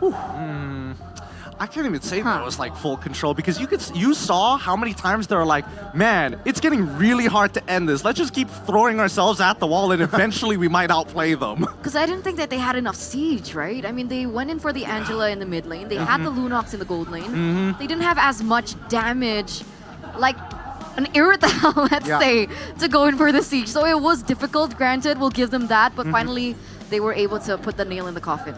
Yeah, very evidence showing as well why the Matilda Faramis is also very strong while defending when the opposition is lacking siege, right? You got the Favor, you got the Flask as well, plus the Netherrealm allows you to supplement. And of course, Skylar, such a mobile hero on this Irithel, allows him to move around here and there, healing damage, base attacks, auto attacks, and at the end of the day, Team Liquid got the edge though. But now for sure, RRQ are gonna go for blue side, right? Right? The theme is, I mean, that's how the game's been going so far, right? I would only imagine that whoever's getting blue side is going to get the significant advantage unless we see something different, which we did see here in game number 6 with the bans. So I can only imagine that if they do get blue side again, I don't think the bans are going to be the same, and I think a lot more of the traditional Banes and as well as the Alphas are going to get through, because that's a lot of why RRQ has been finding success. I agree. That's why. I think they'd want blue side. Yeah. They want to force the chip on the red side, right? Well, yeah, that too. That's definitely a good point. But even so, it's a 50-50 here. I mean, good luck to both of these teams. Oh, okay. We're gonna throw it over to Bude Clara Mongstar with an interview with an interesting person. So we're just gonna get that, get to that. I mean, I'm losing it. Take it away, Bude. Spesial. Apa yang spesial ya? Apa ya? Apa ya? Tadi sih udah bisik-bisik ya. Mau dikasih sekarang nggak sih? Pantun. Boleh. Oke. Ke Bandung mahal ongkos. Cakep. Liquid mahal nih bos. Waduh. Gugun memang ya di sini banyak banget yang rindu tentunya. Tapi Gugun, kita melihat di sini bahwa kamu adalah salah satu orang yang punya sejarah di season lalu. Memiliki title Rookie of the Season. Tapi Gugun, gimana sih kamu ngelihat rookie-rookie sekarang yang banyak banget bertebaran di Grand Final, tapi mereka bisa berperform sangat kuat gini nih? Kalau aku ngelihatnya ya rookie-rookie yang ada di Grand Final ini mereka lebih spesial sih. Kayak mereka punya mekanik yang lebih jago, terus punya mental gitu sih. Punya mental lah. Wow, mental itu paling penting pastinya ya. Mental paling penting buat main di MPL. Mental paling penting, tapi ngeliat grand final ini, best of 7, kamu nyangka nggak sih bakal seberat ini untuk kedua tim? Nyangka sih, karena mereka sama-sama jago, terus mereka sama-sama punya mekanik, sama-sama pinter juga sih. Dua tim yang kuat lah season ini. Apakah ini yang spesial dimiliki oleh para rookie yang ada di grand final ini yang tidak dimiliki oleh rookie-rookie lain? Iya, karena aku lihat sih mereka gameplaynya juga jago banget sih. Jago banget. Jago banget, pakai banget. Pakai banget. Karena kita tahu sendiri kalau Gugun sendiri dia itu sempat satu tim bersama dengan Rins dan juga Idok. Gimana kamu melihat sekarang mereka berperform di grand final ini bersama dengan tim RRQ? Aku ngeliat mereka jauh lebih improve daripada di MDL dulu sih. Kayak mereka tuh punya hero masing-masing yang lebih banyak lah sekarang daripada yang dulu. Terus mekaniknya juga jauh lebih jago daripada yang dulu. Berkembang banget nih, jadi Jauh. pada saat bersamamu dahulu sama sekarang udah kayak peng. Ya kayak melambung tinggi lah. Melambung tinggi. Pernah berjuang bersama, kali ini mereka juga harus berjuang untuk grand final. Tapi gimana kalau halnya dengan tim Liquid nih? Ada juga Favian, ada Aaron, ada Widi. Favian Acu ya. Favian Acu sih jago banget ya. Apalagi tadi main link kan. Bantai-bantai. Oh, jadi memang dari hero-nya masing-masing tuh kedua tim ini punya yang spesial ya? Iya. Dan untuk satu game terakhir, menurutmu apa sih yang harus terpenting nih untuk kedua tim ini? Kalau udah game terakhir sih biasanya mental sih yang penting. Mental. Ada nggak mungkin tips untuk memperkuat mental untuk para player? Apa ya? Mungkin semangat aja sih. Semangat terus ya mungkin have fun aja sih, nothing tulus aja sih. Have fun and nothing tulus, itu yang harus mereka miliki. Kita memiliki dua tim yang ada di grand final ini, mereka memang sedang berjuang untuk menjadi juara, tapi kedua tim udah punya slot untuk M6. Nyangka nggak dua tim ini yang bakal mewakili Indonesia? Nyangka sih, aku ngeliat mereka dari regular season mereka konsisten, terus tiap minggunya juga mereka improve sih, nggak nge-stuck. King Gugun, ngelihat betapa improve-nya dari kedua tim ini, gimana halnya mereka berjuang untuk nama Indonesia di kancah internasional, Gun? Kita bisa melangkah jauh nggak sih? Kalau aku ngelihatnya sih bisa sih. Paling hambatannya tuh paling dari tim PH sih. Kalau aku ngelihatnya tim Onyx doang sih. Onyx PH. Berarti sejauh mana nih kira-kira nih? Mungkin grand final harusnya bisa sih. Grand final! Wah, memang menjadi salah satu tujuan kita karena ini adalah di Aksiata lagi, kembali lagi. Kita ingin meramaikan grand final. Namun untuk kontender sekarang kamu pasti ngeliat dong region-region lain. Bagaimana sih kamu ngeliat mungkin dari perbedaan setiap regionnya dan mana nih yang bakal menjadi region terberat kita yang akan kita lawan? Kalau menurut aku sih kalau buat season sekarang sih PH sih. Dari Onyx sama Aurora sih. Karena mereka tim baru juga kan di internasional kan. Masih ya, masih menjadi PH. Philippines menjadi lawan yang akan berat. Wow, kalau dari sekarang sendiri di grand final ini, di game yang ke-7 kita akan menyaksikan banyak sekali aksi-aksi di internasional pun juga. Apa nih harapan yang mungkin Gugun ingin sampaikan kepada dua perwakilan Indonesia kita yang akan berjuang di M6? Harapannya sih semoga lebih konsisten sama lebih improve lah. Semoga kalian bisa kalahin tim PH. Dan bawa pulang piala M6. Mantap, amin semuanya. Dan hari ini akan menjadi penentuan siapa yang akan mengangkat piala untuk MPL Indonesia Season 14. Kita akan bersama-sama masuk ke dalam Grand Final. Game penentuan, game yang akan bisa menjadi satu gong untuk tim. Akankah RRQ Hosi atau tim Liquid ID? Mari kita sambut bersama dengan panelis. Monggo. Mangga. Thank you Gugun. Thank you Bude.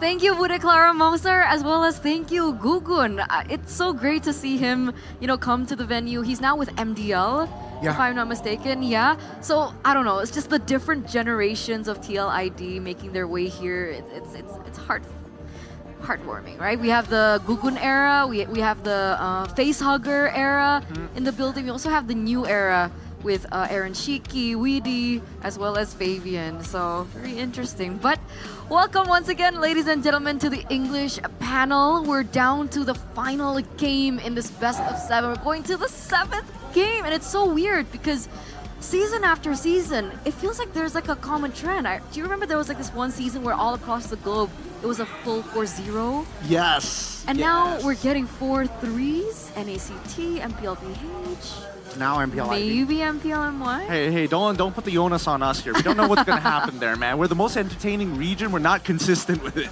But what's consistent is GoPay, right? GoPay has just been so consistent, especially for us gamers, because it's the go-to wallet for gamers with huge damage. You guys can grab diamonds while GoPay Games treats you with up to a 15,000 cash back. And you might wonder, what does that mean? It means that when you top up diamonds on GoPay Games, you'll get up to 15,000 of your balance back. Can you imagine that? It's the best place to top up for games with always fair as well as affordable prices. And payments are secure as well because you pay directly with GoPay, so you don't have to worry about that. All you need to do is top up directly at gopay.co.id/games and you get that 15K cashback. You can also, hear me out, Gideon. Yep. Now you can vote for your favorite team. Last chance, all right, in every MPL ID Season 14 match, of course, regular season playoffs now. This is the final game on the GoPay app and collect as many tokens as possible to win free prizes from MLB skins, GoPay coins, gaming phones, and hear me out again, electric motorbike. Dude, that's crazy because another crucial resource for gamers is to make sure that your game runs smoothly by getting your mobile credit through the new GoPay app at cheap prices. Get 15K worth of credit only for 9,900. That is ridiculously cheap. Value. Triple V. VVV. Also splitting bill with friends, all right? Very easy, very convenient because there's a feature, split bill feature. Just take a photo of the receipt and the GoPay will do it all for you. Sorry, could you repeat that? Spill bill? Spill bill. Spill bill.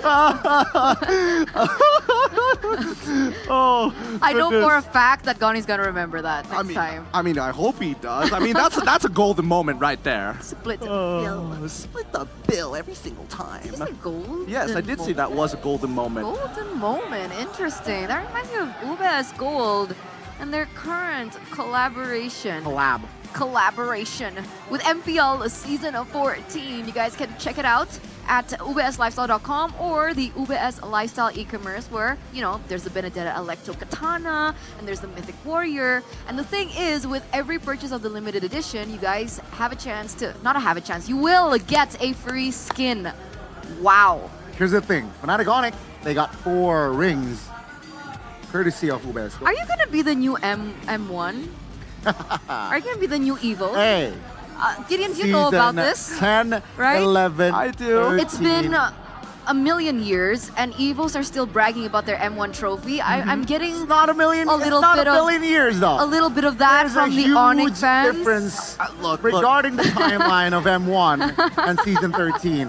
Yeah, well, if we're talking about like overall dominance, like how far are we going back here? It's just like, oh, we were MSC champions once, You pull it even further. We won MSC champions twice, technically. You pull it even further back. I mean, yeah, you want a couple of MPLs, but at the end of the day, I think people need to understand that the next generation is here. They are here. They landed. They landed. What's wrong with me saying they landed? You're making them sound like babies come from pelicans. They just drop from the sky. They don't. Yes, as a... I watched it in a movie. That's not how it works. As a Christian man. That into this. But, Gideon, you've been here for quite some time. Have Very you got long. the chance to enjoy a Tropicana ice cream? You mean the Tropicana Double Crunch? Yes. Not single, double. Not single. One tier. Just one tier. From all our single gamers out there. This is the only time. Okay. You have us. Yes, ladies and gentlemen, because Campina, of course, is the ice cream for gamers to boost your energy to not just mid-tier, to not just high-tier, to God-tier level. caramel ice cream with double chocolate for double the crunch. And also, you can feel the excitement of snacking on Tropicana Double Crunch while gaming. Grab yours now at the Campina booth. Or, I'll just grab one for you. Oh, that'd be great. Specifically for you. Thank you. I appreciate it, We guys. need to take care of our guests. Yeah, of course. Remember, double the crunch. God tier level. Why you gotta roll those R's, We man? need to release the tension. Yeah. 3-3. Phrasing. Okay. I mean, it is high stakes here right now. And the best, how I know it's high stakes, none of the audience members left. Usually between games, they go out, chill out, maybe get a drink, maybe get a Tropicana. Nobody moved. Everybody is waiting for this final game. Wow, that's actually true. You guys get to see it, ladies and gentlemen. El Dorado Bandung. This is outside, by the way. What the heck? I thought we were looking on the inside. Oh, this is outside, Gideon. They're sitting on the floor. The free watch party that's outside, for those of them who weren't able to secure the tickets, it was sold out so quickly. They're actually waiting outside, watching together. Oh, man. There are no roofs over their heads. They are sitting outside in the wilderness, exposed to the elements to watch this game. You're painting Bandung as like a really It's not. weird place. No, it's just the situation that they're in right now. That's true. It could rain at any time. But that's the enthusiasm. That's the commitment, ladies and gentlemen. My God. Okay, audience topic voting. Game 7 is the decider. How can RRQ become the MPL? Did Arashi write this? Excuse me? What is this? Huh? What is this? It's because they lost game 6. Oh, okay. It's because they lost game 6. Sorry. Okay, keeping it professional. Go all in and all out. 51%. Okay. Nicely done. Thank you, guys. Majority rules. That really helps. It does. No. It does a lot because I think right now that's what a lot of teams experience. It's not about the tactical genius. You leave that up to your coach. You got to perform right here, right now. Oh. Yep. Well. RQ. Well. Is it really a surprise, though? Nope. The theme is first pick. I think it was only TL dropped the game when they were blue side. Yeah, once in the game series. 3, I believe. Yes. Yep. They were trying to figure out this new strat that RRQ deployed against them, and I think now they've adapted to it. Yeah. But now RRQ, it's their turn because they have the initiative to determine what's going to come in that draft. Boy, oh boy. Ooh. One last hurrah. One last hurrah. This is it, ladies and gentlemen, for this trophy that you see on screen. Both of these teams have been fighting with their sweat, blood, and tears up until this point. We've had so many full series from the regular season, full best of 3s, full best of 5s when we made it to the playoffs. And now, are you not entertained? A full best of 7 for the grand finals as we welcome the final drafting phase, presented to you by the official tournament smartphone Samsung Galaxy S24 FE as RRQ begin with the fanny ban. All right, getting the standards out of the way. The chip is going to get banned out here, and I'm expecting Suyo to also end up in that ban list in this first phase. But keep in mind, Saito Lucas decided to get rid of both the Alpha and the Bane in the previous match, but he doesn't have that many slots this time round on red side. That's the thing. RRQ keeping the pattern after game 1 as well. Hilda seems like the hero that Iran really is powerful with in this playoff. So yeah, RRQ sticking with the theme. Let's ban the Hilda out as expected. Suyo following next. TLID though, what will they ban for last? Depends, what do RRQ ban here? Khalid. Wait, they're willing to give up Cho. This is the first time where we might actually see Tro make it through the draft. Is that a bait though? I don't know, unless RRQ takes it first pick, because now in terms of like raw first picks, there's not too many good ones. You could, Tro is a super safe one, but even Phoveus is a good counter to that too. Matilda, Phoveus, Dyren. Power, Phoveus. Oh, I thought ban Dyren. I agree. Get him at the ankle. Oh my okay. God. Okay. TLID with the final ban, and now they have to make a decision. Oh, okay. They're gonna trade. Jushin being banned out here. RRQ, guys, there's a lot of picks available. Bane, Matilda, Phoveus, Alpha, Yves, Joe. 4 Witty. I mean, the fact that they let Cho through, I think that RQ might, it's a good flex pick. It does pretty well. It does pretty well in the EXP, even against the Phoveus. At least you have ways to mitigate his damage and poke. It can be flexed into the side, but they decide to go Matilda instead. I wonder. There's still so many open picks here. Okay. Speaking of red side, blue side though, earlier. Red side win rate is MPL ID 51% third if you compare it to the 5 regions of MPL. It's interesting that it's still a 50-50, right? Yeah. Because so far we've been seeing teams find a lot more success in the playoffs, specifically on blue side. We're seeing very similar numbers as well across the regions, but we're going back into the game here. This is important now. Cho and Angela for TLID. Oh boy. Now Kescute has to answer the question, do I pick up Ling? Or do I just maybe go Bane, maybe just go pick up the Phoveus plus the Bane? There's so many ways to actually answer this. I think... Oh, true, Bane. Yeah, I mean, TLID, they're not going to use a flex card. Putting things up here, he has skill with the Angela, most likely. Alpha Faramis or Rins. Yeah, I mean, without the Jushin, Rins, you mentioned how the Faramis was clutch last game, and this pick might be the game changer for RQ. It could just be it. This third pick, I'm thinking maybe a jungler here because it's going to get pinched in that second phase. We could look for another just big flex. At the same time, they could just lock in their mid laner or something with high AoE to stop Netherrealm. I think Davian's role is too important. Yeah. No way. It's going to be the Ling. Yeah. Angel Ling online again, ladies and gentlemen. Will this combination bring them their first trophy? Second phase, here we go. Oh, dude, I can't. With the chance, it's making me nervous thinking about this draft, man. Me too. Oh my goodness. I'm feeling it. Okay. We'll start with TLID. Into the second phase, what do we need to respect? Technically, the Irithel from Skylar. Yeah. That's the win rate has faltered in the face of Cho. So do they still want to ban that out? They don't. They go for the Phoveus. Oh, yeah, Phoveus is going to be necessary here. But I think now the real question, because Kescute is already basically locked into this into the alpha. Yeah. At this point, there's not a lot of disengage. I would make an argument for wave clear could be a potential problem, but then again, Skylar can play Beatrix, right? But there's not a lot of catch. So it's a lot of peeling, it's a lot of sustain. So where's that damage going to come from? Guys? Yes? What about X-Borg for TLID? X-Borg, TLID. EXP X-Borg. I don't think so. I don't think so unless they see more tanks from the side of RRQ. Because even if you do throw him in, there's the Matilda. There's the Matilda, right? There's no escaping it. Honestly, I was thinking,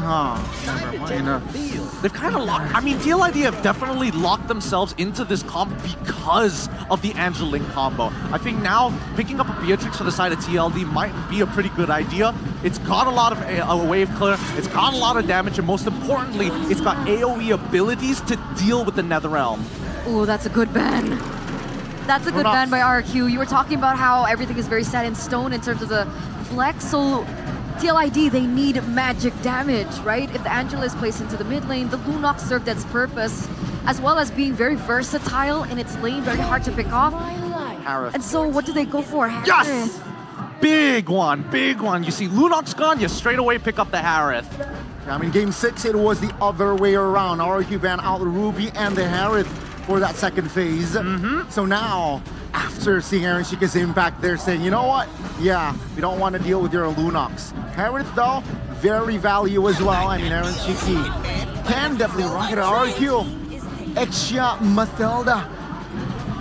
A combination what TLID did to Bigatron yesterday. Gatot Gacha is still up and available. I'm telling you. Gathar will be kind of insane here. I mean, then again, it really just depends on the performance of Edok in tandem with Skylar, because there's so many ways that you can play with the guiding wind, right?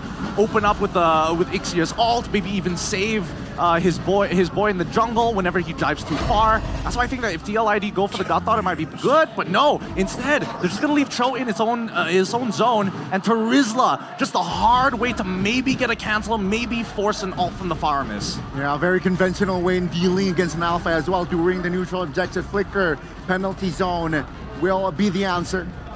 Will that hero be the hero that deliver them the crown?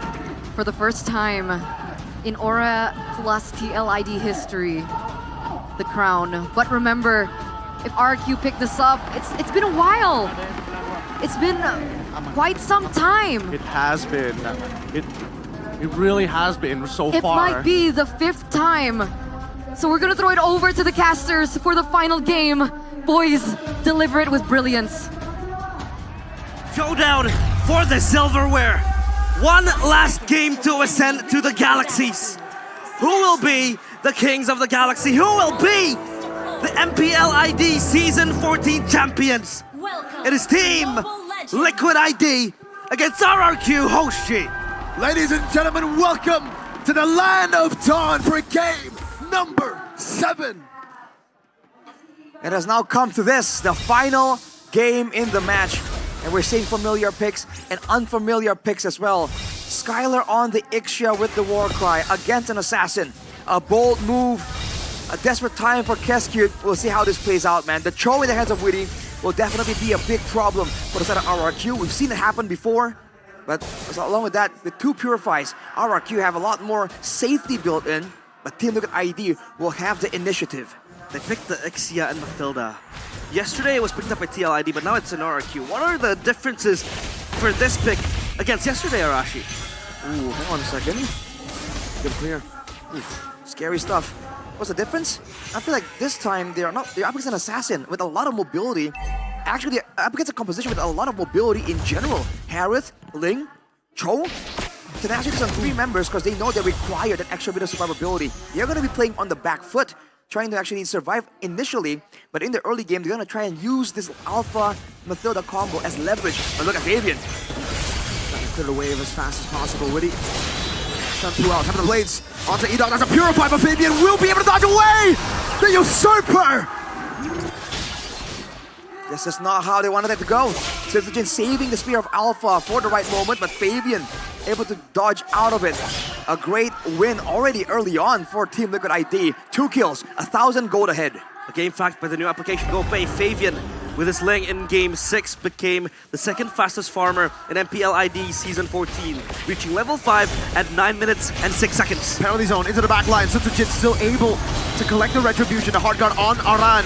Purple buff still being taken right now as Randishan is out a bit of damage, but another realm will be sustained over. That's it as welcome, and the flicker Dyron finds the head kill. The chop from Dyron locks down and sets in stone RRQ. They fight back. Wow, interesting situation there. RRQ going straight for the... Oh, hang on a minute. A little barrage. And a flicker too. Witty, not level 4. We'll have to respect Edok. Right, what I was about to say is that they weren't level 4 yet. They forced that fight pre-level 4, got the turtle that got them to level 4, and then they pushed the tempo and went straight for Team Liquid ID. It's like they knew the timers on Fabian getting his purple buff right there, knowing that he would most likely want to get that first before going into the fight. Now it's back to equal grounds, and Witty is level 4. Fabian pull back. Sutsujin goes in for the Spear of Alpha, but Fabian is able to get the Finch Poise to escape. Still, they dance with depth, and Fabian likes that odds. And now, of course, Aran down bottom. It feels like he's not rotating as much as he was yesterday with the pick. What is he trying to achieve, Arashi? Oh, hang on a second. Witty being chased down. Dragged back as well, but there's no kill threat with just a Mathilda and a Paramis. Not enough burst at all, but look at Rins now. A bit out of position. This is the threat of the Ling, man. Sutsujin has been very generous with the Spear of Alpha. I don't know if he's conditioning Fabian to expect it, but wow, this is how it's going. And Skylar That's the second time he's popped that ulti. Just to farm. Just to make sure that he doesn't get stuck in a weird situation there, avoiding the lane technically. Yeah, and they try to pressure the purple buff that is Fabian's. And Dyron is here as well. Oh, Witty. There we go. It's going to be the kick down. Fabian, Seven of the Blades, able to knock him out with the penalties on his wall. Another realm comes down, but Witty will lose his life. No, he still gets the Kundo on him. Witty! That's on his welcome, but they're all going to melt down as Aaron Shiki has rotated all the way from the gold lane. Fabian had the purple buff. He got it, and now he has slain Rinse together with Aaron Shiki. Witty bobbing and weaving, escaping death once more. 006. This Cho is a menace. Just like that, again, 1,000 gold lead for Team Liquid ID. Now with the turtle, 1.5. Witty on the Cho, an absolute menace. Difficult to deal with, always around, just to be an absolute nuisance. RRQ, with all the prior picks that they have, this Alpha so far hasn't been able to find any success. We'll take a look at the combo hero stat. 2 wins and 0 losses so far. The Mathilda and the Ixia was picked yesterday by Team Liquid ID when they took down Bigatron Alpha. And it was first picked by Kezcute. Not this season, it was last season with Bigatron Alpha, Ixia and Mathilda. This season it was them too, but did you remember if yesterday Aaron Shiki went for the Warcry? Because I don't think it was Warcry for Aaron yesterday. I don't think it was either.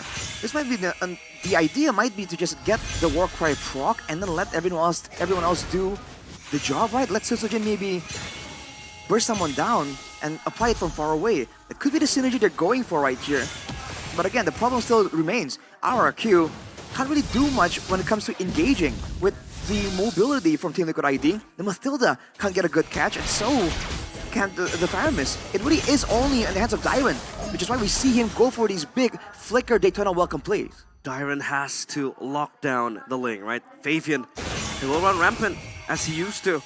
And of course, this time around the Brats has huge responsibilities behind its back. Now, of course, Arman going to accompany that mid laner of TLID, but Witty, again, just ever so enthusiastically opens up the map like that. Edok procs the Circle Eagle trying to get something, but look at this, Aaron. Ooh, almost cornered by Dyron, but look at the duel on the top side, man. Whoa! 2v1 on Sosojin. With a threat 3 out, Sosojin. Already uses Spear of Alpha. Fabian with a very ambitious dive. But it's on to one Alpha. They gotta respect the Alpha, man. They do, they have to. But Sosojin is far away. The turtle, though, spawns. And Fabian as well, but Fabian can catch up with the Finch boys. RRQ, though, they have control of the turtle pit and they advance further. Witty is just here to cover. Ooh. Wins though, being really up front. Here comes Skylar. No guiding in for a while though. Is this the window? Oh, see Halbert first item. Doji Kundo.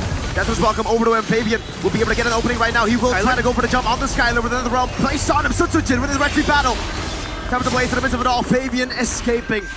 No retreat on him, but RRQ decides to go for the mid lane instead of invading the jungle. Aran trying to clear the wave all alone. Goes for the hammer swings, knocked up, and Spear of Alpha over to him. Flicker out, Aaron now with the Demand Force trying to save the turret from being taken. And he will be successful at that. He will stop RRQ from sieging the tier 1. Witty? Oh, whoa. Securing. Yeah, guaranteeing the purple buff. But that might just cost them the mid turret. Great moves from RRQ. But what's fascinating is that how early that full barrage was popped earlier. Fabian almost seems caught off guard there. But then Rince moved backwards just to ensure that the Netherrealm actually reaches Skylar. And that could be the idea here, using that full barrage to really zone out the squishier members. If Fabian was on a tank, was on a fighter, he can kind of get into that danger zone and still go for the retreat. But now that he's on a Ling, we've talked about this matchup before, an assassin against a marksman. If the Ling can't really one-shot the marksman, the damage can't really be tanked up by something like a Ling.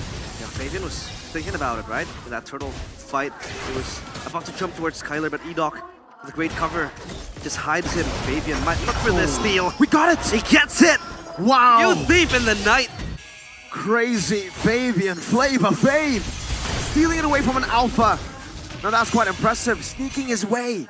Like you said, realize a thief in the night. A total plunder there.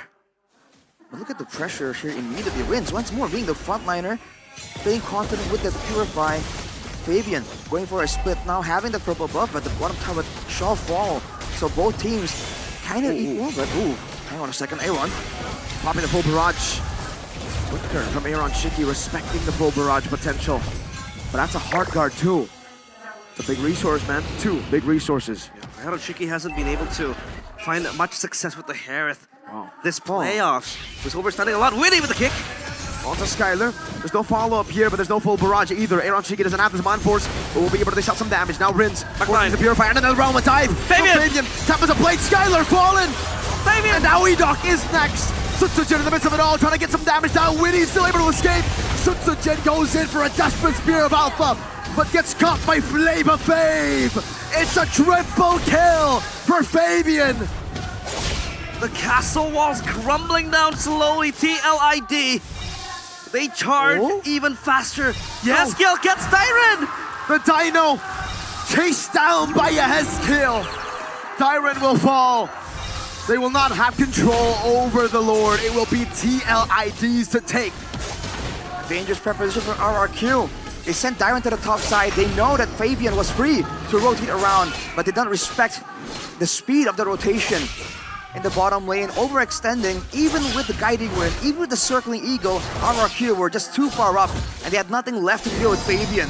And you cannot do that. You have to ration everything perfectly to try and deal with the Cho, with the Ling, even with the Harith to a degree. RRQ suffered the price. 4k gold behind. It's only the first Lord, but it's not looking that good. But they do have a very solid high ground. Yeah, and let's rewind a little bit, right? That fight down bottom. Vince popped the Netherrealm, but Skylar was out of range, so he had no cover behind that Netherrealm. And Fabian just dived into the backline, dived and ate Skylar alive. So this Ling will possibly be a problem again. We were talking about this in the draft. How will you escape from the Ling? Assassinated before the Netherrealm even comes through. Around with the penalty zone. Fabian is going wild. And he dives under the turret. He will fall, but he is already bursted. He is already wasted resources away from the Kings. Rex, Regum, Kaon shook again once more. TLID, they advance even further. The Lord on the top side still. Team Liquid ID. 5k gold ahead. All things considered, Fabian actually gets taken out right there. It's a small victory if you look at the gold difference. Still managed to be held at that 4k mark. RQ once more. Can they play this patient enough? Even earlier with the Netherrealm, with everything used, they weren't able to actually survive long enough in the fight. And now Skylar once again is showing in the lane boldly, impudently. Oh. This Ixia though, it becomes a very, very hard game to play once it scales into the late game. And look at Aaron Shiki, 3-item power spike. But hey, who says Onyx is not in the finals? Kyrie right there. Yeah, with Buddy. Yeah, with the whole gang almost. Happy birthday, bro. Happy birthday, Buddy. Buddy. And a fist bump as well right there, right? Yeah. All right, 50 seconds though, RRQ. They've banked on this composition. The early game, at least, has not been kind to them. This mid game, in theory, is one of the strongest points for Team Liquid ID, and they're still, by all means, at a 4k gold lead only. So RRQ, they're trying to play it as slow as possible, and they're avoiding overextending too far, ensuring that Edok at least can still get some saves using the guiding wind. But that means that Team Liquid ID can farm even faster. They've reached level 15 though, especially Fabian. So at this point, any kind of farm advantage will be useful for an item swap, but it won't affect the overall power. Yeah, and of course Fabian, he terrorizes the kingdom. Wow. Look at what they want to throw into just taking down the usurper. This guy, it feels like there is no room for error when he has his hands on the Ling. Ooh, we have to see what Skylar is building, man, because at this point, is he going to be forced to build a Wind of Nature? He needs something, because Fabian is bursting him down a bit too quickly. Maybe for this... Oh, hang on a minute. Okay. Ooh, RRQ, look at Witty. He's zoning Skylar away, completely away from the team fight. RRQ don't know what to do. They are scattered by the cavalry. Their formation has been broken. And Fabian claims the Lord. Impeccable work by the cavalry. Witty, for once, he was alone in the middle lane, but he got the job done, and they get a free Lord. Is that the orange buff taken by Skylar, actually? No Wind of Nature just yet. Rose Gold Meteor, actually, for Skylar.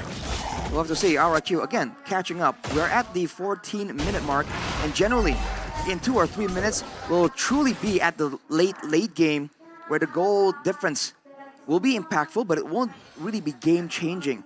RRQ holding on for dear life right here, but are they being too greedy with this itemization? Will Mathilda alone, with the Faramis, be able to save the Ixia from the thrust, from the assassination attempts of the Usurper? 5 items for the Usurper Fabian. This might be his stage to prove that he is nothing short of a brilliance. And now RRQ, they need to defend their base, but their high ground Arashi isn't any good. It's pretty good with the full barrage, but again, it's not about the damage output from so far away. It's also how long can you defend? How can you stop the dive? Look at Witty. Fabian penalty zone! From around Witty jumps in with the Jikundo. Another realm to save them, to save the kingdom. Once and for all, Fabian with a bit poise escaping away. Crystal! Vicky will go for the base. The lead on it! The castle walls demolished! The road to glory denied! The kings have fallen! On the night of the revolution, on the night of fate, the cavalry do not buckle or yield when faced with the cruelty of the kings. They push, they scream, and they charge! The revolution is complete. The cavalry, they occupy the castle. They break free from the subjugation of the kingdom. The kingdom is no more. Their nightmares conquered. Their road has never been easy. 11 seasons of failures. 11 seasons of torment. 11 seasons of what-ifs. But this season, a band of young stallions take charge. And for the first time in the organization's history, they have their hands on their first ever MPL ID trophy. Team Liquid ID are your MPL ID Season 14 champions. It was close. It was competitive, but almost just simply isn't enough. Team Liquid ID with the dream underdog story in their debut season for 3 rookies. They have attained this MPL ID champion status. They are your kings of the galaxy. What a journey it has been. Agony, tension, heartbreak for the kingdom. But they stand tall. What a fight it has been for them.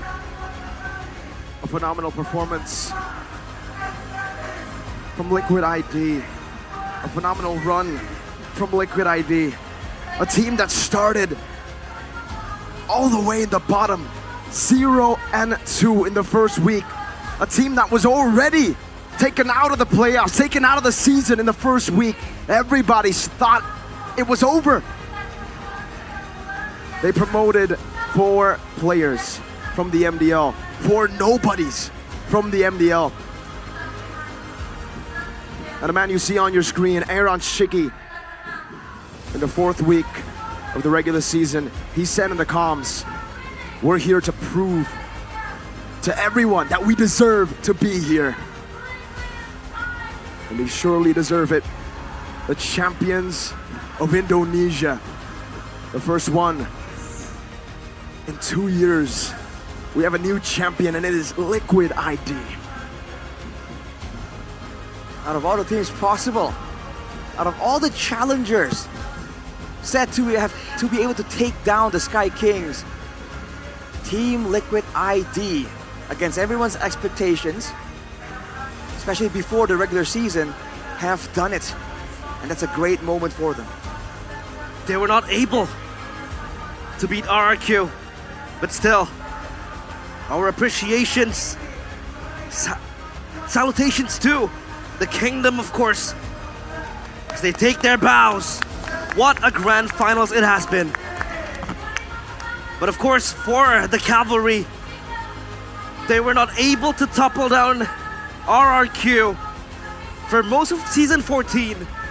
But when it mattered the most, but when they were hanging on a tight rope, they were able to pull it all. And rightfully they are your kings of the galaxy. And once again, we'll have them charge to the middle of the stage to lift the trophy that they have worked so hard to claim, a trophy that they had to take away from the Kings of Kings, the team that made them bow to them. Ladies and gentlemen, your Season 14 champions, Liquid ID!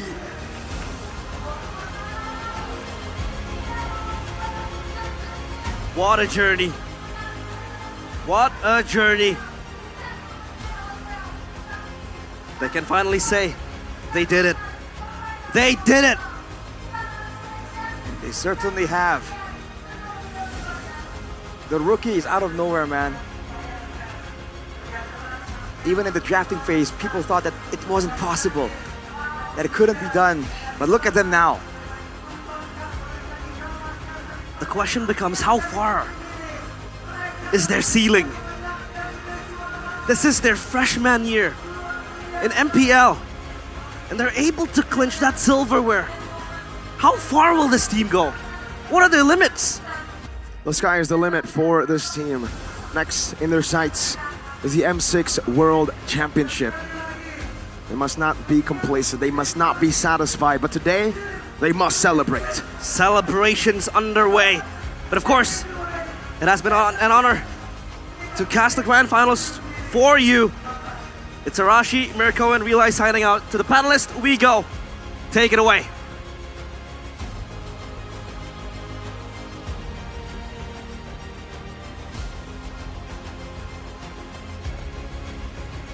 Season 14 menjadi season di mana lahirnya juara baru di MPL Indonesia.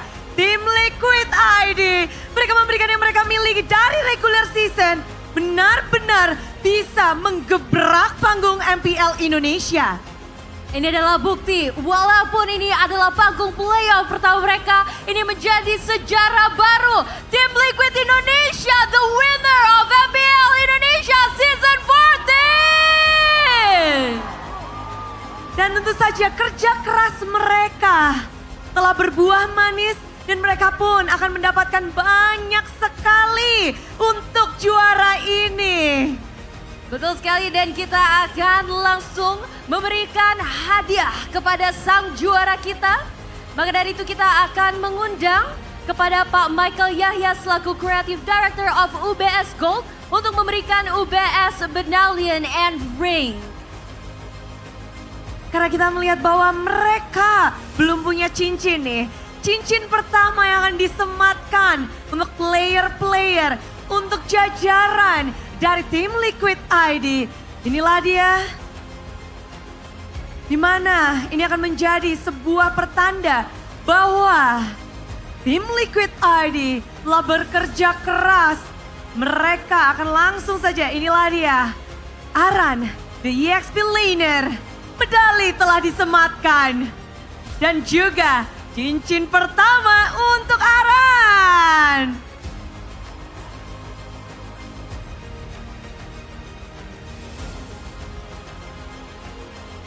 Dan Widi menjadi next player yang akan dikalungkan.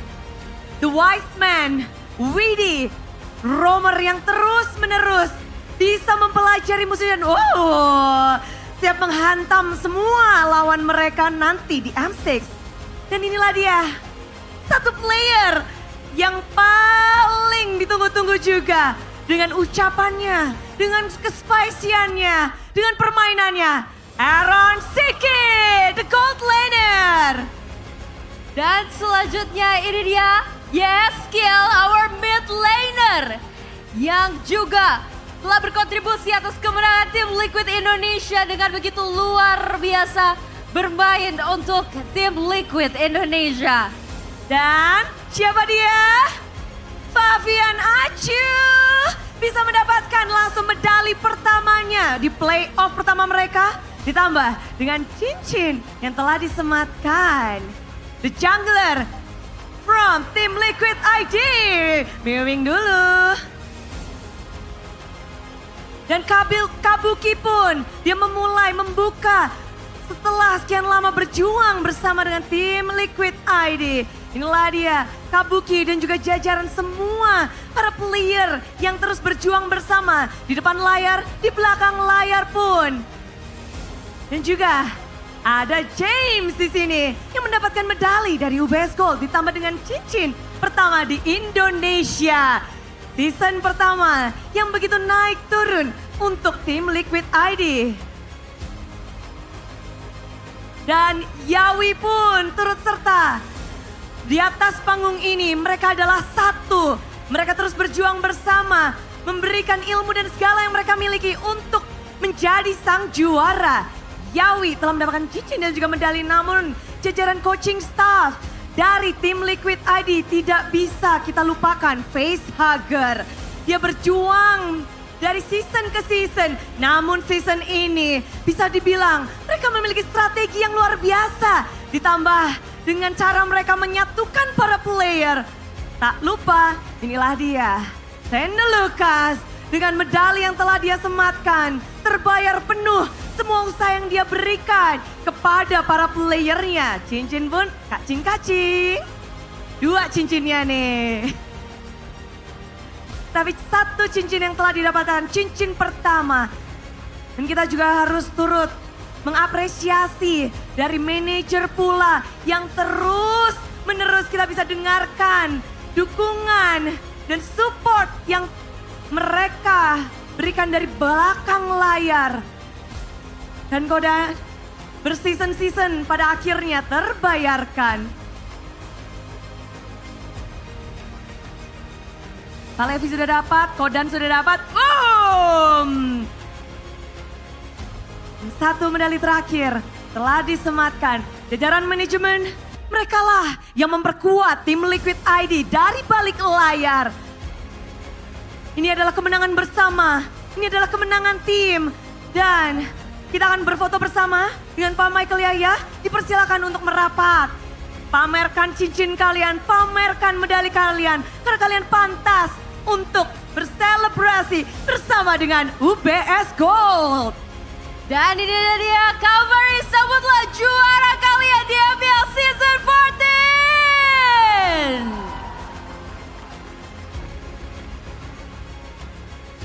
Terima kasih kepada Bapak Michael Yahya telah menyematkan kepada sang juara kita medali pertama dan juga cincin pertama dari mereka. Betul sekali Bude, dan selanjutnya kita akan turut mengundang kepada Bapak Faris Shiki selaku MX Assistant Product Marketing Manager dari Samsung Phone S24 Ultra untuk menyerahkan hadiah kepada juara kita. Makin rajin nih untuk push rank, untuk berlatih. Khususnya mereka memang sudah menang di sini. Betul Bude. Di hadapan mereka akan ada next step untuk di babak M6 World Championship. Betul sekali, ini merupakan langkah awal. Ini bukan akhir dari kemenangan tim Liquid Indonesia. Karena mereka masih harus bersaing untuk mewakili Indonesia di M6 World Championship.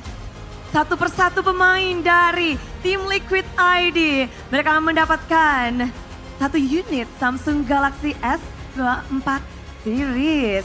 Betul sekali, dan ini merupakan apresiasi terhadap kerja keras tim Liquid Indonesia pastinya untuk bisa kembali berlatih dan pastinya lebih rajin untuk push rank, mempersiapkan diri untuk M6 mereka di Malaysia. Tangan mereka sudah mulai penuh sepertinya karena hadiah demi hadiah terus mengalir untuk sang juara. Kita akan mengabadikan momen ini, boleh kembali bersatu di tengah untuk bersama-sama merayakan Raja Galaxy. Raja Galaxy dengan Samsung Galaxy mereka yang baru. Dan tentu saja ini akan menjadi momen di mana sang Raja Galaxy mereka akan ditantang terus-menerus setelah ini. Mereka mendapatkan sejarah baru dan terima kasih sekali Bapak boleh kembali karena selanjutnya kami akan memberikan hadiah selanjutnya. Betul sekali, terima kasih kepada Bapak Faris Syidki selaku MX Assistant Product Marketing Manager dari Samsung Phone S24 Ultra. Dan selanjutnya kita akan mengundang Bapak Andika Magara Akan selaku Wakil Ketua Bidang Kompetisi, Atlet dan Prestasi ESI Provinsi Jawa Barat untuk memberikan champion check kepada tim Liquid Indonesia. Yap, mereka telah berjuang di tanah Bandung, tanah yang menjadi saksi lahirnya juara baru. Mari kita akan abadikan momen bersama dan Raja Galaksi. Dan inilah adalah bukti bahwa kerja keras dari mereka untuk bisa sampai ke panggung playoff dan akhirnya membawa tiket ke M6 sampai di akhirnya grand final mereka menjadi juara utama dari MPL Indonesia Season 14. Baik, kita akan abadikan momen dengan title Raja Galaksi, title baru untuk penunggang kuda handal tim Liquid ID yang sedang menjadi Raja Galaksi. Terima kasih sekali untuk Bapak, dipersilahkan untuk kembali ke tempatnya karena kita sudah mengabadikan momen ini, Bapak Andika. Dan selanjutnya Bude, kita akan mengundang Ibu Stephanie selaku Head of Marketing dari PT Popmart Indonesia untuk memberikan hadiah kepada tim Liquid Indonesia. Berikut ini adalah hadiah cek dari Popmart sebesar 30 juta ribu rupiah. Mendapatkan banyak sekali hadiah. Hari ini tim Liquid ID benar-benar merasakan kebahagiaan yang telah mereka nantikan. Tiap season mereka berjuang, tapi season 14 menjadi momen yang patut untuk kita kenang. Kita akan mengabadikan momen ini bersama-sama. Dan inilah dia momen bersama Popmart. Terima kasih untuk Ibu Stephanie yang telah memberikan hadiah kepada tim Liquid Indonesia. Dan selanjutnya Bude, kita masih punya pengumuman yaitu untuk Final MVP. Waduh, siapa nih? Siapa yang bakal menjadi Final MVP? Ini, coba tebak-tebak. Siapa? Oke, kayak kita sudah mendengar beberapa nama di sini Bude, tapi langsung saja kita akan mengumumkan our final MVP for MPL Indonesia Season 14 adalah Widi! The Wiseman Widi, Roma Ranyar, rookie baru yang mewarnai tim Liquid ID, mewarnai MPL Indonesia Season 14. Dan tentu saja Widi di sini akan mendapatkan banyak sekali hadiah. Betul sekali, maka dari itu kita akan kembali mengundang kepada Bapak Faris Syidki selaku MX Assistant Product Marketing Manager dari Samsung yang akan memberikan gaming package kepada Widi selaku Finals MVP dari MPL Indonesia Season 14. Widi, kerja keras di season 14, terbayar. Pria yang terlihat misterius, namun bisa menghunus semua lawannya. Semua yang telah dia dedikasikan untuk season 14 terbayarkan. Dengan membaca patch, dengan mencoba untuk selalu membaca pergerakan dari lawannya. Turut serta memberikan dukungan kepada teman-temannya pula. Dan bagaimana halnya dengan yang dia miliki, semua dia berikan untuk tim Liquid ID. Baik, dan selanjutnya kita juga akan mengundang kepada Pak Michael Yahya selaku Creative Director of UBS Gold untuk memberikan Golden Thumb by UBS. Golden Thumb by UBS Gold akan didapatkan oleh VD sebagai final MVP yang terus kita bisa lihat cara dia meraih mimpi. Perlahan tapi pasti, satu langkah demi satu langkah, dia berhasil lalui bersama kawan-kawan. Namun, dari jempol Widi inilah menghasilkan juara dan permainan yang baik. Betul sekali, ini merupakan apresiasi atas kerja keras dari Widhi sebagai final MVP kali ini. Baik, terima kasih untuk Bapak Michael. Dan selanjutnya juga Widhi akan menerima hadiah Pop Mart Doll yang merupakan Mega Space Molly 400% dari Pop Mart.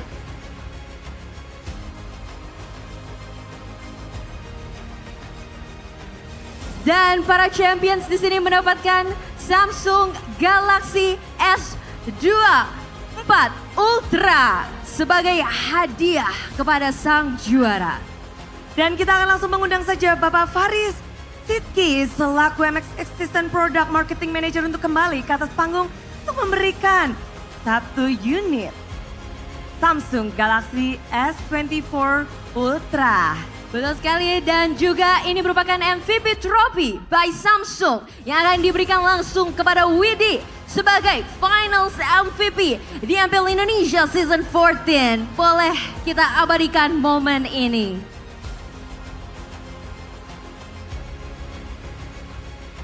MVP Trophy telah diberikan dari Pak Faris Sidki. Dan tentu saja hadiah sudah banyak banget nih, udah didapetin oleh Widhi. Saatnya kita mendengar dua patah kata dari Widhi.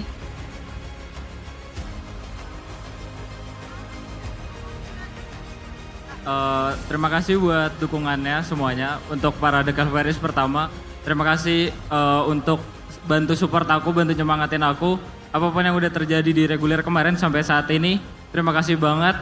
Karena kalian, aku bisa di titik ini. Dan kemudian terima kasih juga buat rekan-rekan satu tim, dari coach, dari player, semuanya, dari jajaran atasan juga, Mas Reja dan Ko Dansan. Terima kasih udah percaya buat naikin aku, meskipun banyak yang ngeraguin, ya mungkin ini hasil yang terbaik. Terima kasih. Terima kasih banyak Widhi sebagai Finals MVP dari MPL Indonesia Season 14. Dan sekali lagi persembahan hadiah ini diberikan dari Samsung, dari UBS Gold, dan juga pastinya Pop Mart yang akan memberikan Mega Space Molly 400%. Iya, tapi tentunya belum lengkap kalau kita belum mendengar sepatah dua patah kata dari keluarga tim Liquid ID. Silahkan jika ada yang mau disampaikan dari The Cavalry, ingin banget nih dengerin sepatah dua patah dari kalian. Assalamualaikum warahmatullahi wabarakatuh. Assalamualaikum Bandung. Gua Reza mewakili tim Liquid Indonesia ingin mengucapkan good game well played untuk tim RRQ Hoshi yang sudah menampilkan pertandingan yang sangat-sangat layak untuk ditonton, yang sangat menegangkan. Pertandingan grand final yang sebenarnya. Dan pertama-tama saya ingin mengucapkan terima kasih dan syukur kepada Allah yang telah memberikan kami izin dan rezeki untuk memenangkan MPL untuk pertama kali setelah kami hampir 5-6 tahun berlomba di MPL ini. Dan kami juga ingin berterima kasih kepada Cavalry seluruh di dunia dan di Indonesia yang gak pernah henti-hentinya mendukung kami.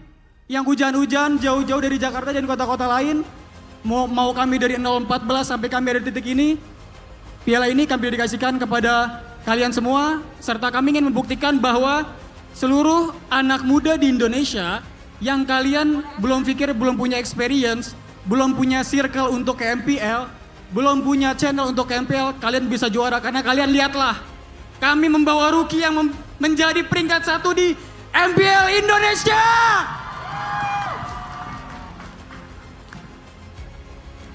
Sekian dari saya. Let's go Liquid! Dan itulah dia dari Reza Palevi yang telah berjuang begitu banyak. Mungkin ada yang mau ditambahkan? Ada lagi? Juara ini berarti sudah saatnya kita akan mengangkat sekali lagi trofi bersama-sama. Maju, boleh maju? Boleh maju bersama semuanya? Karena kita akan menunjukkan kepada dunia siapa yang menjadi Raja Galaksi di season 14 yang telah berjuang bersama-sama. Pada akhirnya 7 game mereka lalui dan merekalah yang telah mendapatkan gelar baru Raja Galaksi season 14. Inilah dia, tim Liquid ID.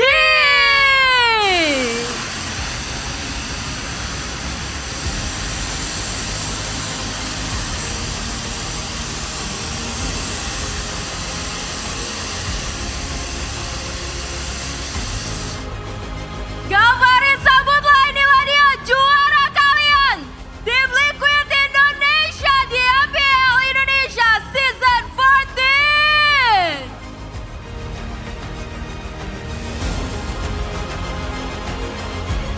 Mereka akan mendapatkan banyak sekali perhatian dari seluruh dunia.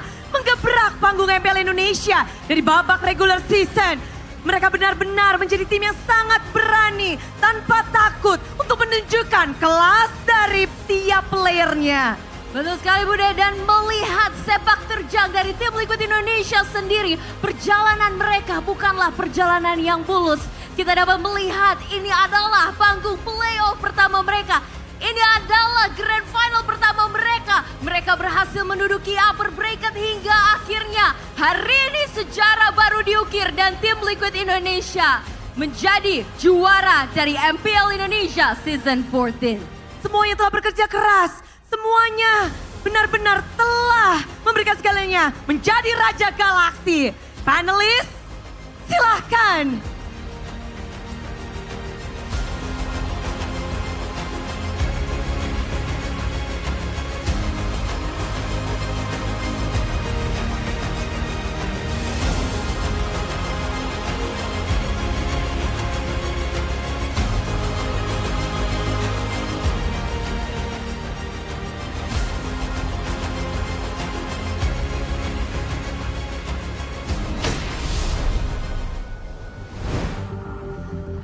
They did it, ladies and gentlemen. Congratulations to Team Liquid Indonesia, officially crowned our new MPL ID Season 14 champions.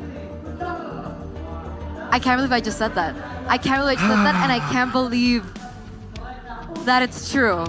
I'm still just in shock. shock. Just in shock, yeah. I mean, for the past 13 season of MPL ID, season 1 it was NXL, but so after that, right, it only has been RRQ, EVOS, and Onyx. Now Fnatic Onyx that has just one MPL ID. Season 14, different story. It's crazy. Honestly, I gotta ask you, Gunny, how does it feel to have a dedicated suit for TL? I mean, I did this when Echo won at M4, and now it feels like there's some significance to it, right? I mean, it's a coincidence. It's a coincidence. The two dudes are wearing the perfect suits for the occasion? I don't think so. What do you think it's on? Don't be a bandwagon. Hey. A bandwagon fan. Okay? I've been a fan of Fabian since birth. Whatever.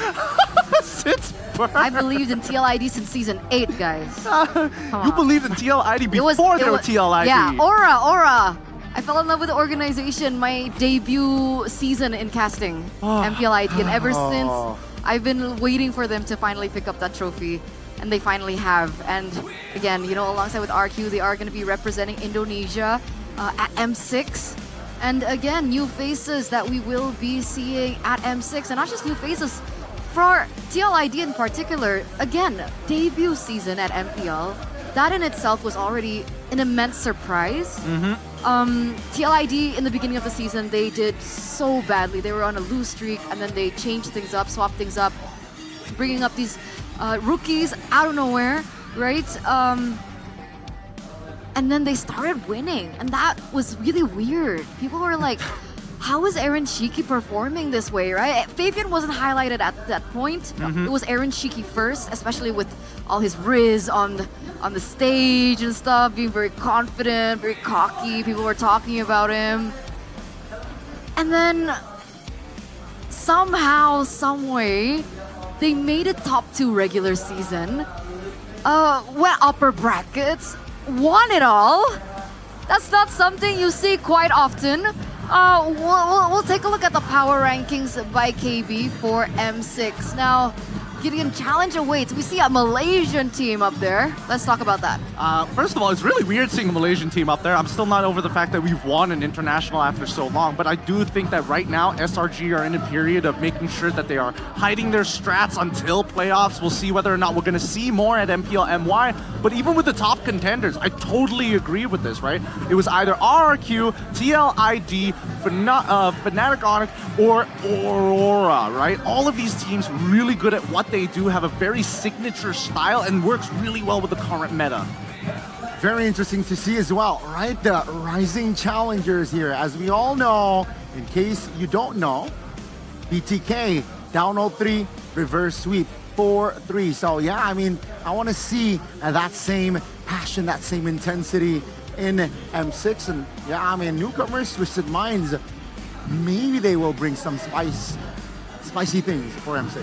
Honestly, I'm even excited for S2G here because, again, I was expecting, Fireflux to be part of that lineup once more as per usual, but things are honestly changing on a global scale. Nobody is safe. Your position is only as long as you work hard for it.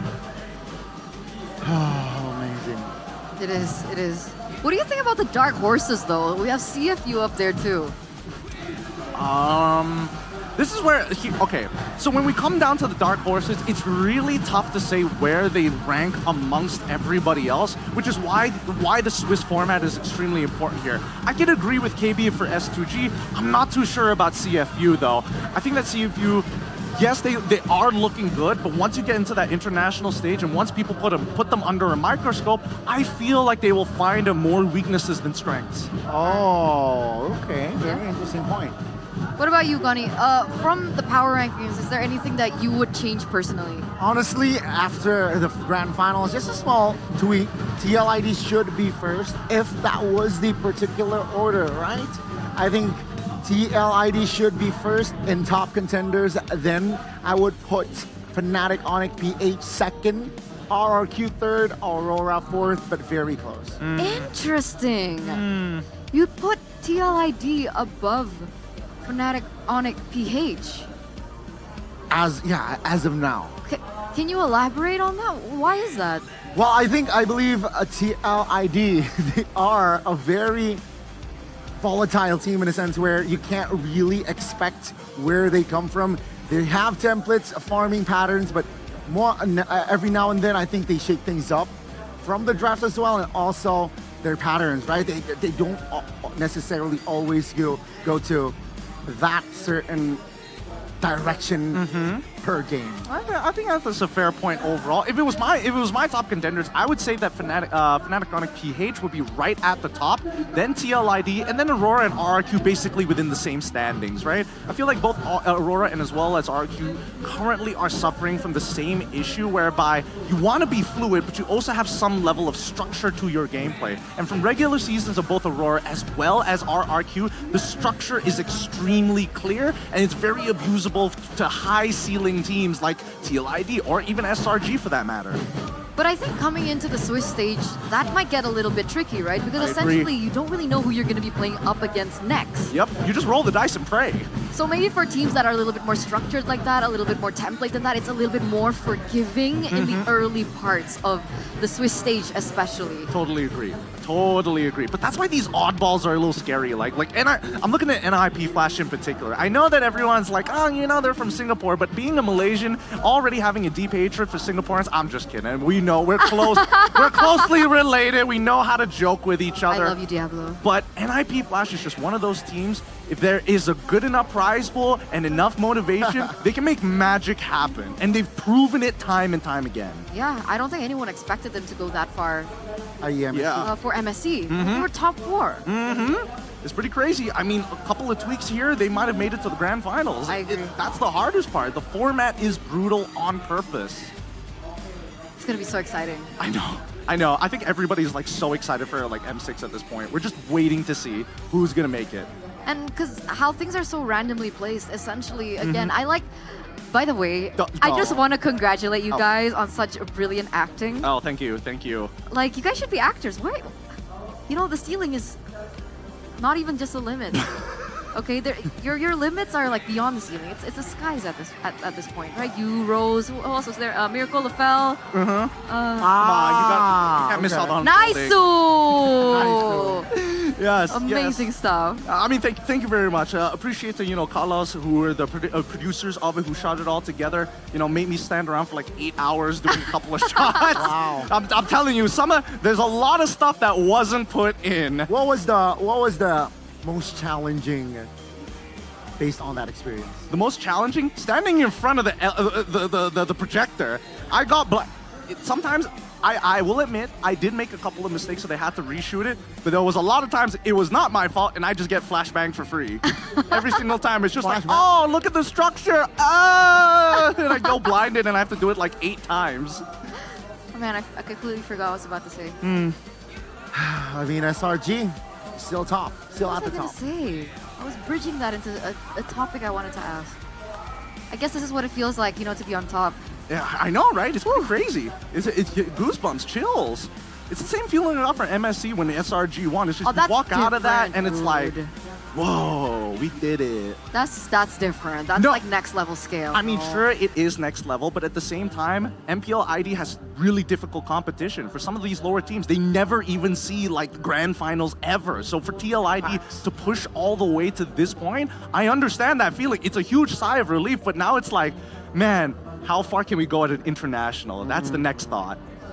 Also, I mean, to add to that, right? This is their first playoffs for TLID Aura, right? Also, Fabian, Aaron Cheeky, TL Academy, they were never tested playoffs-wise and whatnot. This is their first time, and they have that type of performance. Yeah. What a final. That's how we can go flashback into when you debuted on the panel here, right? You mentioned about TLID. Oh. What was the exact statement you made? Because I guess it's true. What was the exact thing you said? The harshest environment creates the hardest people. I said a lot of weird stuff. Okay. I can keep going down the list. I don't know how many of these are going to get censored. That's true. But more so like the young fire that was necessary. Yes, the next generation. The next generation of players, and I mean, even in their final speech, they're already talking about, hey, despite them being extremely young, Indonesian has a really good populace who want to play this game. They just need the right direction, maybe the right organization. I'm just throwing that out there, but also pure motivation to get to an international. It's no longer about local pride. I'm starting to feel for MPL ID. It's just MSC, M6 every single time. Yeah, I agree. I mean, technically, your region actually kind of started that, right? I mean, not the right. I mean, we have to, right? That was the first team that picked up rookies. Yeah. And then you guys won MSC. I mean, technically, Echo also did it as well, but not like a full roster. Yeah. It's a good mix of the two. True. Yeah, so I mean, it really comes full circle. And I mean, considering the story of TLID, these players weren't first choice initially once the organization took over. No, they weren't. True. Think about that. Being second pick and then just dumpstering the rest of the competition. That adjustment right in week 1. After week 1, they took a risk, and now it really paid off. They really did. Oh, I'm so happy for them. Facehugger has been there for so long. Palevi, season after season, he's been... No, because Palevi is a spokesperson. Every season he has to say sorry. Yes. Apologize to the fans. Yeah. I'm not gonna lie, it's pretty heartbreaking. It really is. The last time I came over from SBS and I got the Aura jacket, the last time before they turned it to TLID, same exact thing. It's pretty rough to watch. It is. Yeah, I got a whisper from the producer. I hope you can repeat that. Just one more time, producer, what did you ask for? I'm sure that Zipper will give that information to you. Oh, okay. You want to see Gideon dance on stage? What? Okay, yeah, we can make that happen. I'm just kidding. Okay, what message do you guys have for these teams who are going to be flying out to M6 for RQ as well as TLID? I think Liquid and as well as RQ, just do your best, no pressure. Your first time grand finals win. Hopefully you can still just do your best and we'll be proud. don't stop being motivated. Continue on, be the next generation, and then pass it on so that Indonesia will still stay relevant in this space. But maybe not as good as, whoever represents you guys. Not better. But ladies and gentlemen, there it is. We are gonna come to a close. Thank you so much for tuning in with us on this wonderful journey. It's been me, Eterna, as your desk host with Johnny and Gideon. It's been a pleasure. We'll see you next season. Or maybe at M6. MPL ID Season 14. We own this. So weird for you to say that, aren't you?